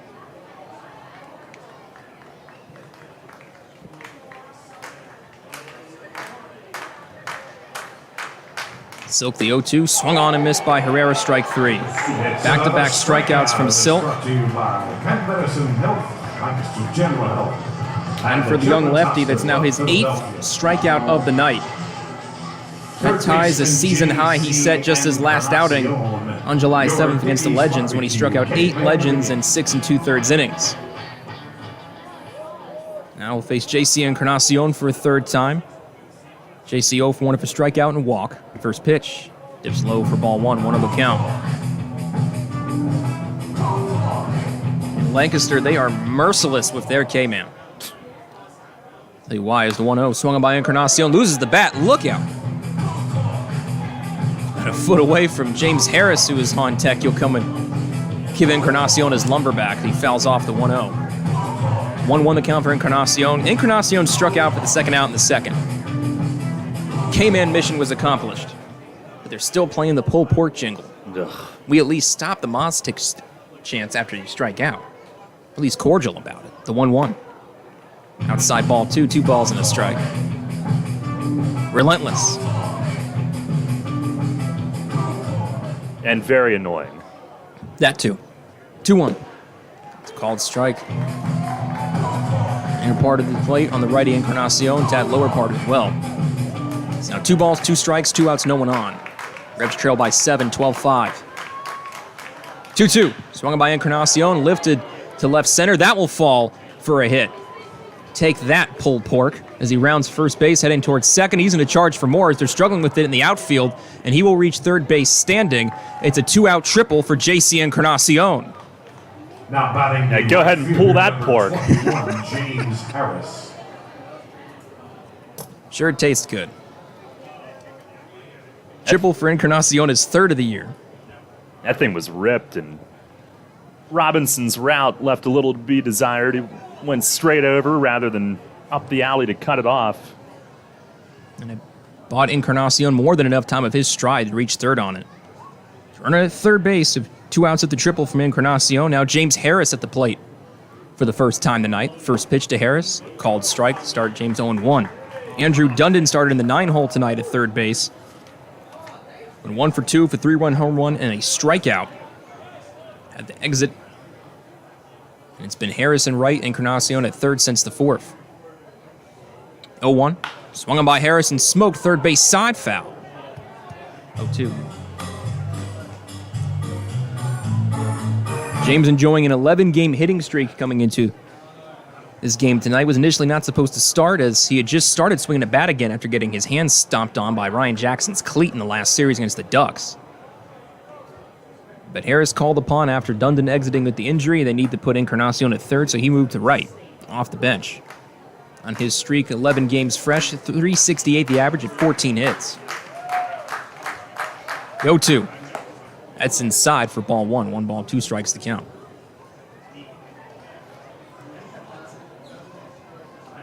Harris has made an impact well here in 2021, has scored 4 times. Back in the series at West Virginia. 1 for 2 in the game on July 6th, where he scored the 4 runs, 3 walks, 2 stolen bases. It's the 1-2, outside ball 2. Surprised I didn't call that one strike 3. 2-2 for Harris, runner at third in Encarnacion of his 3rd triple.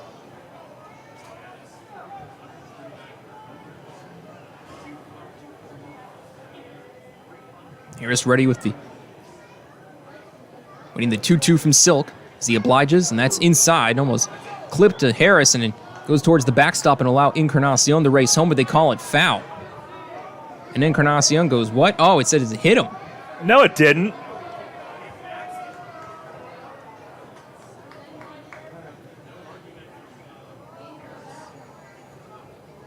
It says it hit Harris. He wasn't arguing, and he went to first. Encarnacion was the one that's saying, you kidding me? As he will head to third. So now runners at the corners after the hit batter in Harris. We have 2 outs, and here comes Ross Peoples. Well, that cost him a wild pitch run. We saw Harris skate the foot back. I thought he did in plenty of time. Yeah. But if I'm Harris, do I argue that? I don't know. It's a tough call to make. I mean, you'll take the base. Darian Sanford. And the Revs need base runners. They trail by 7, 12-5. And they do have those base runners of runners at the corners with 2 outs and Darian Sanford at the plate. Sanford's been quiet against his former club so far tonight, 0 for 3 of a pop out and 2 flyouts. They led this game 5-1 at one point.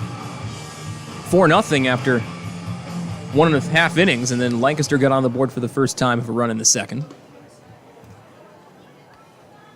He got 5 runs in their third, and then 6 in the 5th.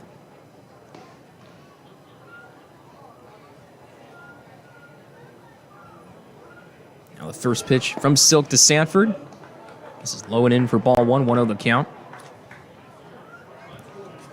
Darryl mentioned it earlier, the massive streak of double-digit games for teams here at Clipper Magazine Stadium.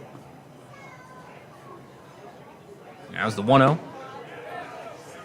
This is inside, and they appeal on the check swing. They say did not offer, so it's 2-0 the count for Sanford.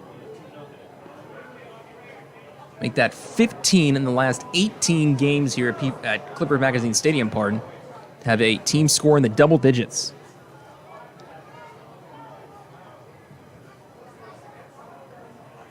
Now the 2-0 from Silk, swung on by Sanford, ground ball to short, scooped up by Rondon, flipped to Mercedes at second, and the side retired on the inning-ending force, and the Rebs are held scoreless here in the top of the sixth. Heading to the home half of the sixth inning here at Clipper Magazine Stadium, it's still 12-5 Barnstormers. Derek is from down. Many ancient cultures believed our feet to be the source of well-being. In fact, from the moment humankind first stood upright, our feet have been our most fundamental connection with the earth. At Flying Feet, we strive to strengthen that connection with a selection of summer footwear that are fashionably appealing, orthopedically correct, and most importantly, comfortable. Flying Feet.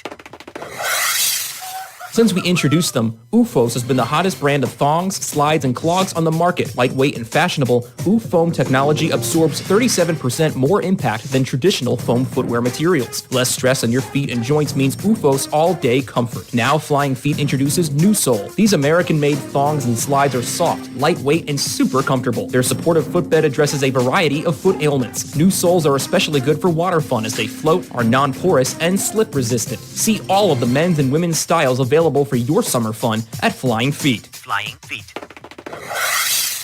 Flying Feet Sports Shoes, the sportswear specialty store without specialty prices. 1511 Mount Rose Avenue behind Domino's Pizza, just off exit 18 of I-83. Sports injury? Walk into WellSpan Urgent Orthopedics for immediate care. No appointment is ever needed. Our orthopedic and sports medicine specialists are here to treat you. Visit wellspan.org/urgent orthopedics today for hours at our York and Hanover locations. Listen live and on demand with the new WOYK app and online at 989WOYK.com.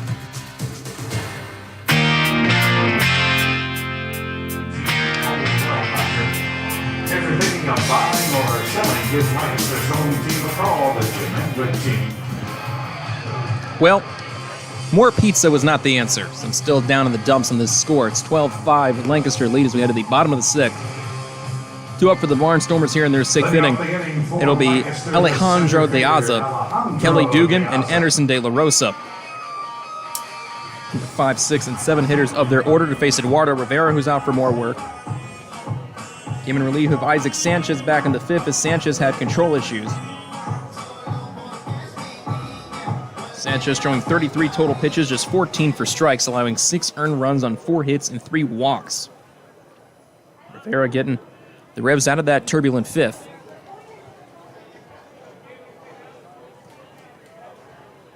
Rivera, the overhead, now the pitch to De Aza. It's in there for a strike to start De Aza 0-1. And he has had quite the night. Alejandro De Aza, 4 runs batted in on 2 doubles and a base hit.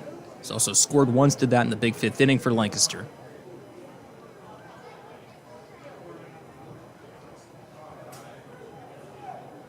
The 0-1. It's outside ball 1, ball on a strike. Fastball at 91 missing. Ray Jensen here with you in the play-by-play alongside the also dissatisfied Darrell Henry.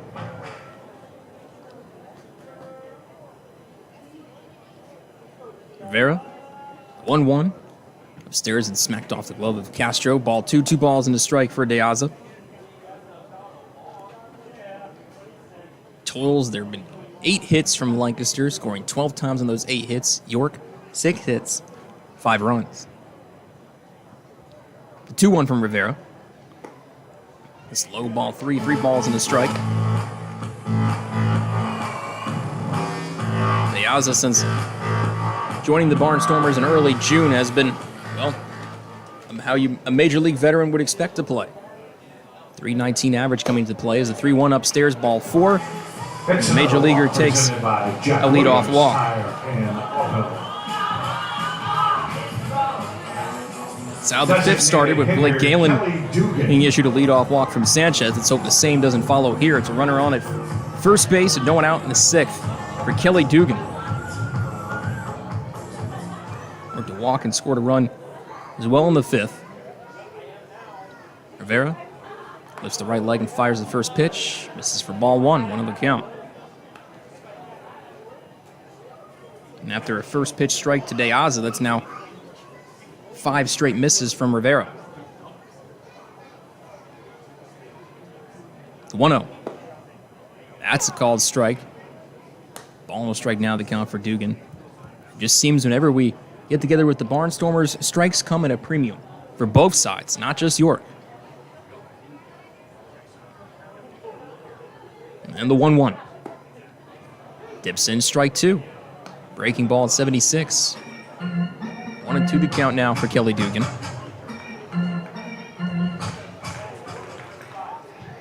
Waves the two-tone bat just above the left shoulder and behind the red helmet as Rivera leaned in for signs, has him.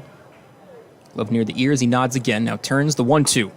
That's outside for ball two. 2 balls, 2 strikes. I missed the lightning strike that Daryl mentioned, but I just saw my own kind of flash of lightning out in the center. Yeah, I don't think it's that exciting. I think it's north of Lebanon. Well, that's a shame. Unfortunately. As now the 2-2. That misses outside, and maybe a little low ball 3. 3 balls, 2 strikes as 2-2 fastball misses from Rivera. It looked good. I thought it did too, but not according to the robot upstairs. Full count for Dugan, runner at first and De Aza. And now the payoff pitch from Rivera. De Aza going, and Dugan fouls it off first base side. Takes a carom off to the right of the Barnstormers dugout. We'll do it again in a full count. Face these Barnstormers 2 more times before heading to Long Island, Wednesday and Thursday. Games here at Clipper Magazine Stadium. Be on at the pregame at 6:10 p.m. both nights on the Revs Radio Network. Still some time for some comeback magic. Revs trail by 7, 12-5. Trying to keep it that way as the 3-2. That misses outside, ball 4. It's another walk presented by Jack Williams Tire and Auto. Back-to-back walks from Rivera to lead off the 6th. De Aza takes second as Dugan heads the first on the walk. Well, let's just assume that those were off the plate because we're told that it's accurate. You couldn't have been much closer than those two. Make that 9 walks from Revs pitching tonight. And the second from Rivera. Runners at first and second, no one out for Anderson De La Rosa. 0 for 3 with an RBI. Did an RBI ground out back in the 3rd. Rivera looked to second. Once more, now delivers towards the plate. First pitch outside for ball 1. 1-0 count to start De La Rosa.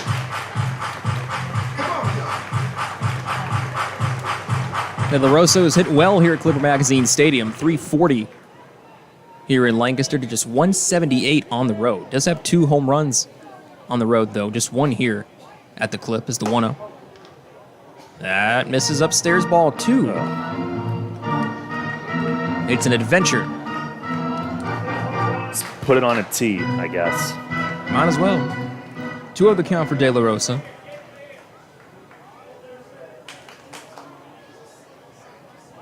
Rivera looks to second, now lifts the left leg and fires the 2-0. Wave that on De La Rosa, and it's called strike 1, even though he offered anyway. 2-1 the count for De La Rosa as he steps back in after a quick head shake, knowing he should not have offered at that. Rivera does have some wicked movement. Rivera whiffs signs, lowers the shoulders, now the 2-1, that's upstairs for ball 3. 3 balls and a strike.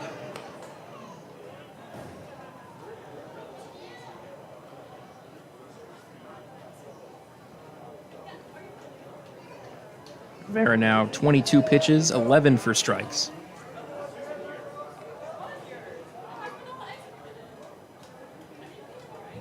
Back on the rubber is De La Rosa also back in the box. Runners at first and second taking their leads respectively. We won hats. Well, good for you. Now De La Rosa asks for more time because he has some perspiration on his face. It was a hot one today, so can't blame him. Still is. Yeah, even with the sunset.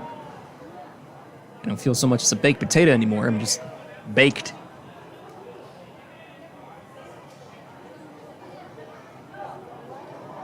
Fair of the long lean in, has the signs.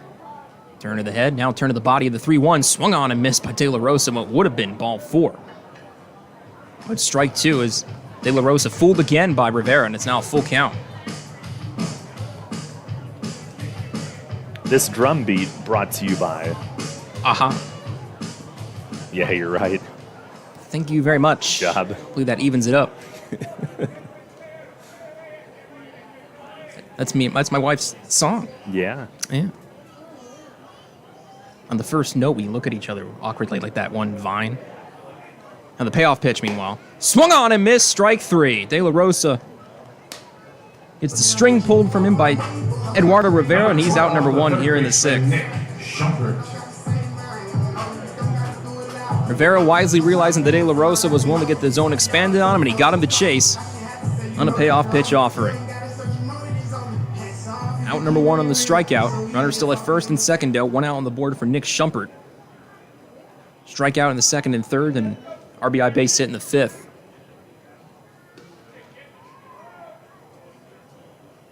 Rivera, glove in front as he takes a couple looks. Now the first pitch swung on and missed by Schumpert, strike 1. 1 the count.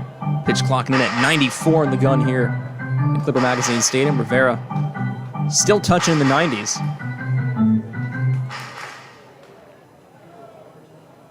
So 25 pitches into his outing tonight. Now the 0-1.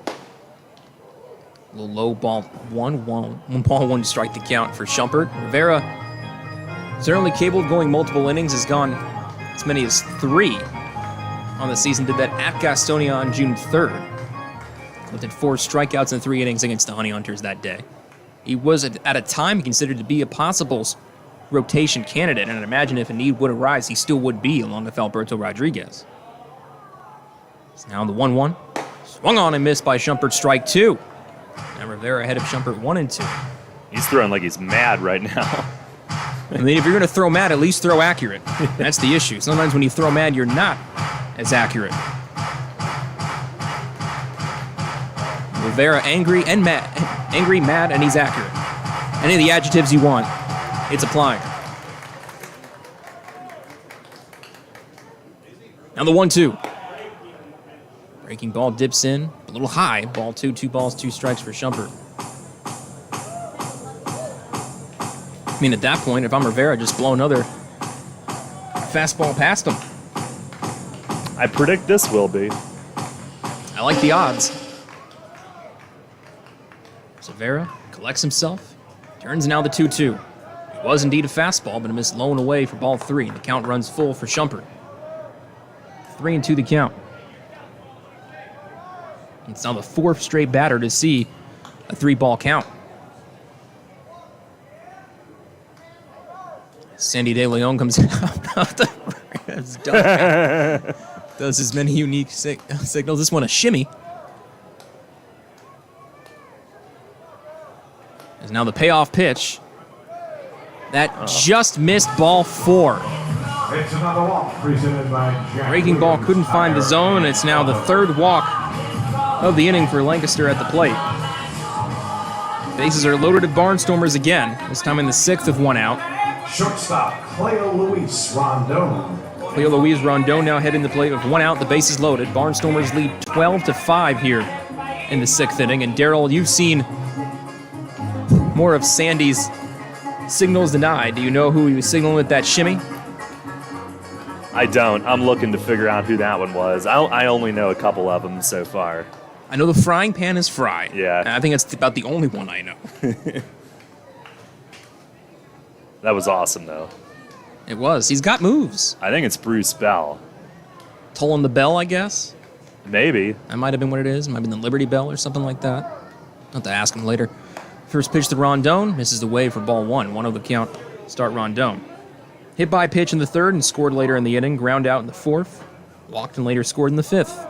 So every time he's got on base tonight, he's come around the score. That's been the story for a lot of Barnstormers tonight.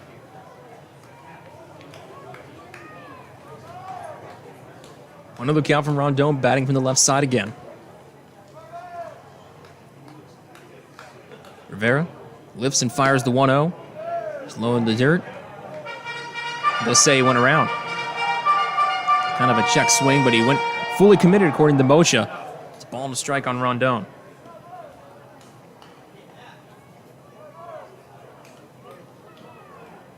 Doing a quick trip outside the box, now back in. Fair the glove on right above his knee as he leans in. Another lightning flash out deep center field. Out near Lebanon. Now the 1-1. Swung on and missed by Rondon for strike 2. Rivera went a little upstairs with it, but Rondon swung around. Ball and 2 strikes to count now for the Barnstormers shortstop.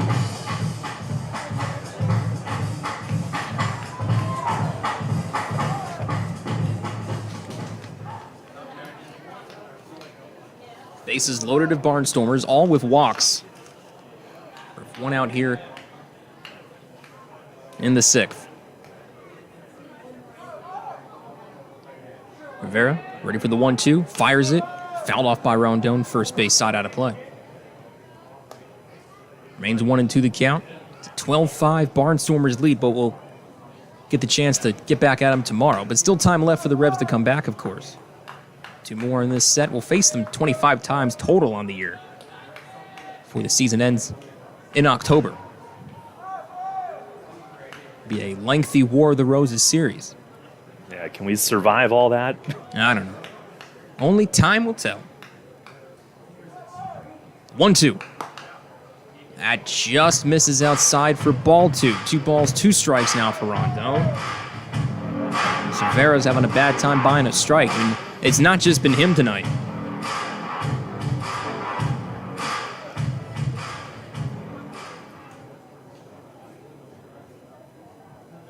Two and 2 for Rondon as he steps back in. Slightly open stance. Everyone else taking their lead in their respective bases. Shumpert first, Dugan second, De Aza third. 2-2. Swung him by Rondon. He fouls it off himself. Ouch. Got a piece of his foot, and he's all right as he walks that baby off, and it's still a 2-2 count for him.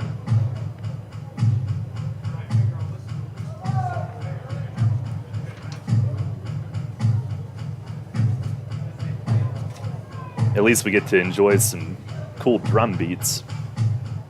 It sounds like the music they play when they're about to summon King Kong. I don't know why, it just reminds me of that. Maybe because I watched Kong vs. Godzilla not too long ago.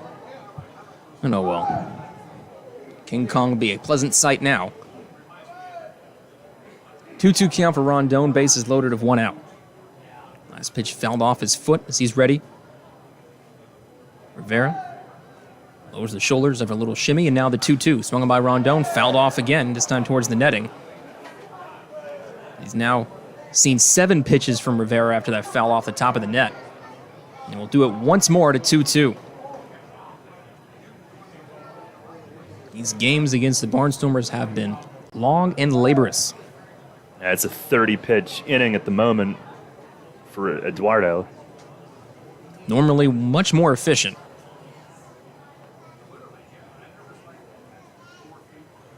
As now the 2-2. And this is near the dirt ball 3. 3 balls, 2 strikes, and Rivera's one more missed pitch away from walking a run. And one of the problems with these long innings, then you have to consider, can I use the guy tomorrow night? And he would be one that you would go to if you have a lead getting later into the game. I'm looking at the day-by-days. And in our first series here in Clipper Magazine Stadium back in early June, every game there was at least one team, if not both, in double digits. We got the win in their home opener, 18-2, and then 11-10 loss, 12-11 loss. Now the payoff pitch to Rondon once more. That's a called strike 3, and Rondon retired for out number 2. The right fielder, Caleb Gindel. Rondon rung up by Moshe for out number 2, but the bases are still loaded. Now back to the top of the order of Caleb Gindel. Pretty gutsy from Rivera, curveball on 3 and 2, but he's got a lot of confidence in his ability to command it. But that's a run if you miss. Certainly, and he gets the call there at the strikeout. First pitch to Gindel. Inside missing for ball 1 on the fastball. 1 of the count. I'm kind of keeping half an eye on Rivera, half an eye on the skyline to try to see if we get a simultaneous lightning strike and strikeout. That'd be cool.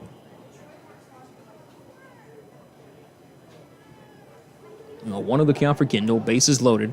2 outs on the board as he swings and misses at a 95-mile-an-hour heater for strike one. 1-1 the count. Gindel so far, 1 for 2, 2 walks, ground out, an RBI base hit. Scored a run back in the third as he was walked.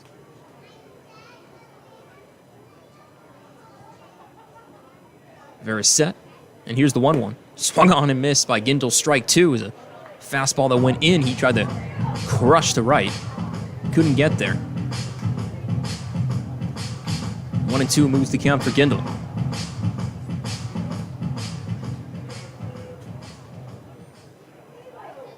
Waves the black bat up and down behind the left shoulder. Now, time called as Rivera steps off the mound.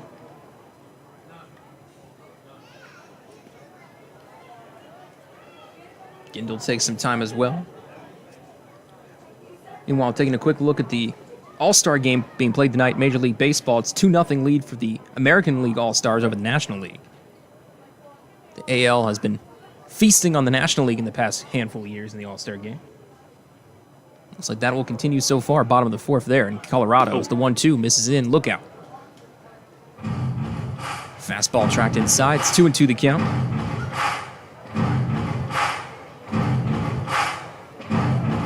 Trying to see how Shohei Ohtani pitched.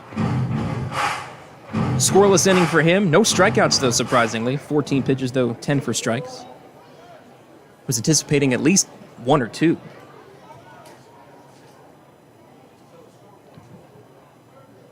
Meanwhile, the 2-2. Swung on by Gindel, fouled off behind the plate. Remains a 2-2 count. I'm sorry. I was say bases loaded at Barnstormers, but that can wait. I was just wondering, did you watch the Derby last night? I did. Of course I did. Pete Alonso being victorious over Trey Mancini, but I'll be honest, I was kind of rooting for Trey. It's been an incredible journey for him. Just to be able to get to this point he was at, being selected for the Home Run Derby, just being able to play. So now the 2-2. Swung on and fouled again by Gindel. Stay alive at a 2-2 count. Happy for Alonso, of course, as a Mets fan, repeating his Home Run Derby champion. I fell asleep during it, and I may also fall asleep during this game tonight. Well, I'll poke you awake if that happens. Yep, just poke me. All right. Or I'll just slap you with my remaining pizza. Make it a pepperoni slice, please. Mamma mia.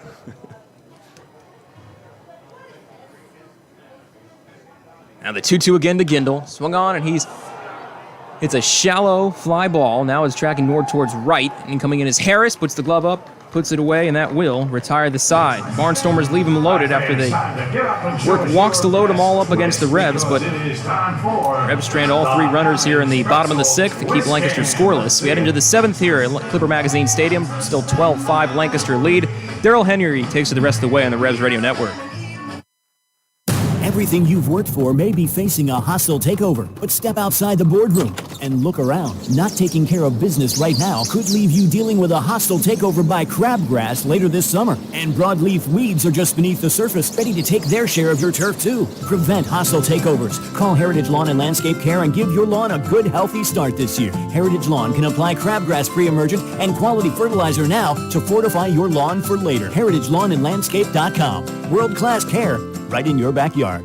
Tee off this season on the best layout in Pennsylvania and experience Royal Manchester Golf Links, bringing you to the coast of the British Isles while never leaving your backyard. Our unique Pure Links layout in the rolling hills of York County gives golfers an experience like none other, featuring 18 pristine holes with picturesque views of the countryside and consistently ranked one of the top public courses in the state. Also offering outings and event bookings. Book your tee time today at 717-268-0490 or nab our online specials at RoyalManchesterGolfLinks.com. Can't get enough of the birds? Sports Radio 98.9 and 1350 WOYK has you covered. Join us all season on Mondays at 6 for the Baltimore Baseball Show, hosted by award-winning Orioles and National Baseball writer Dan Connolly from The Athletic Baltimore. Exclusive in-depth interviews, plus the latest insight and analysis on the Orioles every week. Talking baseball and the birds every Monday at 6. The Baltimore Baseball Show on Sports Radio 98.9 FM and 1350 WOYK. First in York, first in sports. Take us on the go with the new WOYK app. Download on the Apple and Google Play stores today. Sports Radio 98.9 FM and 1350 WOYK. First in York, first in sports.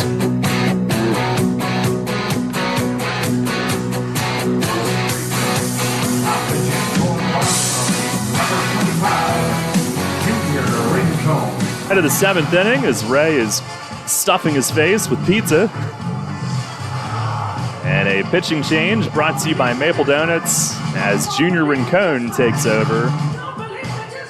Silk goes 6. Eduardo Rivera with a 40-pitch, scoreless 6th inning. Walked the bases loaded. Struck out 2 and got a fly out. Had 5 true outcomes out of a possible 6. 7th inning baseball. And already? For the Revolution, the shortstop, Jan Sanchez. Jan Sanchez will lead it off against Rincon. Revs need at least 7 against this Lancaster bullpen, which is doable. And Sanchez coming up 0 for 3 with a run scored tonight.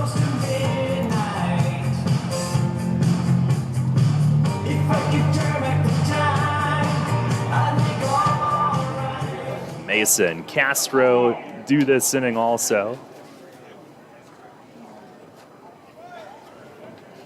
Well, Silk's final 3 were scoreless. Settled in. First pitch to Jan is in tight. And Ray, I'm warning you, but I was fine until I had to take back over here in the 7th, and I detect some heartburn. So enjoy that dinner. I'm sure our audience will enjoy it. Here's the 1-0. Fastball, that's a called strike. Lancaster's starting pitcher's ERA, 9.03. Their bullpen, 6.86. So maybe the Revs missed their chance tonight. Rincon comes set. And the 1-1, swinging a foul ball back.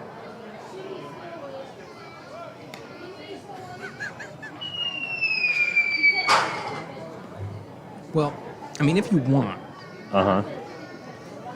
I don't want to chew on the air, but if that's the need for a little, what do they call it, ASMR? What is that? I have no idea. I'm told it's a thing.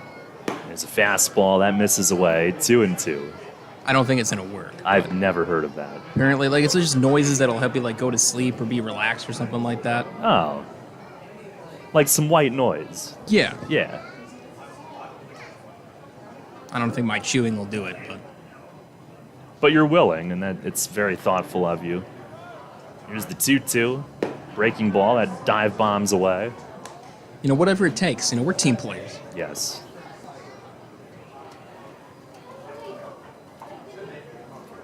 That we are. 3-2. Swing and a rip. It is foul. A little bit early. Down past Polo at third. Rincon 0-1 with a 10.42 ERA in 15 outings, 1 start. Opponents have hit .333, 19 innings, 27 hits, and 27 walks. Now fires, swing and a miss. He gets Sanchez to start the 7th. There's another strikeout brought to you by Penn Medicine, Lancaster General Health. Well, Loggy Silk tonight, he ended up going 6 innings, 6 hits, 5 runs, 4 earned. All the earned runs were in the first 2 innings, scoreless. His final 3, he walked 3, struck out 8. At one point, struck out 5 out of 6 hitters. Had a similar stretch in his last start. Despite overall getting roughed up tonight, gave up some, but the way the league's been this year, should be a quality start. Here's Mesa, who fouls the first one back against the screen. Malky tonight, 2 for 3, homered in the first. And then Andrew Dundon, a 3-run homer in the second, just to the right of center field, but had to leave with something that was bothering him. It's the 0-1. And a swing and a miss. Breaking ball from Rincon, who was Melky's teammate in York back in 2018.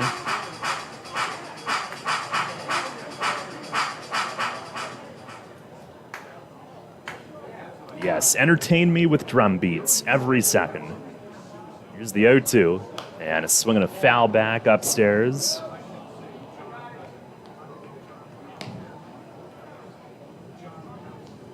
Yeah, where's my drum beat?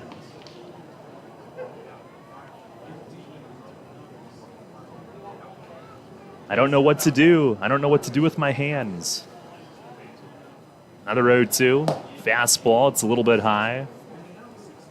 A Rincon made a start.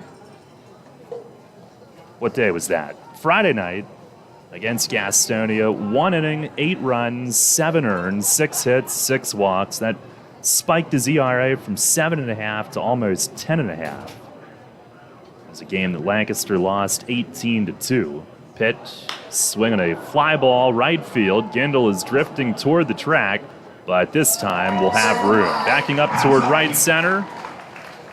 And on the warning track, catches it. Mesa did not get all of it, but here at the clip, you don't have to. At one point, Gastonia led that game 18-0 on Friday night.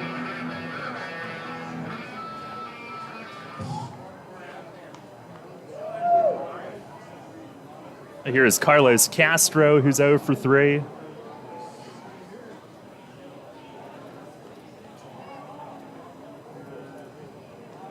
Revs down 12-5 here in the 7th inning. And Rincon with the pitch. It is just outside. That start that he made Friday night, the 7th of his career, his first since 2017, when he was at High A with Atlanta. Back when he was a Florida Fire Frog.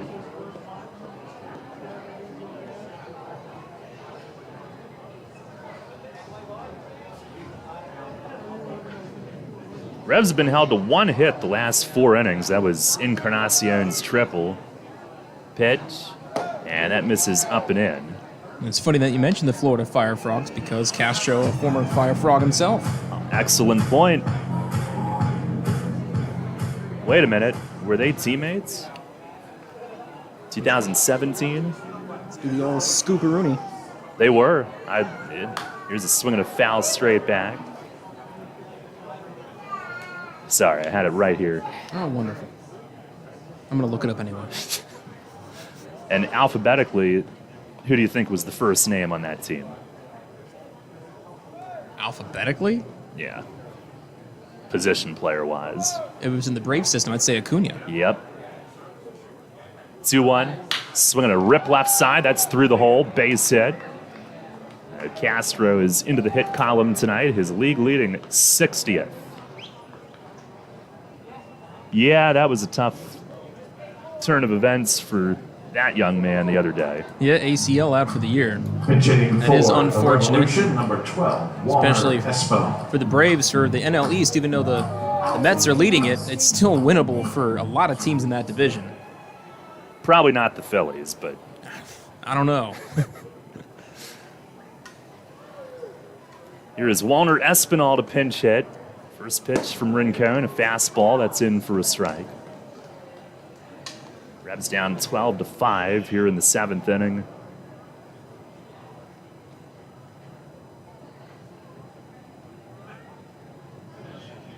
Rincon delivers, and a breaking ball low, appeal to first, no swing. Rincon, who previously was in the Marlins and Brewers systems as well. Had 10 saves with York in 2018. Here's a swing and a towering launch in the air, foul. Espinal hit it to the top of the hill beyond the stands in left. 1 ball, 2 strikes. Up near their merry-go-round.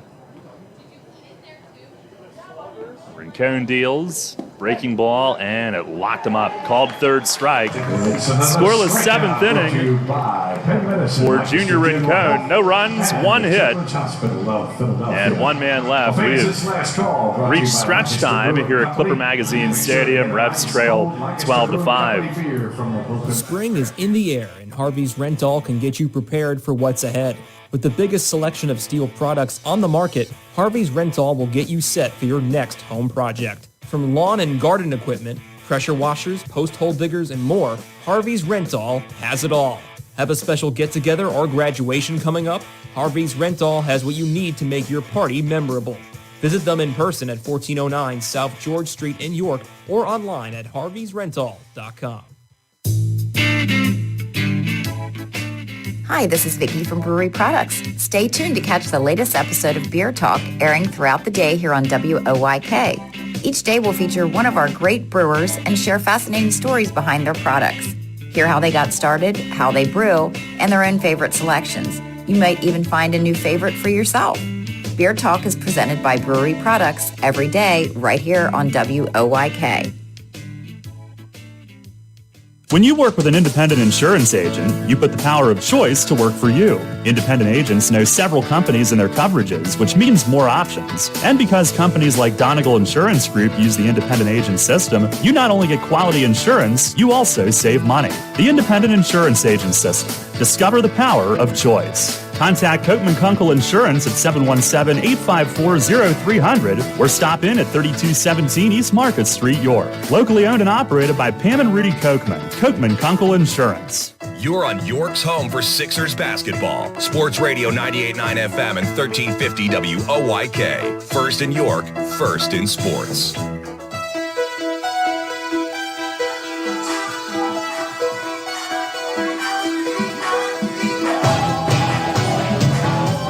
Head to the bottom of the seventh inning. Bruce Bell will come in. Pitching change brought to you by Maple Donuts.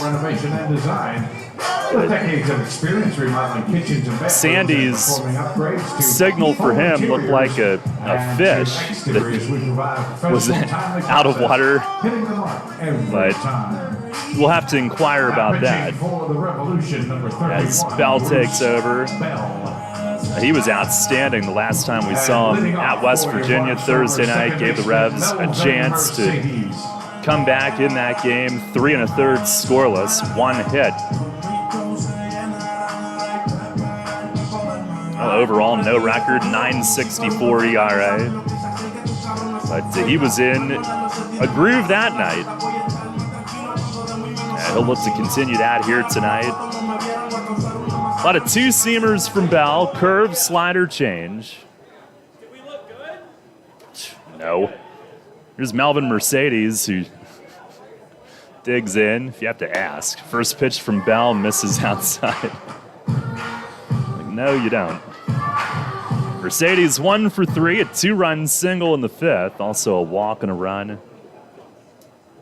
His return from paternity leave. Here's the 1-0. And that misses in tight.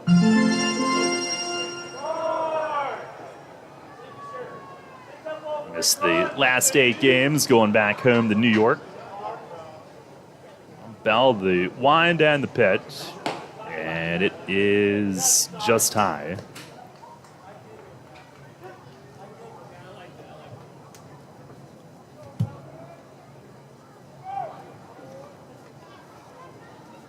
And the 3-0.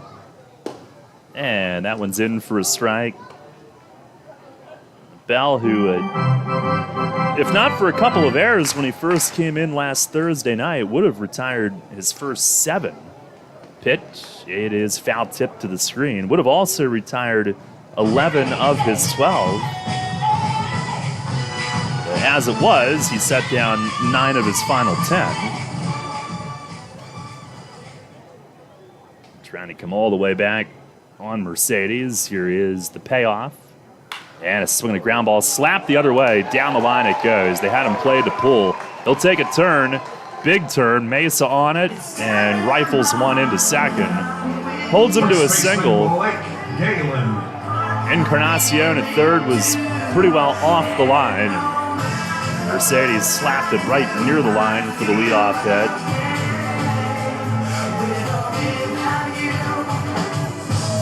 And here is Blake Galen. Galen tonight 1 for 3. RBI single in the third. Walk, 2 runs scored.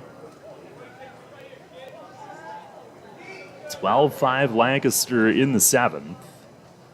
Bell with the pitch, swinging a pop-up foul, backing out of play. That was the curveball. Barnstormers powered by 2 big innings tonight, 5 in the third, 6 in the 5th.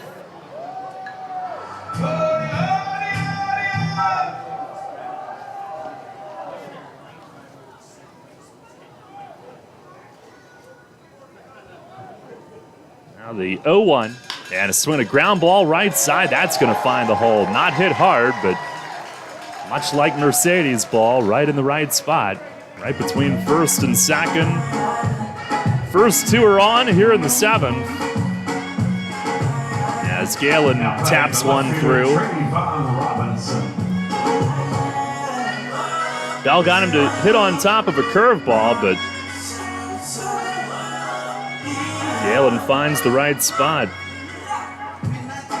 He came in tonight. Revs had held him to a 152 clip head-to-head. 2 for 4 now tonight. Here is Trayvon Robinson. He's had a big night. Bell with the pitch and tried to backdoor the curve but missed. Robinson 1 for 2. RBI triple in the 5th. And that was his second RBI of the night. Had a bases loaded hit by pitch earlier. Also has walked and has scored 3 times. Bell, the 1-0. Fastball that misses upstairs.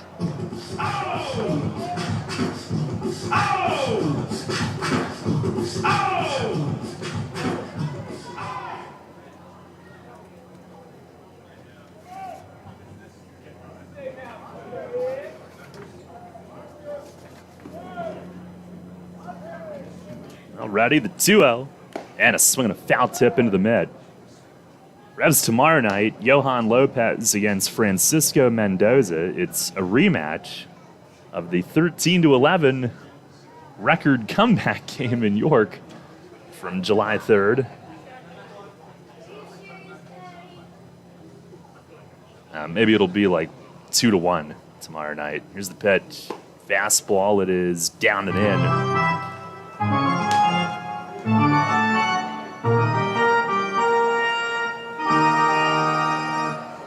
Bell wants a new ball.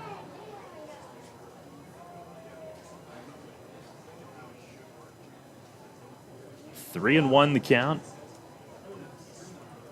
Couple ground ball singles to greet him. And Bell looking to come back. Here's the stretch.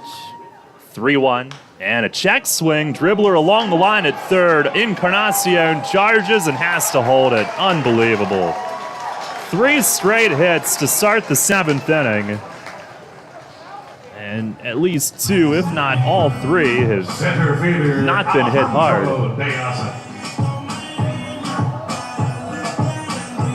Check swing, little roller. By the way, the attendance tonight here in Lancaster, 2,627. See a lot of noses suddenly growing.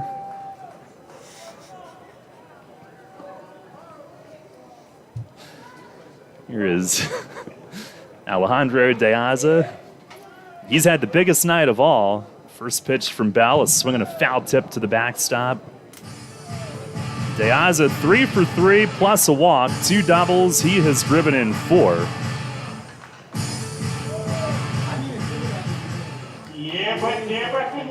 Bell finds himself in an unfortunate spot despite getting 2, if not 3, weak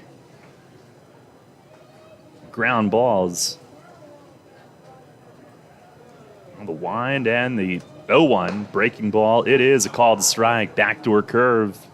Perfect spot.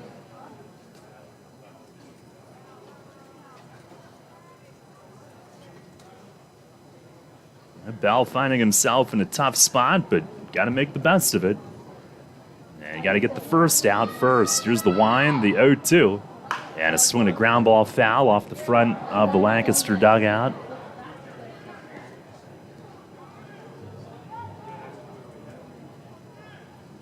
What just happened? However, I missed how the new ball was sent his way, but it ended up over by shortstop. As Ray goes to the replay. 0-2 it holds. And now Bell to the windup, kicks, fires, and a swing and a high fly ball near the line in left. Mesa comes hustling over, but this will end up on the one, just over the railing. Not the greatest of efforts from the guy with the glove. Do they sponsor their lies over here?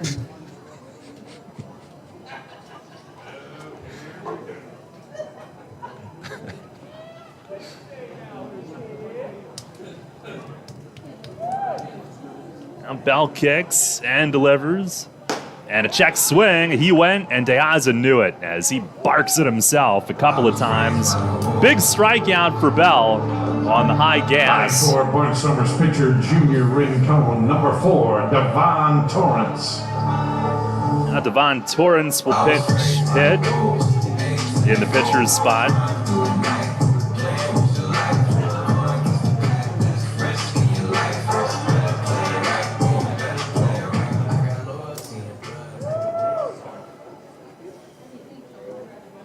I do have a secret weapon for a comeback when we go to the 8th. Not going to spill the beans yet. First pitch to Torrance. He swings and he fouls it against the left edge of the screen. Torrance hitting at 288.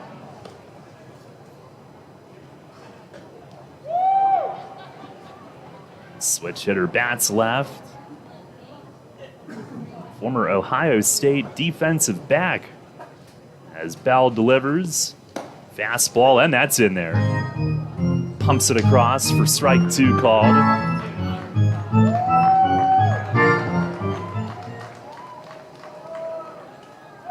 Constant lightning flashing in the distance. Kind of looks like heat lightning. Pitch is a breaking ball, swing and a miss. And Bell with the curveball. The catcher, Anderson De La Rosa. Back-to-back is as he tries to get himself out of this.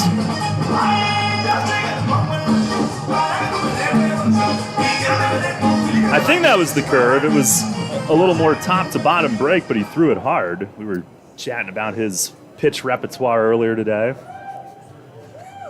which seems to be a common topic these days. But he said we do pretty well with it. Here's Anderson De La Rosa, and there's a breaking ball strike. Steinford, on the other hand, apparently I just started inventing pitches that.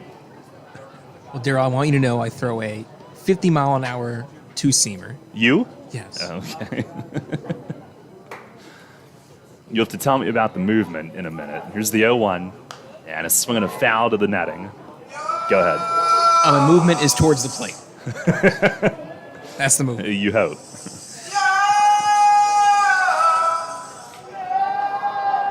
I can spike a changeup like 15 feet in front of the plate. Really? Yes. Incredible. Yeah, I know. You ought to see me do it. Bell trying to get out of this mess. And he's ready. He kicks. He fires. And a breaking ball snaps away. Castro points at him, though. That's the one he wanted off the plate. Good spot. 1-2.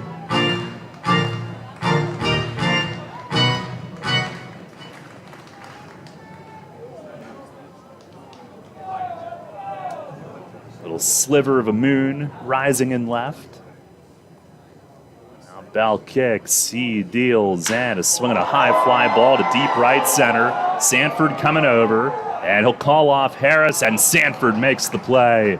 It was not hit as deep as you might have feared when it went up to that side of Clipper Magazine Stadium. It's caught Couple steps shy of the track, Sanford had it all the way, and Bruce Bell works out of a bases-loaded no-out jam and allows nothing. No runs, 3 hits, 3 men left, and we'll go to the 8th tonight. Revs still trailing 12-5. People's Bank is happy to sponsor the home of the York Revolution, People's Bank Park. People's Bank has been serving the community for more than 155 years, committed to helping their clients achieve their dreams and live confidently. That commitment continues at People's Bank Park, with Revs games, concerts, events, youth sports, and much more. We're proud to partner of the York Revolution, and we look forward to seeing you at People's Bank Park. People's Bank, member FDIC, equal housing lender. Shipley Energy is more than just an energy company. We're your friends, family, and neighbors, and have been serving the community for over 90 years. Whether you need energy for your home or for your business, we've got you covered. We can help keep you comfortable with all your heating needs, from heating oil to propane, electricity to natural gas. And if something breaks, like your air conditioning or furnace, we have a team of HVAC experts ready to fix it so you can stay comfortable all year long. To learn more, visit ShipleyEnergy.com or call 855-5-SHIPLEY. Need an excavating contractor for your upcoming project? Get it done locally and get it done right with Barnes & Barnes Incorporated Excavating. Locally owned and in business since 2005, Barnes & Barnes Incorporated Excavating is a small excavating and landscaping business offering demolition, excavating, landscaping, foundations, concrete, sewer and water hookups, lot clearing, welding, fabrication, and more. Located in Windsor at 30 North Blacksmith Avenue, Barnes & Barnes will get the job done right. Call Scott to schedule your project at 717-515-3495. That's 515-3495. Or email him at barnesbarnesscottinc@gmail.com. That's barnesbarnesscottinc@gmail.com. The York Revolution plays here. Sports Radio 98.9 FM and 1350 WOYK. First in York, first in sports.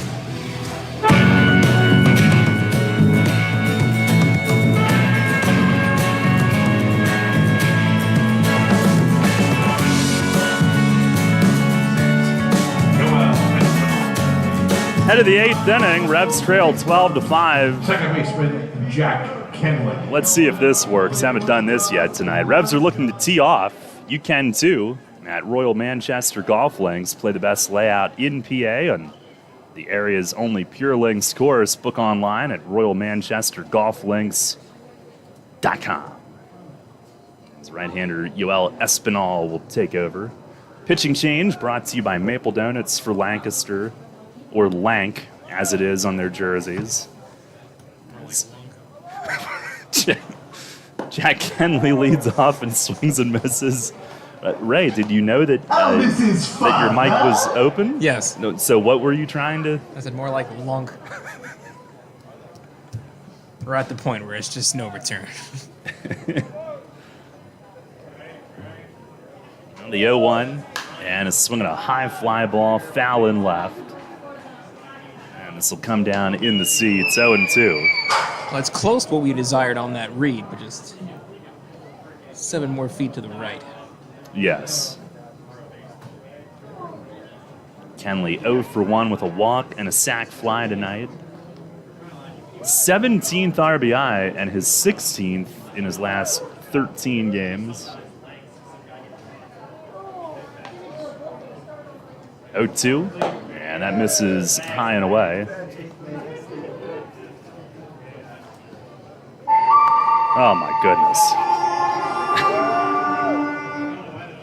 It's just so loud. What? 1-2, and that's down in the dirt. I need a hearing doctor sponsor when we're over here. I'm going to go ahead and get myself checked for tinnitus by Friday.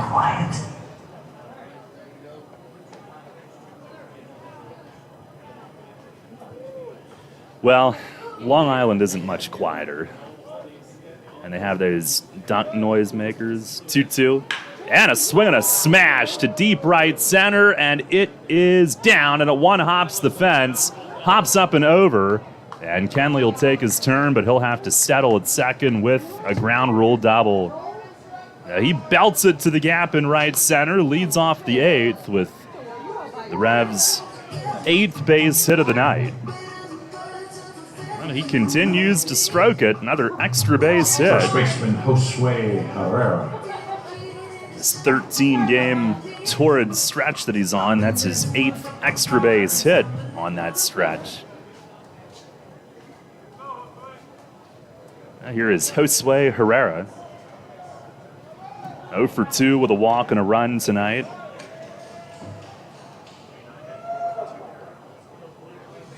Espinal 1-5 at 12.51 ERA, 16 outings, 3 starts. First pitch is chased low. Herrera down 0-1. Here's a stat for you. Espinal 27 1/3 innings, 23 hits, opponents hitting 245, so you'd think, maybe he's having a pretty good year. Is the 0-1, and it misses away. Here comes that catch. But wait, there's more. 27 1/3 innings, 49 walks, 12 hit batters. He has struck out 11. Sounds like he's zeroing in. It's the 1-1, and that misses inside. Herrera dances across the plate, dropped his bat. So in that case, I hope the fellas were paying attention when Meg ran him through the calisthenics earlier this afternoon. What's that? Hope they're nice and limber at the plate. Oh, yes. Yeah. 12 hit by pitches in 27 1/3. And the walk total is egregious. Here's the 2-1. Swing and a miss. Went after a fastball that looked like it was away. His walks per 9 are 16.1. It's probably not what you're going for. Yeah, it's really not ideal. Hit by pitches per 9, almost 4. Oh my goodness.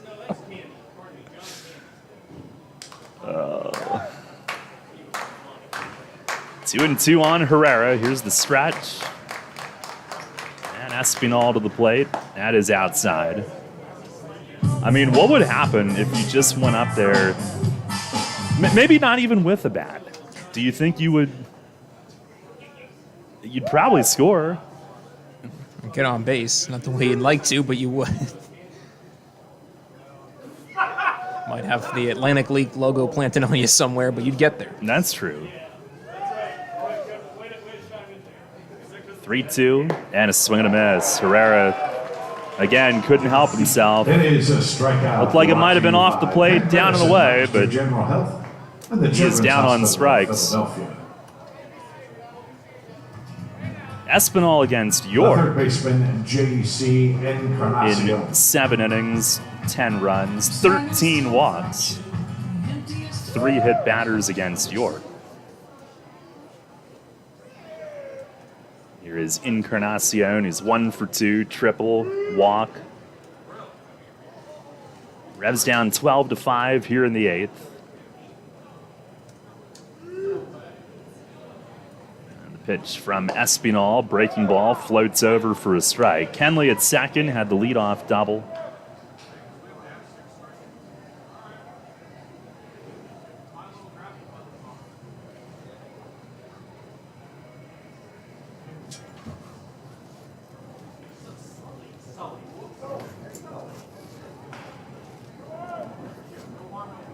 Now the 0-1. And that's down and away. Continued persistent lightning in the distance, but we have been fine here, unfortunately. Unfortunate. Now fastball in tight, 2-1. Remember the game we called in Lancaster years ago when it was a downpour with lightning in the background, and the game kept going? Oh, yeah. We turned that into a promo. I'm pretty sure we did. Yeah. Because the umpires couldn't see the lightning, so we were like, maybe they can't see that either. As Espinal misses in the dirt, 3-1. I remember that word for word. Oh, the memories. I think, if I remember correctly, Stephen Penny was on the mound during that. Could have been 2015.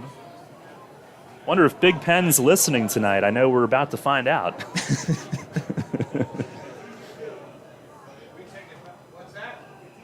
Now the 3-1, and it is down low. Encarnacion is on. I did get a text that made my day this morning. Chris Cody sent one to Mason me. I guess he must have been passing through Bridgeport for some reason. So he sent I'll wait. I'll wait till the sound goes down. So here's your winning 50-50 raffle ticket number for the game. 97953. 97,953. If that's your ticket, take it to the Fan Service Center. And congratulations.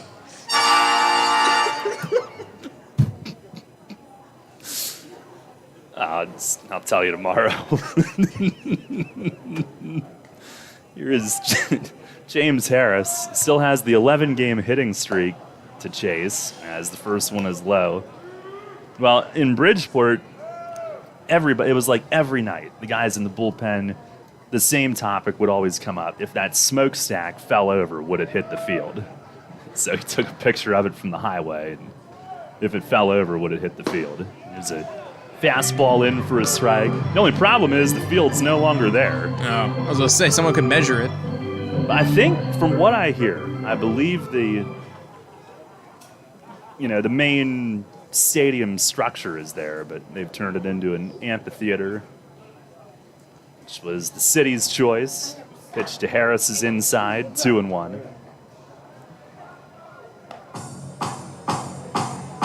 You know me, I never have an opinion on anything. Oh, no, not at all. But I disagreed with their choice. I disagree, to quote Stewie Griffin. Yeah. Strongly. No idea if they're getting any use out of it or not. And Harris plunked. Fastball hits him. And he looks frustrated, but Espinal's got no clue where it's going. Hit by pitch loads the bases with one out. And Harris tonight, hit by a pitch both times. No official at bat. So if he does not get one, that hitting streak will continue. And here comes Ross Peoples to apply his touch to this situation. Darian Sanford coming up at the top. While we have a moment, this date in York baseball history brought to you by the York County History Center. For tickets and guided tours, visit online yorkhistorycenter.org. I got a little lazy with it today. In the game notes, I said go to page 174 of the media guide rather than typing it up. But anyway, this date, 1976, Red Lion grad Butch Weiniger went into the All-Star game as a pinch hitter.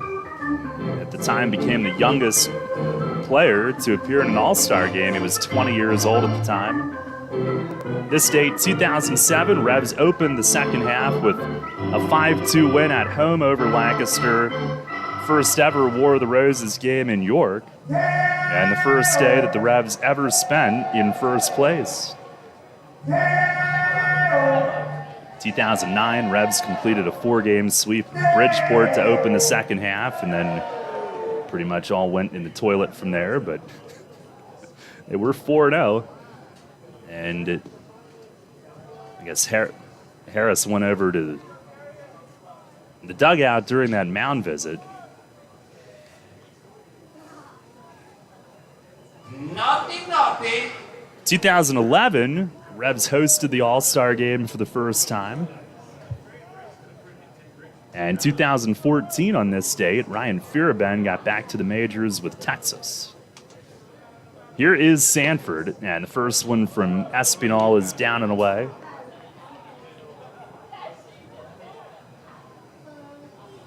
What a night for James Harris, who didn't figure on playing. Instead, he comes in and twice gets plunked. Here's the 1-0. Swing and a pop-up. Foul ground by third. This will get back into the stands.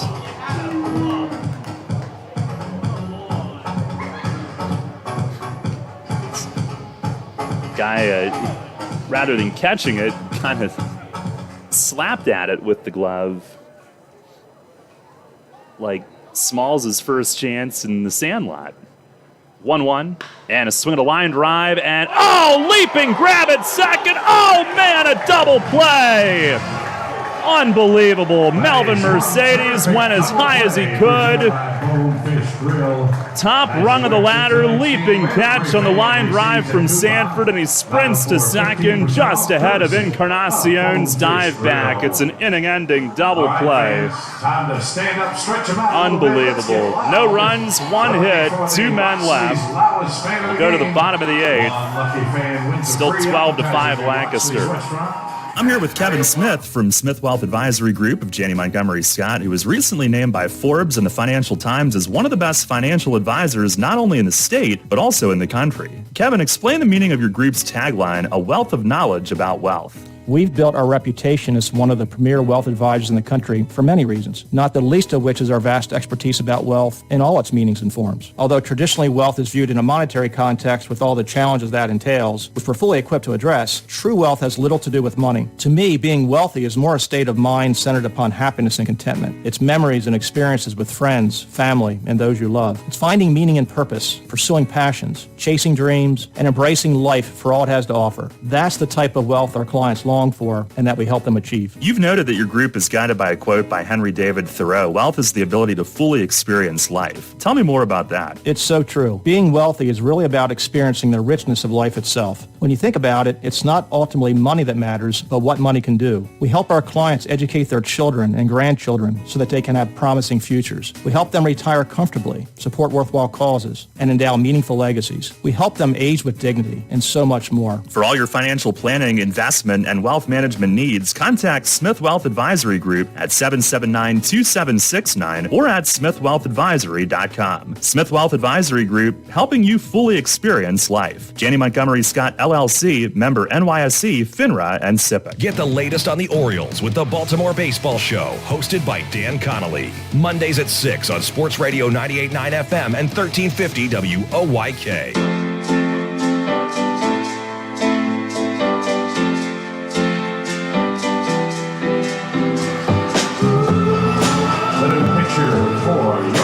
Head of the bottom of the 8th inning, Bobby Rossman comes in. Bobby Rossman. This is a good game to get him in, give him a chance to put that one from Sunday behind him.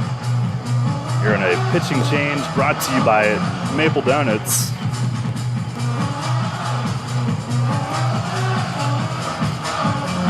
Well, Bobby 0-2 with a 5.40 ERA in 17 outings. His ERA was under 4 before Sunday's outing. Got 2 outs in the 7th inning, but allowed 3 runs. He walked 4. Looking to get back on track tonight, as Nick Shumpert will lead things off.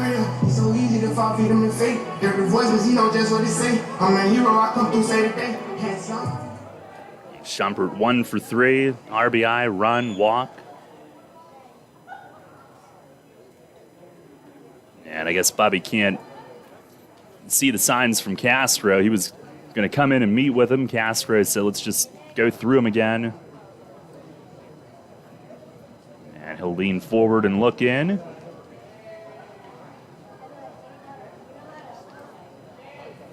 And now he's got the first one. Pitch is down and away.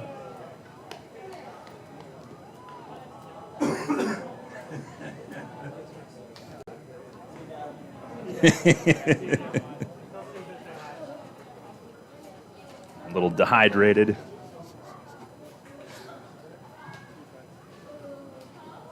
On the 1-0, and a swing on a high fly ball, foul and right. This is headed out of play.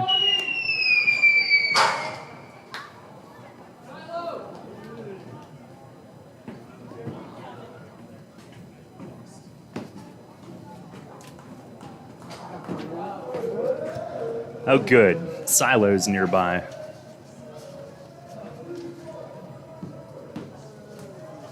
The night can only go better. Trip. Darn. Pitch is grounded. Shortstop. Jan to his left. Gets a clean hop. Slings it to first. It is in time.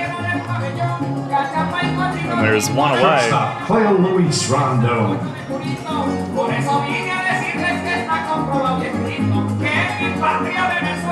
Around the league tonight, brought to you by Heritage Lawn and Landscape Care. High Point trying to split their doubleheader and end a 4-game losing streak. They lost to Gastonia 8-1 in the first game. They lead the second one 6-0 in the sixth.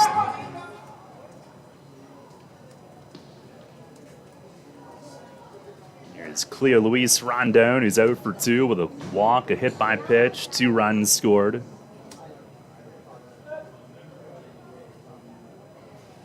And the first offering from Bobby, that is outside.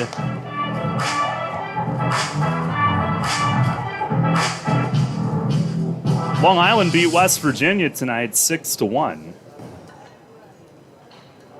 At Fairfield Properties Ballpark.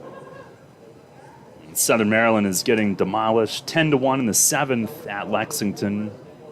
1-0. And it is over for a strike, a split from Bobby. Now, Long Island will pull into a tie for first with Southern Maryland tonight. Lancaster will be a game and a half back. Revs would stay 4.5 back. There's the 1-1, and it is down low.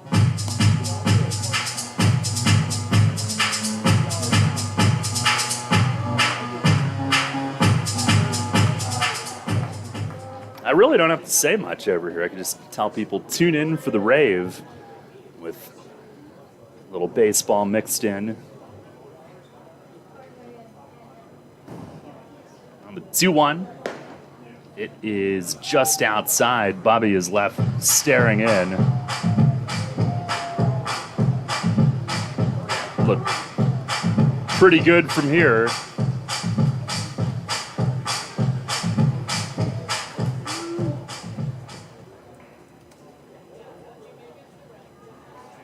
Three balls and a strike to Rondon. Rossman delivers, and there's a fastball strike. 94 on the outer edge. Had some new condos go up at Beyond Right Center here since we were here in 2019. Stadium Row, they are called. Bobby with the payoff, and a swing and a miss. He blew him away. Comes back to strike him out. Another good hard fastball, 2 down. Right fielder, Caleb Gindle. Let's go! No masterpiece. 10 bad, then they after me. 1 bad, like a masterpiece. Looking for a dunk like an athlete. Now here's Gindle, who's 1 for 3. RBI, 2 walks, run. First pitch, that is high and wide. Well, the Revs will need 7, or else they will have to settle for their 7th 2-game winning streak of the year. Just can't get that 3rd one yet. 1-0, that is in tight.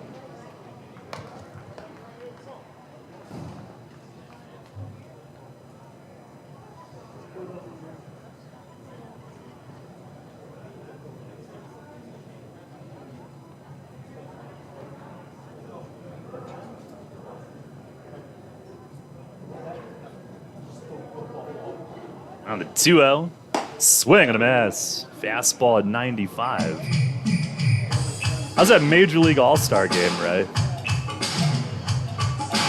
Well, don't count the National League out. They trail by 3 now, 5-2 in the top of the 7th. No homers for Shohei Ohtani, but Vladimir Guerrero Jr. was the first to deliver a homer in the All-Star game, went 468 feet. Is that all? There's a fastball high. Phillies on the board. 3-1. JT Realmuto hit a home run for the National League. Did he? And then Mike Zunino answered of his own home run in the top of the sixth for the American League.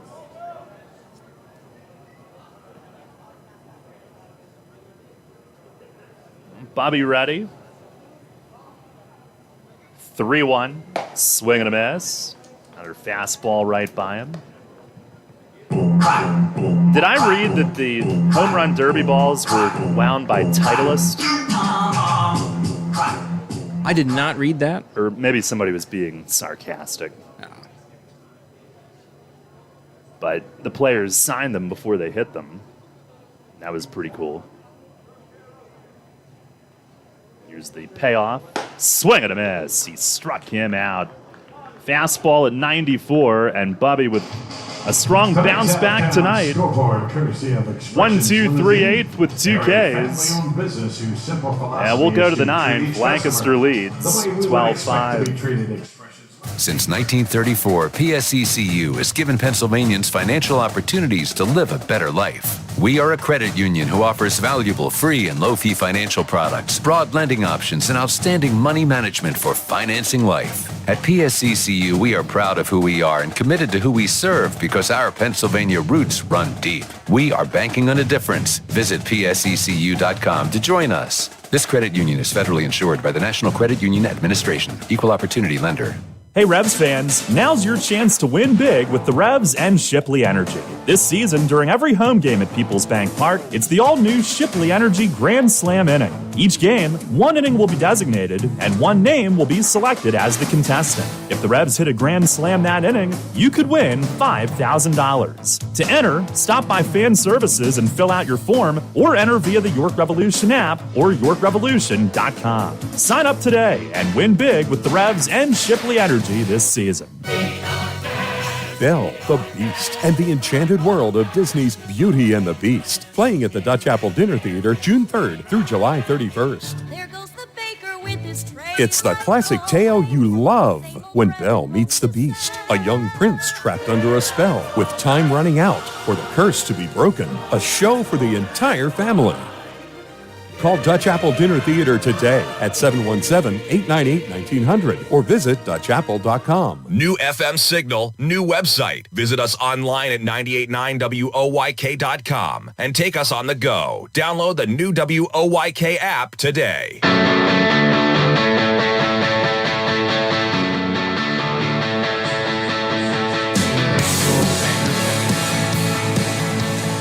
Head of the 9th inning, right-hander Daniel Taggart, the new pitcher for Lancaster. Pitching change brought to you by Maple Donuts. Jan Sanchez will lead it off.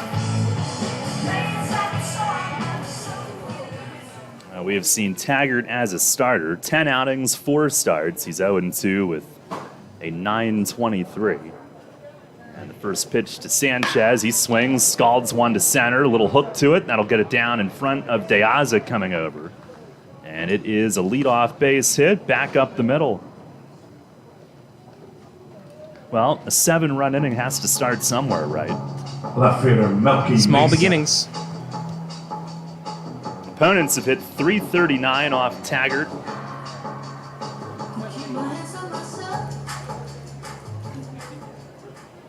Here is Melky, who's 2 for 4, homered back in the first inning.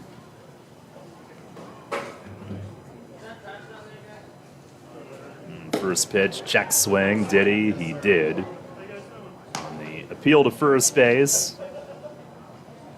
Taggart against the Revs, no record, 7.59 ERA and 2 starts and 1 relief appearance. They've hit .364 against him. And the next one is down and away. 1 ball, 1 strike.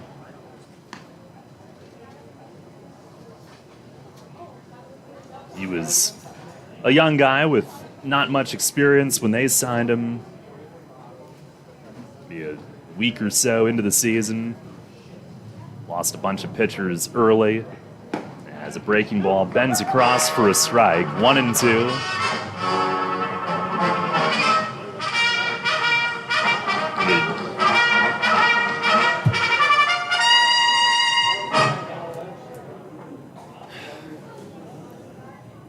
He had been in the Pecos League previously.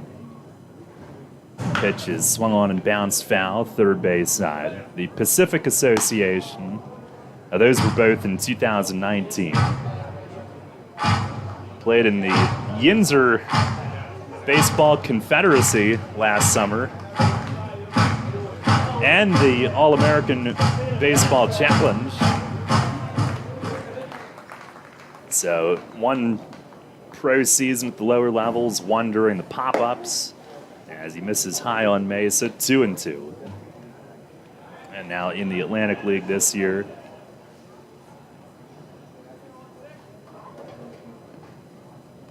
Product of, do you think it's Adelphi University?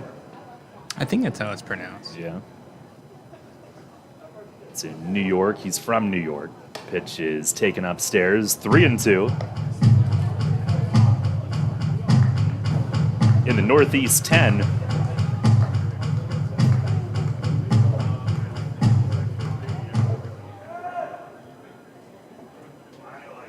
Revs down 12-5 here in the ninth.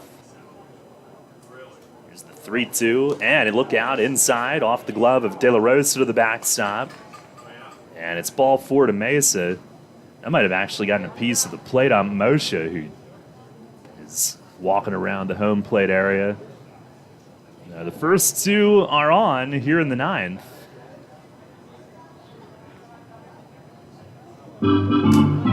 Seven-run inning has to start somewhere, right?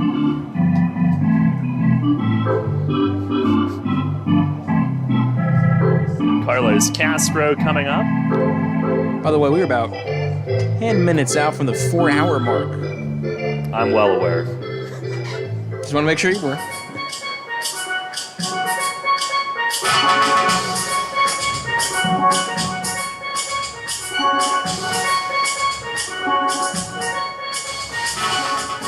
I've canceled all remaining evening and morning activities. Good, good.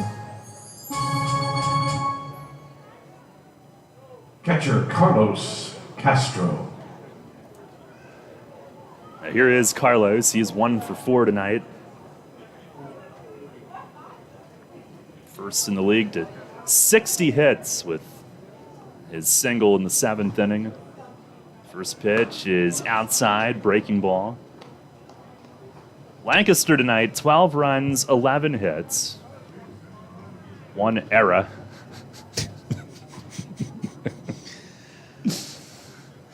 Revs 5 runs, 9 hits, no errors. Pitch. And that's over the outer half. Change up strike. A pitching coach in Wisconsin Rapids' ears just perked up. An error.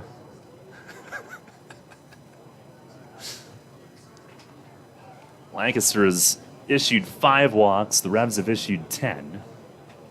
As Castro asks for time and backs out. Nice of Lancaster to give him a little intro before they introduced him. Certainly aren't in a hurry or anything like that.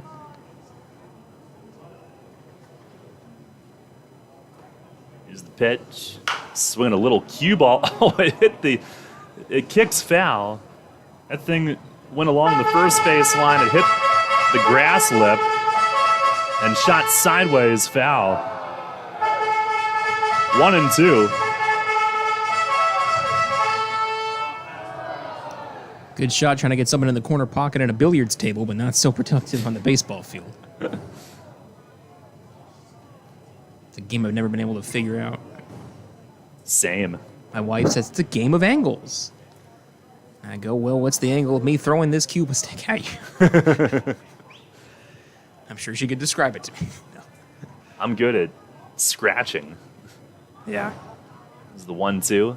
Swing on a well-hit ball down the line in left field. He's on a knee watching it, and it lands fair and bounces into the corner. 2 runs are going to score. Castro has to hustle for 2, and he slides in. And it is 12-7 here in the 9th inning.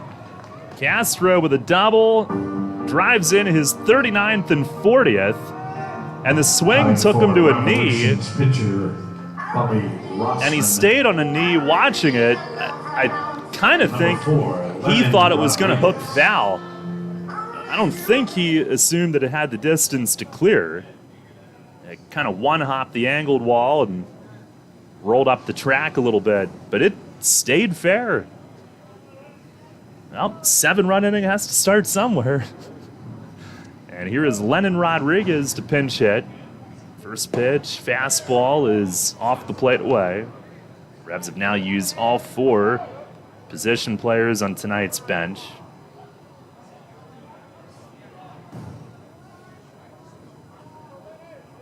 Now a 12-7 game. Scoring for the first time since the 3rd inning. Pitch, it is swung on and fouled back over the roof. Wouldn't be a foul ball without a sound effect. What?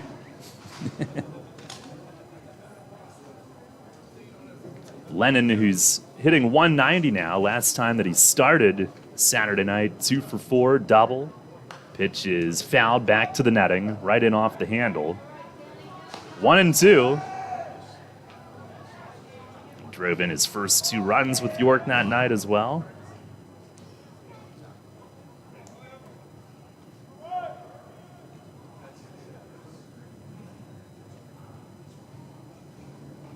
Now Taggart the stretch, the pitch, and a swing and a foul to the screen. He's trying to avoid making outs. So far, the first 3 have reached.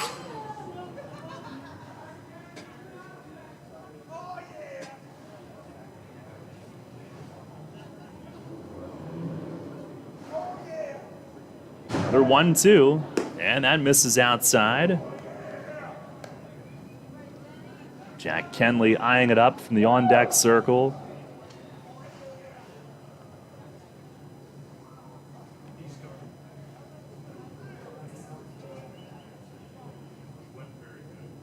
Lennon, former Phillies and Orioles farmhand. 2-2, and it misses up and in. Still got his Orioles equipment bag. Catchers always have the biggest equipment bags, of course. That's what she said. Oh, Daryl.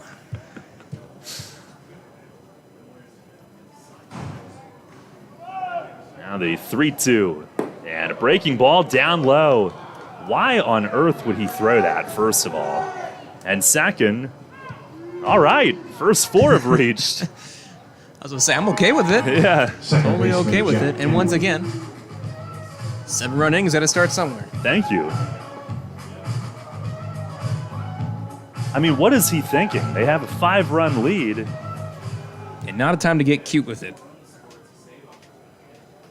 I mean, that's just the mentality of the sport nowadays, I think. Here's Kenley, and a fastball misses away. Well, keep doing it. Kenley 1 for 2, double, sac fly, walk, run. Pitch, it is a called strike on the outer black.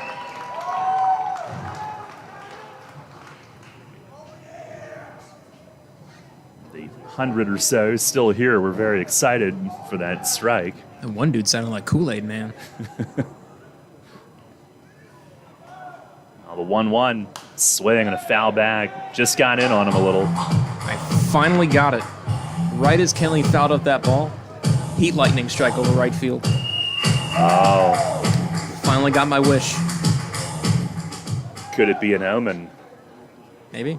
Can lightning strike twice? Pitch. Breaking ball line to center field. That's a base hit. Castro hesitated to be sure. He'll go to third and stop. Bases loaded. Still no outs.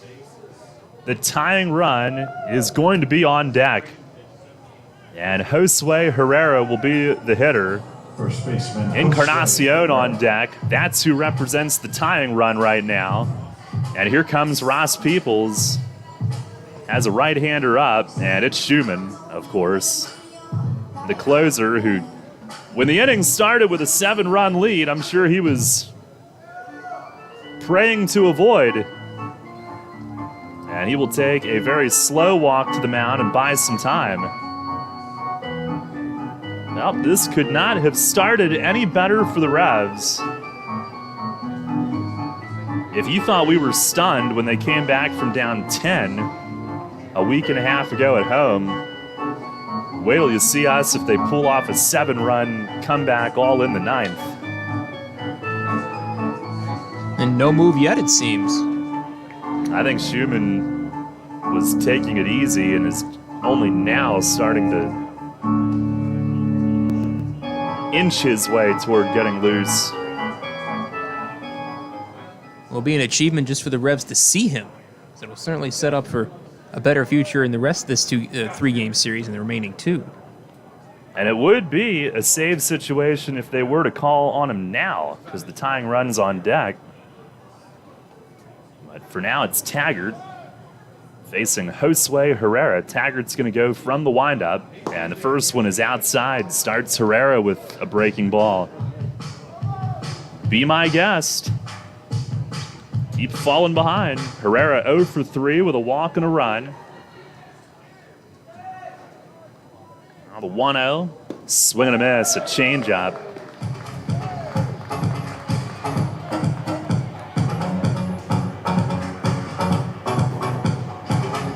This would be one of the all-timers if they could find a way to complete this.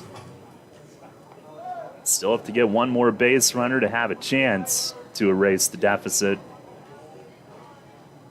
Now the 1-1 and a swing and a miss. Slider.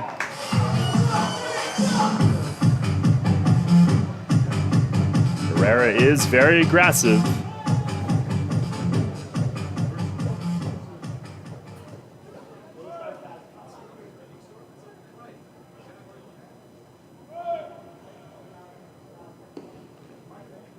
Now the wind up. Here is the 1-2. Breaking ball, line hard, down the line in right field. It is foul, though, into the corner. Boy, he drilled that, but just a sliver out in front. Pitch was up, almost a little bit of a tomahawk swing. He got on top of it. Just a hair early. He was all over it, so that should not make Taggart and the Barnstormers feel any more comfortable, that's for sure. 1-2 it stays. And Herrera will put the hand up and get time called.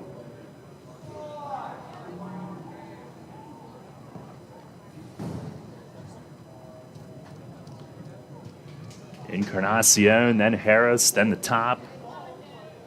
Here's the windup and the 1-2. And a swing, a ground ball foul down past Sandy at first.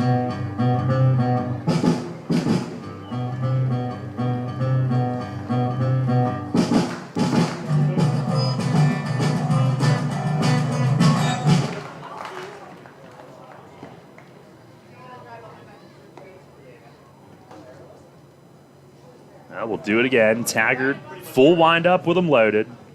They set up in. Pitch to Herrera. It clipped his jersey. It's a hit by pitch. It's 12-8. It actually might have gotten a little more than just jersey. He takes his helmet off as he makes his way toward first. And that is it for Taggart, who has faced 6 and has gotten none of them out here in the 9th inning. And the tying run will bat. It'll be J.C. Encarnacion. And he'll be facing Lancaster closer Scott Schumann. Don't go anywhere. May signals for Fuller to start to get loose, just in case. And the Revs, incredibly, will bring the tying run to the plate with no outs here in the 9th inning. It's a 12-8 game. And they will look to continue this comeback bid when we come back. Pitching change brought to you by Maple Donuts. Pennsylvanians are creating their own soundtrack thanks to PA Lottery Scratch-Off's Excitement's back. Pennies, nickels, dimes, or quarters, no matter your choice, scratching's always in order. With big top prizes and second chance drawings, thrills await. They're out there calling if it's excitement you seek and you're looking for action, play the PA Lottery. And keep on scratching. Must be 18 or older. Please play responsibly. Benefits older Pennsylvanians every day. The York County Solid Waste Authority turns up the heat every day. On your garbage, that is. Advanced waste-to-energy technology is used to burn garbage at 1,800 degrees Fahrenheit in environmentally controlled combustion units. This reduces air emissions and produces electricity, enough to power 20,000 homes every minute of every day. Visit www.ycswa.com to learn more. In York County, garbage is power. Shadowfax is committed to helping people with intellectual disabilities live an everyday life in their home and community. Currently, Shadowfax is seeking applicants with a passion for making a difference, one person at a time. Open positions include Residential Direct Support Professional, LPN, Day Services Community Participation Support, Residential Scheduler, Training Manager, and more. Shadowfax offers comprehensive benefits packages and a $1,000 sign-on bonus for most positions if hired before August 1st. For a full list of open positions and pay rates, visit shadowfax.org. Shadowfax, building relationships, creating possibilities. Shadowfax is an equal opportunity employer. Cannonball Charlie's ready. Are you? The Revs play here. Sports Radio 98.9 FM and 1350 WOYK, York.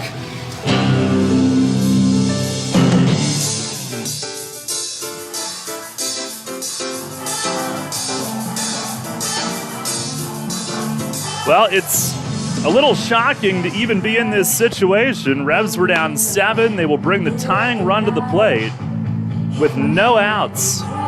Here in the 9th inning, Lancaster closer Scott Schumann is now in. 0-1 with a .265 ERA and 15 outings, 7 for 8 in saves. Has 31 Ks in 17 innings. 13 hits, 11 walks against the Revs this season. 2 of his saves, 6 scoreless innings, just 2 hits allowed to York. 1 walk, 9 strikeouts. The Revs' biggest comeback win in the 9th inning on ever was down 6. They were down 7 entering the 9th tonight. First pitch to Encarnacion, swinging a foul tip to the screen. Had a good rip at it as Schumann challenges him first pitch. JC tonight, 1 for 2 with a triple and 2 walks.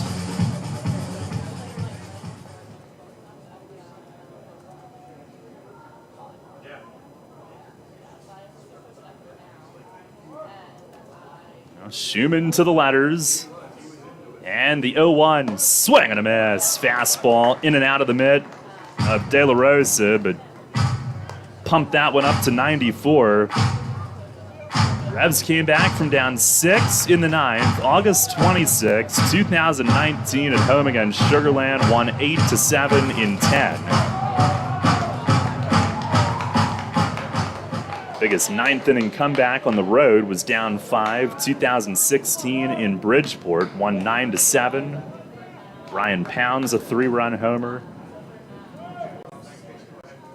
Here's the 0-2, and a swing and a jam shot, ground ball, rolled to third. Shumpert charges, looks home, throws to first, throws it away! Rodriguez scores, Kenley coming home!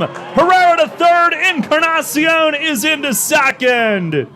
And it is 12-10, still no outs here in the 9th inning. 5 have scored at second and third, still nobody out. And now a base hit could tie this game. And James Harris, sitting on the 11-game hitting streak, is coming to the plate. Shumpert charged, and the thing that might have cost him was the glance home. And then I think mid-throw, he's thinking, I better hurry this thing to first, and it sailed. And he is guilty of his second throwing error of the night.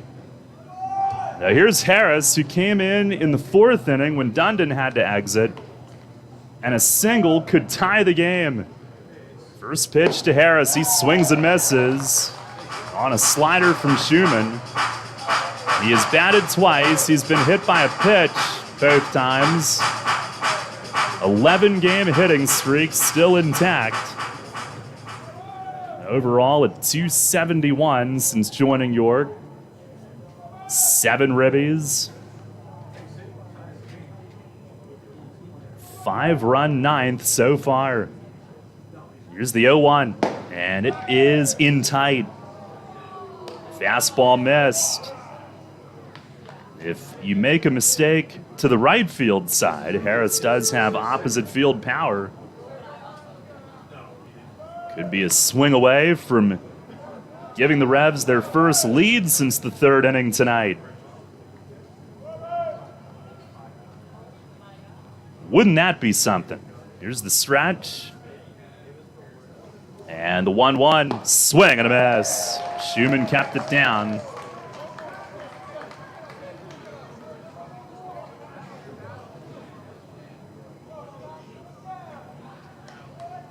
I think the Barnstormers are a little tight right now.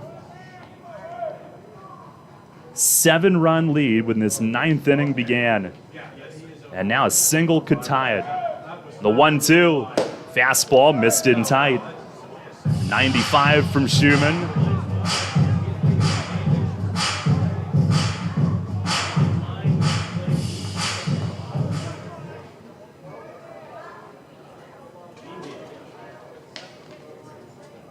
Still no outs. Top of the order, Sanford on deck. Now the 2-2, and a swing and a miss. Got him down low. Another strikeout brought to you by Penn Medicine. That's the first out. And the Children's Hospital. 1 down here in the 9th. Center fielder. After the first 7 had all reached base.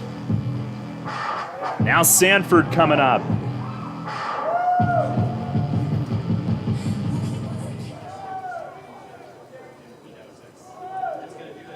Not a double play situation, so Jan Sanchez on deck should get a chance as well.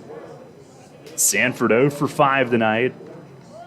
They did line into a double play last time. First pitch is floated the other way toward the line and left. It's a base hit. 1 run scores. Throw to the plate. Beats Encarnacion, and he is tagged out. Tagged out, and Lancaster still leads by a run. 12-11 here in the 9th inning. And Trayvon Robinson throws home to save the game for Lancaster for the moment. Now Sanford is on, and shortstop, Jan Sanchez. We'll see if he tries to steal and get into scoring possession. But a blue pit toward the line, and Robinson had him played shallow and that direction, which allowed him to get to it quickly. It was not a long throw, and he made an accurate one on 1 hop. But after being down 7, I think you've got to send JC and take your chances. They tried it, but he was thrown out at the plate. 2 down here in the 9th. Here's Sanchez. First pitch is low. My goodness, had a chance to tie it and erase a 7-run deficit. And the tying run is thrown out at the plate. Still with life. Sanford at first with 2 outs. 12-11 the score. And a move to first. He dives back. It was close. Just got the fingertip in. And that first foot movement, he might have been thinking about trying to steal. He was picked off earlier this year to end a game by Blake Galen, who's the one holding him at first base currently. Now the 1-0 not running. Pitch is down below the knees. 2 balls and no strikes. Sanchez 1 for 5 tonight. 2 runs scored. This is the 10th hitter of the inning. He started it with a single on Danny Taggart's first pitch. 6 runs later, Revs are down 12-11. The 2-0, it is in the dirt. Melky Mesa is on deck. Well, you're obviously not running now, and Sanchez, if he walks, Once again, you're in a situation where a single is likely to tie it. Although it did not a moment ago, thanks to Trayvon Robinson throwing out a fast runner in Encarnacion. Here's the 3-0. And it is right down the middle for a strike, although Jan might have thought it was up. 3-1.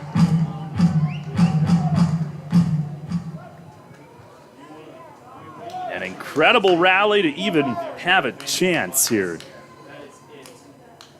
Revs so close to coming all the way back. Still with life. And the 3-1, it is inside. And that'll put Sanford into scoring position. And the go-ahead run on for that matter as well. And Melky Mesa will come to the plate. Left fielder Melky Mesa. The 11th hitter of the inning.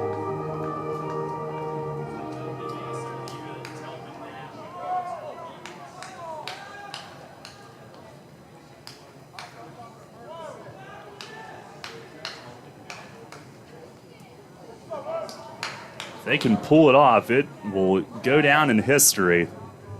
Mesa 2 for 4. Homer walked earlier in the inning. First pitch is swung on. Line! Center field! Deaza back! It's over his head! Sanford scores! Here comes Sanchez! He's gonna score! Melky Mesa stands at second! 2-run double, and the Revs lead 13-12. Unbelievable! 8 runs here in the top of the 9th inning. And Mesa jumps on one and blasts it to center field. Over Deaza's head, and the Revs have scored 8 here in the 9th inning and lead 13-12. In stunning, unbelievable fashion here late in the night in Lancaster. And now 3 outs away from the biggest 9th inning comeback win in team history. And still batting as Carlos Castro will come to the plate. Jim Fuller, who was sent to Lucin about 10 minutes ago, just in case.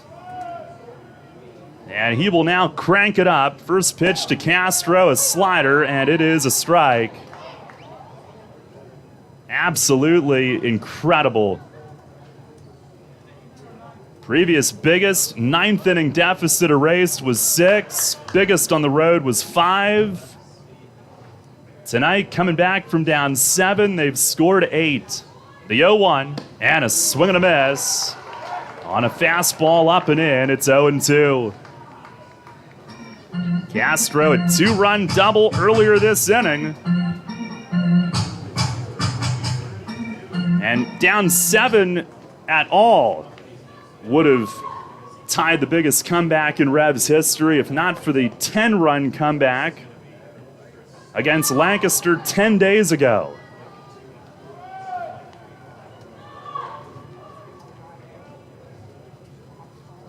I would say they're in stunned silence, but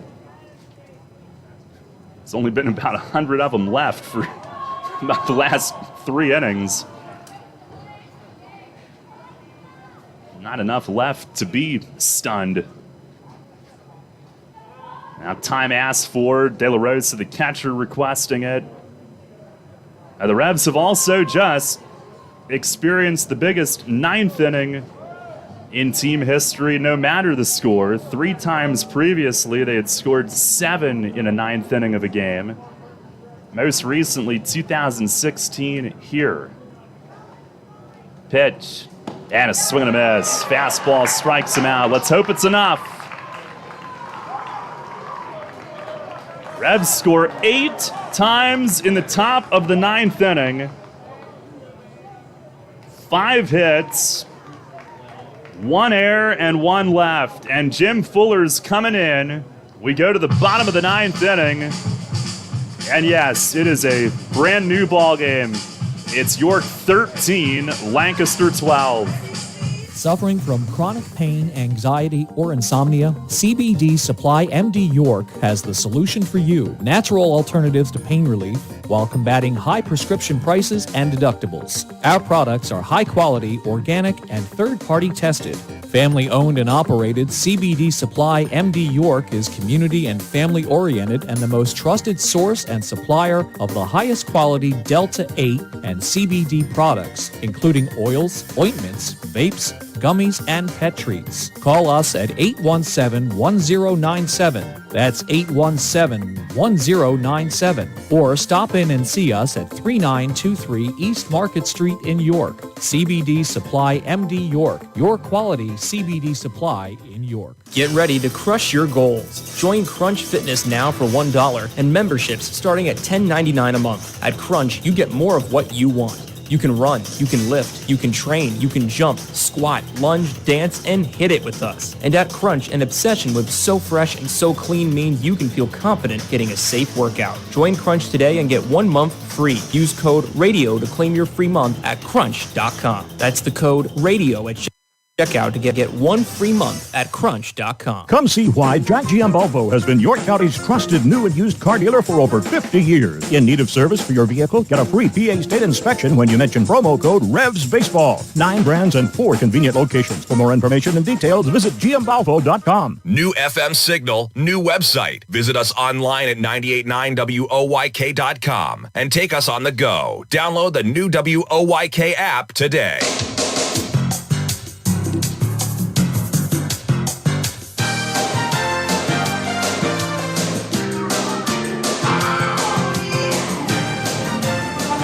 Bottom of the 9th inning, and the Revs trying to pull off a win for the ages tonight. Biggest 9th inning in team history. It would be the biggest 9th inning comeback in team history. 13-12 after an 8-run 9th inning. 3 times previously, they had 7 in a 9th inning. They were all on the road in 2016. Oddly.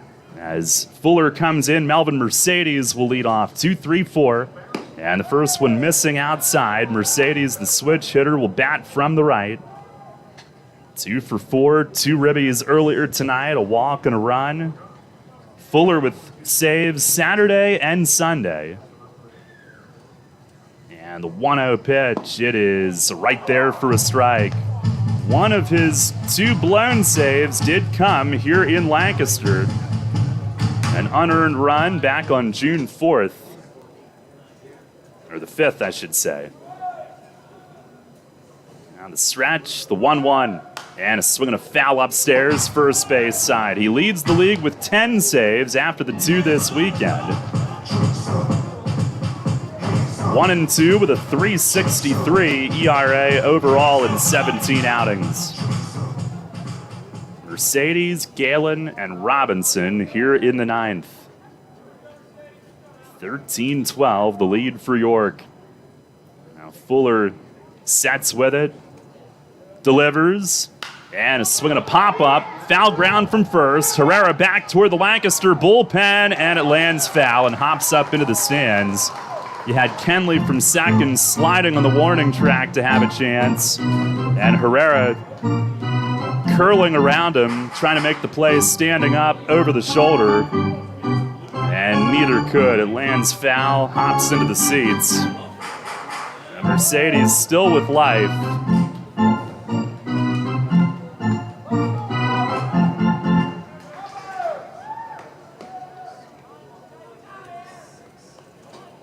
Now Fuller is set. And coming home. Swing at a little floater at second. Kenley is there. He'll squeeze. 1 down here in the 9th. A jam shot bloop. And Kenley moving to his left is there. It was 6 days ago that the Revs took a 4-run lead into the bottom of the 9th and gave up 5.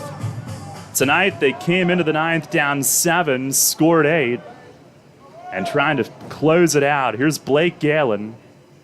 First pitch is in the dirt.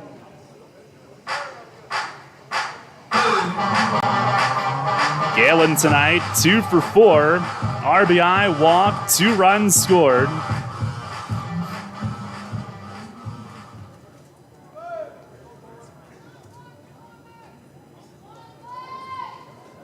Now Fuller, the 1-0. And a swing and a line drive right center toward the gap. It's down for a hit. Sanford cuts it off on a hop, fires it in, and what a job. Holds Galen to a single. And Sanford tumbles over as he spun and got that throw in accurately. Now the tying run is on. The winning run comes up, but it was critical that Sanford, who was playing deep with a 1-run lead, got over and held him to just the single.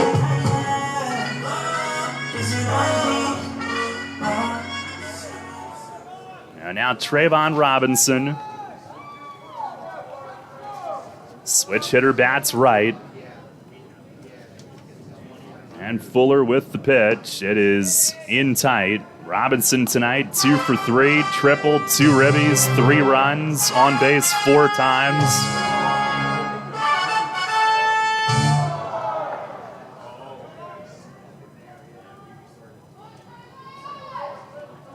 Stretch from Fuller. The 1-0. Swing, and it's popped up toward the Lancaster dugout, but this is going to be out of play. Lennon Rodriguez, by the way, stayed in to catch.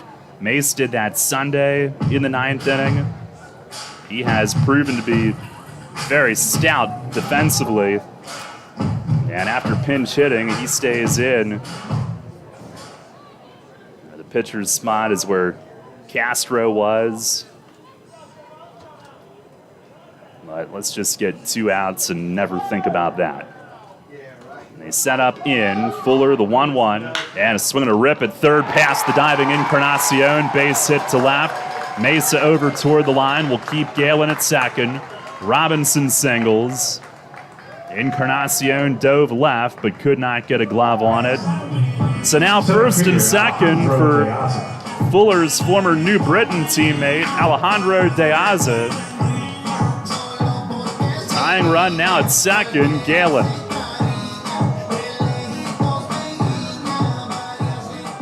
A winning run, Robinson with good speed at first.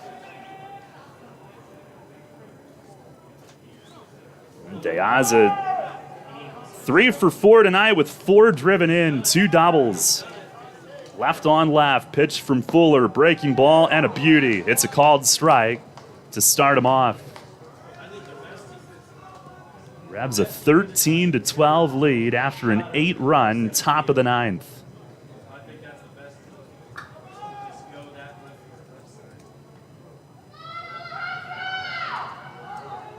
Fuller stares, he comes set. And the 0-1, it is down and away. How about a double play to end it? I would like that. Ladarius Clark is on deck. Their pitcher's spot next. Rev Shade, De Aza the other way in the outfield. Infield set up to turn 2. Here's the stretch from Fuller. And the 1-1 swing, and it's fouled off third base side. And Fuller's got the jump on De Aza.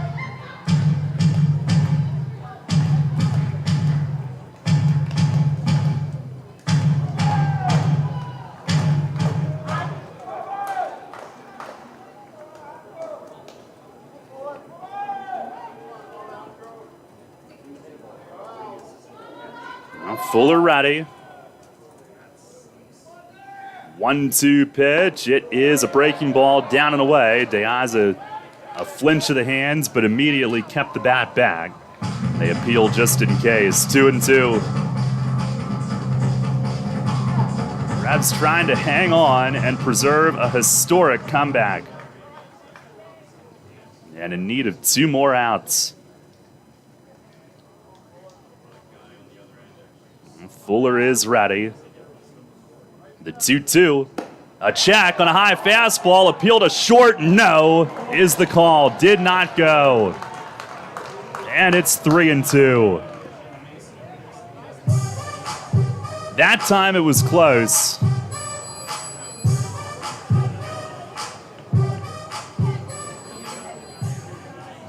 No argument from the Revs dugout, though. Full count. Now Fuller ready. And the payoff pitch, swinging, it's fouled off, third base side and out of play. Now this could be some battle here.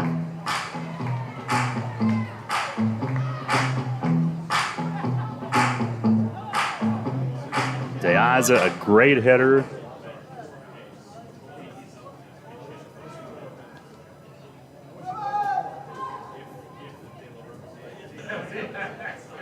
Lennon giving the signs to Fuller. He's ready. And he kicks, he fires, and it is just outside. Ball four, loads the bases with one out, as Deaza would not go down. And the tying run 90 feet away. Number one, Ladarius Clark. Winning run at second.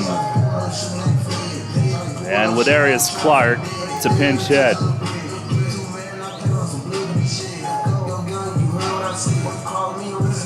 Clark against the Revs this year, .391 average with 3 of his 6 home runs. Overall, he's hitting .259 with 6 homers, 25 driven in.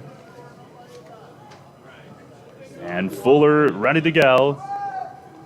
First pitch, it is in there for a strike. Revs are set up to turn 2. Not to get an out at the plate. They're set up to turn 2 and end it. Clark off lefties this year, hitting .389 with 3 of his 6 home runs. Here's the stretch from Fuller.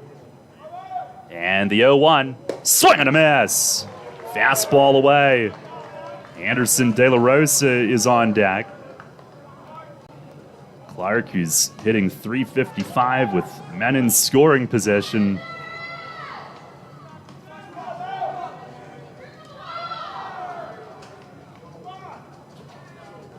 Fuller has the jump on him, now steps off.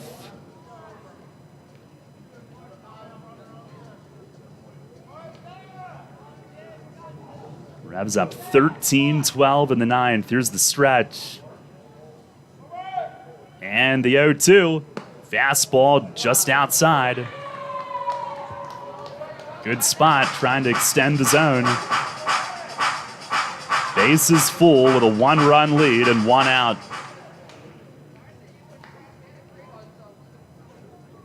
It's been an epic here tonight. And Fuller steps off again.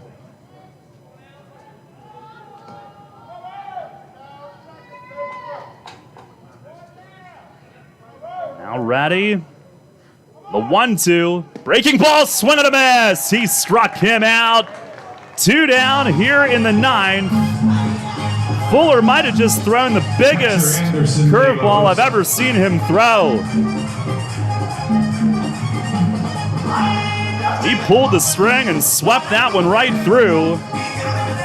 And it comes down to Fuller against Anderson De La Rosa with the bases loaded, 2 outs.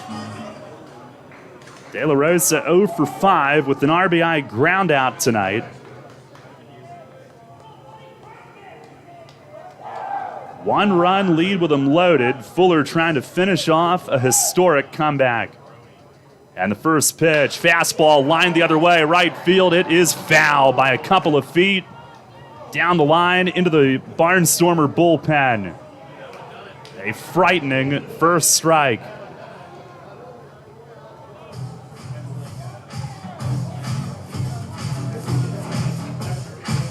De La Rosa hitting .409 off lefties.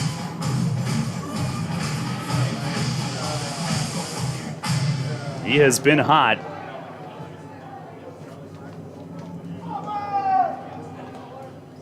Fuller trying to make the record 9th innings stand up. Has a sign from Rodriguez. And the 0-1. Swing and a miss. Change up in the dirt. Lennon blocks it. It's 0-2. And now you've got options. Excellent pitch selection there from Jim. he throws such a heavy changeup that just falls to the floor in a blink of an eye.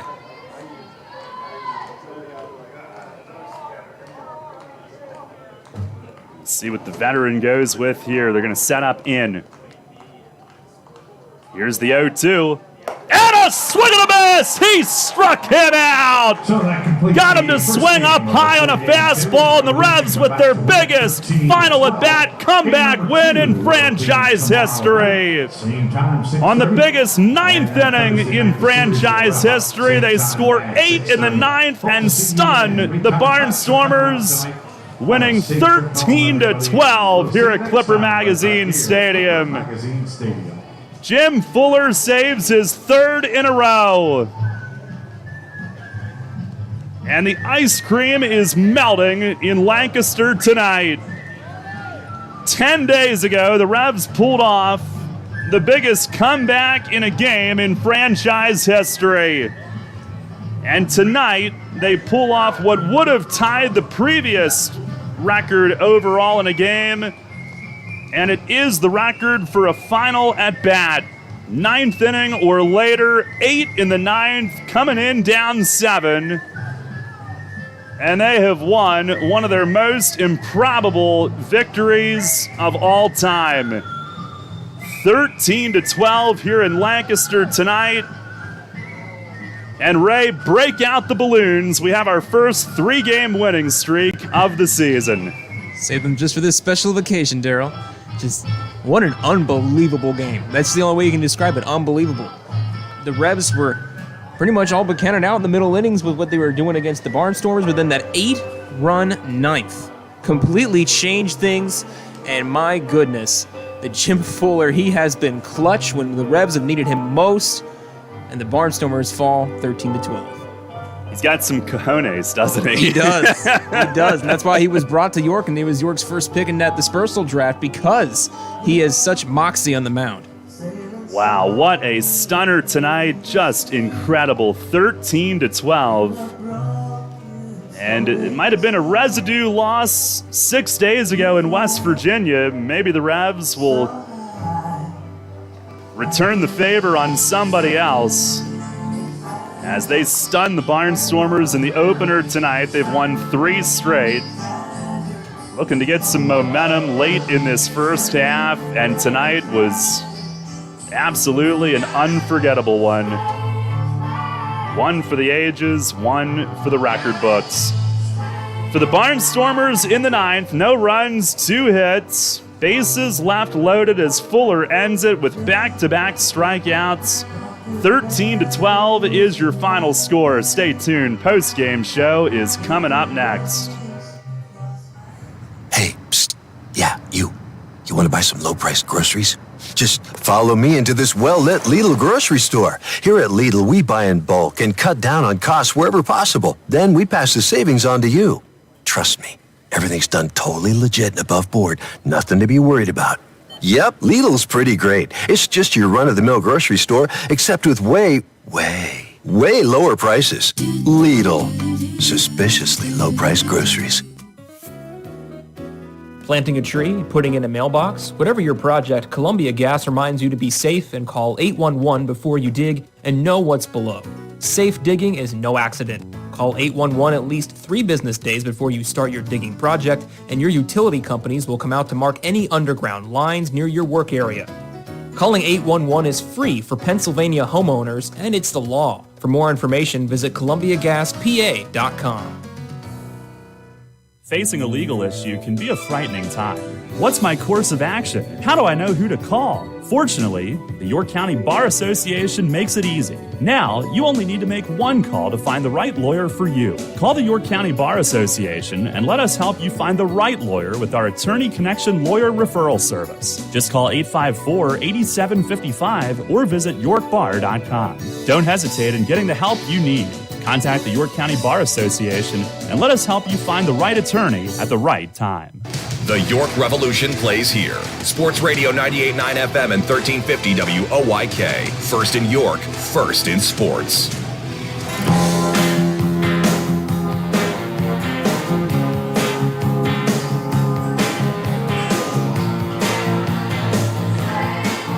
Revs somehow win it tonight in stunning fashion. I'm not sure what else there is to say on this postgame show that we haven't already said, but a 13-12 win tonight on an 8-run ninth inning, coming in down 7. Daryl Henry, Ray Jensen with you as we welcome you to said postgame show. Revs win 3 in a row for the first time this season. They are 19-23 now, looking to gain some traction. Lancaster falls to 20-22. And the Revs are now 5-6 in the War of the Roses series. They will also pull within 3.5 of first place with the win tonight, which is the, well, closest they've been since July 4th. Feels like longer than that, but July 4th, the only time that they've been that close since late June.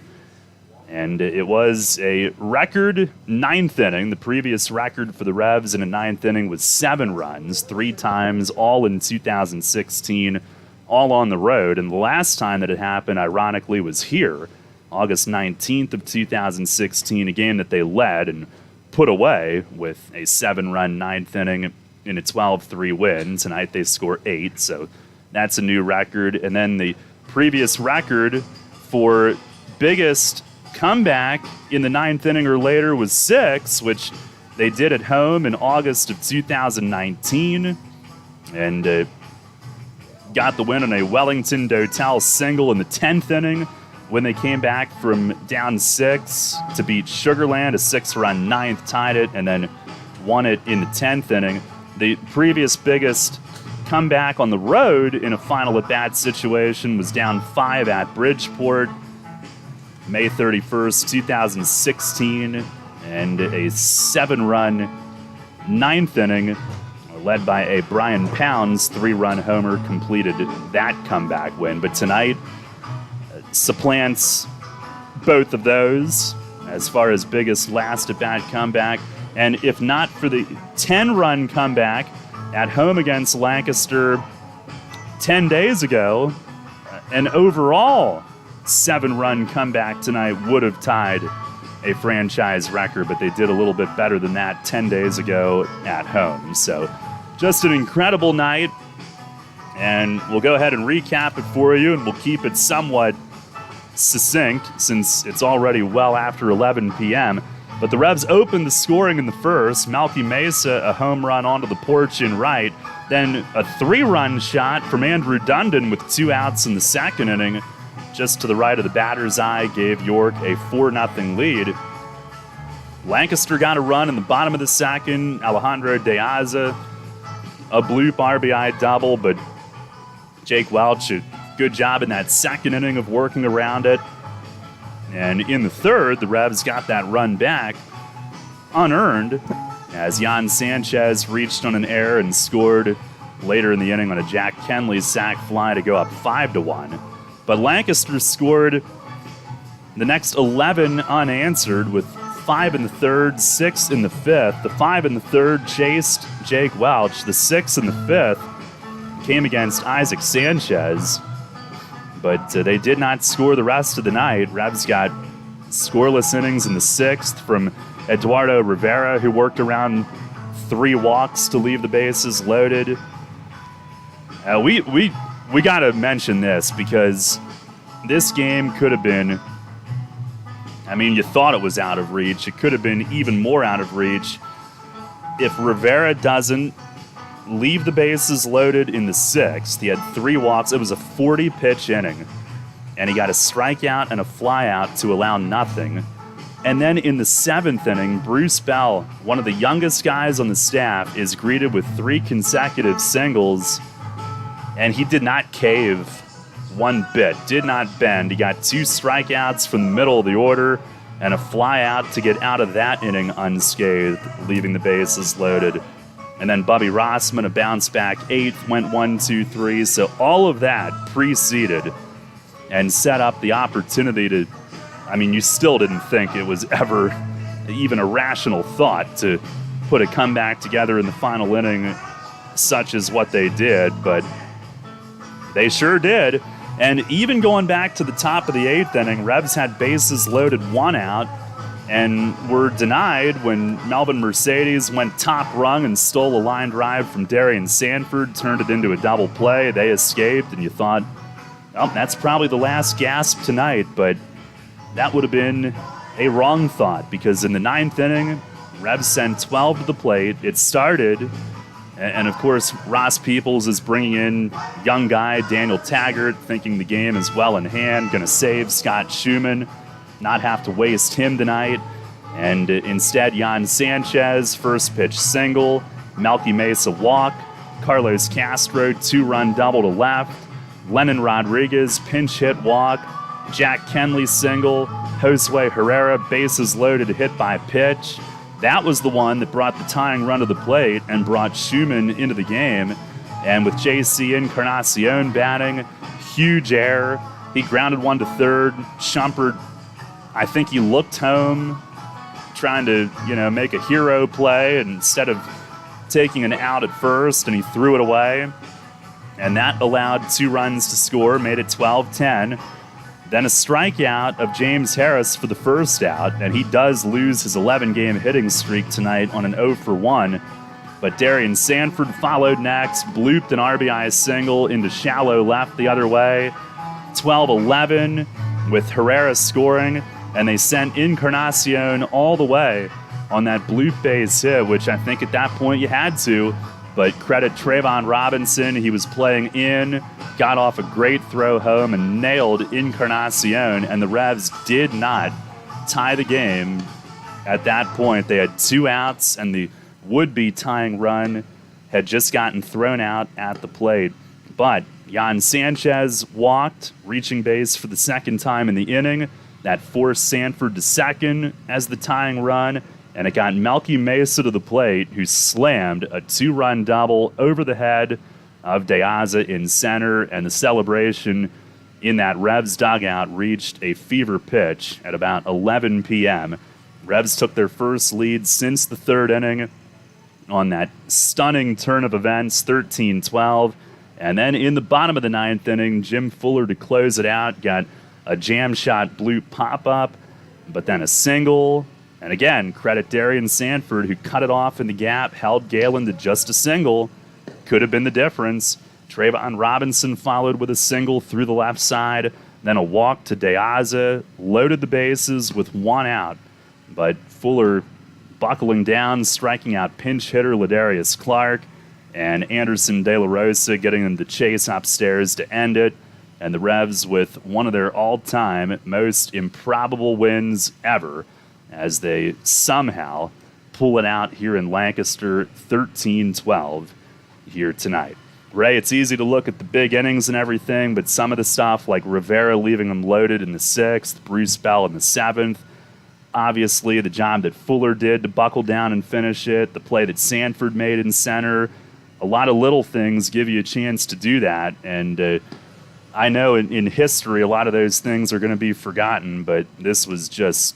I don't know what we just witnessed tonight. We witnessed history is what we witnessed. Yeah, that's exactly what it was. We witnessed history, Daryl. And to be fair, Lancaster had this game won until the 9th. As good of an outing as the Revs bullpen had, outside of Isaac Sanchez's surprising struggles, Lancaster had this game well in hand. But York refused to quit. Taggart struggled. And Scott Schumann, his defense failed him. He tried to get the Revs out, but the defense couldn't back him up. And my goodness, the veteran leadership at the plate and Melky Mesa to give York the lead, I think was the big difference. But again, you mentioned all the little pieces to put together to make the puzzle that was this 13-12 victory. And to think that at one point we wanted there to be a storm. To even think. Yeah, well, you and I have been wrong plenty of times before. I'm more than happy to chalk this one up to another wrong time, and more than happy to be wrong in this case. Yes, there was a storm. It came in the top of the 9th inning on the field. So the Revs win it 13-12. We'll take one final break, wrap things up for you when we come back. Some scores from elsewhere, player of the game, and get you set for tomorrow, which will soon be today, as we are approaching 11:30 here in the East. But it is probably party time in that Revs clubhouse right now. As not too much. It's quite late, but got to got to celebrate them when they come like that. And 13-12, I'm sure it's loud down there. But we'll wrap it up on the broadcast side of things when we return. Remember rushing to the newspaper in the morning to read all about that Revs game from the night before? Was it?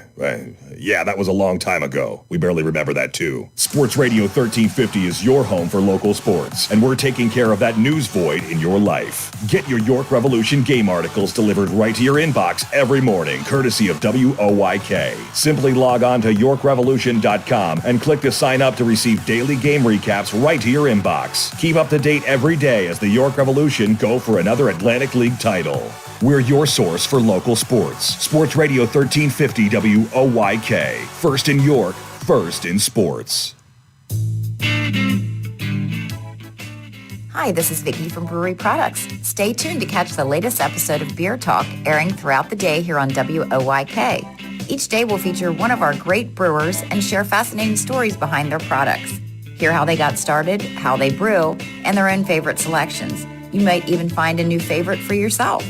Beer Talk is presented by Brewery Products every day right here on WOYK.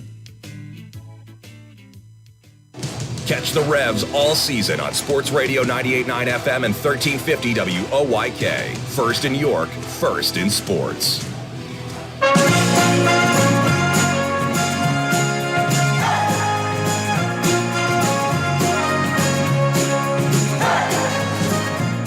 Final segment tonight brought to you by Brewery Products and Budweiser, reminding you to always enjoy responsibly. In fact, at home, you can sign up at Fan Services to be our Responsible Fan of the Year, and later on this season be entered to win a prize pack courtesy of the Revs and Brewery Products. Enjoy responsibly every time, get home safely every time. And I don't know, Ray, might have to enjoy some Brewery Products after this win tonight. Perhaps so. It was definitely one that you wanted to consume some for not the right reason earlier in the game, but after this crazy ninth inning, definitely in the opposite direction. Well, a 13-12 win here. We'll wrap that up for you shortly, but first, Ray, let's look at some scores from elsewhere. Sure, let's take a look first within the Atlantic League. First, the High Point Rockers and Gastonia Honey Hunters played 2 today at Truist Point. Honey Hunters took game 1 8-1. High Point took game 2 7-2. Of course, 13-12 comeback victory for York here in Lancaster and Long Island. The Ducks victorious over the Power 6-1, and Lexington defeats Southern Maryland 10-1 as the battle of the division leaders. Lexington proving the better in game 1. No bevy of scheduled games for major leagues because it's the All-Star game this evening in Colorado. The American League All-Stars defeat the National League All-Stars 5-2, and the tone was set early on. Trevor Simeon an infield hit in the second, then Vlad Guerrero Jr. tagged Corbin Burns of a home run to left field for make it 2-0, and then they would just pile on from there. 2 more runs in the top of the 5th, courtesy of Xander Bogaerts and Vlad Jr. again. And then the only real time the National League would get on the board would be a JT Realmuto home run and a Manny Machado scoring on a pass ball. Mike Zunino also homered for the 5th run of the American League's night for a 5-2 victory. All right, Ray, thank you very much. That is a look around baseball brought to you by Heritage Lawn and Landscape Care here tonight. Final in our game, Revs win it 13-12, and your totals in this one for York: 13 runs, 13 hits, no errors, 9 left on base. Lancaster 12 runs, 13 hits, 2 errors, they leave 13. The win goes to Bobby Rossman, who's 1-2. The loss to Scott Schumann, he is 0-2. Jim Fuller, his league-leading 11th save. Time of the game, 4 hours, 33 minutes. A Revs record for a 9-inning game, 6 days after we set the previous record of 4:19 at West Virginia, which was 4 minutes longer than the previous longest 9-inning game, which had happened back in 2010. Tonight, 4:33 obliterates those records. Played in front of 2,627 here at Clipper Magazine Stadium tonight. And our Kochman Kunkel Insurance Group player of the game here this evening, it's got to be Melky with the winner, right? I would think so. I mean, apparently that Moth disagreed with you, or Junebug or whatever just flew into your face. But I got to say, Melky, as we said throughout this postgame, it wasn't just Melky. It was really a team effort in that ridiculously history-making 9th inning. But Melky, the difference maker, and without that 2-run double, there is no lead, so you got to give it to Melky. Absolutely. Well, the Revs will try to make it 4 in a row, and hopefully this can carry them along for a bit. A win like this, and tomorrow night we'll be on at 6:10. It's a 6:30 first pitch. Johan Lopez starts against Francisco Mendoza. Neither pitcher has a win-loss record. Both have struggled. It's a rematch of the 10-run comeback in York from July 3rd. So again, we'll be on at 6:10 tomorrow, and we hope you can join us then. Until then, for Ray Jensen in the booth with me, Daryl Henry saying so long from Clipper Magazine Stadium. Again, the final tonight in another historic comeback for the Revs. It's the York Revolution 13 and the Lancaster Barnstormers 12. Thanks a lot for listening. Enjoy the rest of your night. We'll talk to you tomorrow at 6:10 for the pregame right here on Sports Radio 98.9 FM and 1350 WOYK. Thank you for listening to York Revolution Baseball on Sports Radio 98.9 FM and 1350 WOYK. Catch the Revs all season on York's only place for local sports. Tune in 20 minutes before first pitch for a trip to the clubhouse with player interviews and the manager, Mark Mason, every game. Listen throughout the day for the Revs Report and check out 989WOYK.com for highlights and features on York's pro team. York Revolution Baseball all season on Sports Radio 98.9 FM and 1350 WOYK. First in York, first in sports. Now we return to our regularly scheduled programming already in progress on Sports Radio 98.9 FM and 1350 WOYK, York.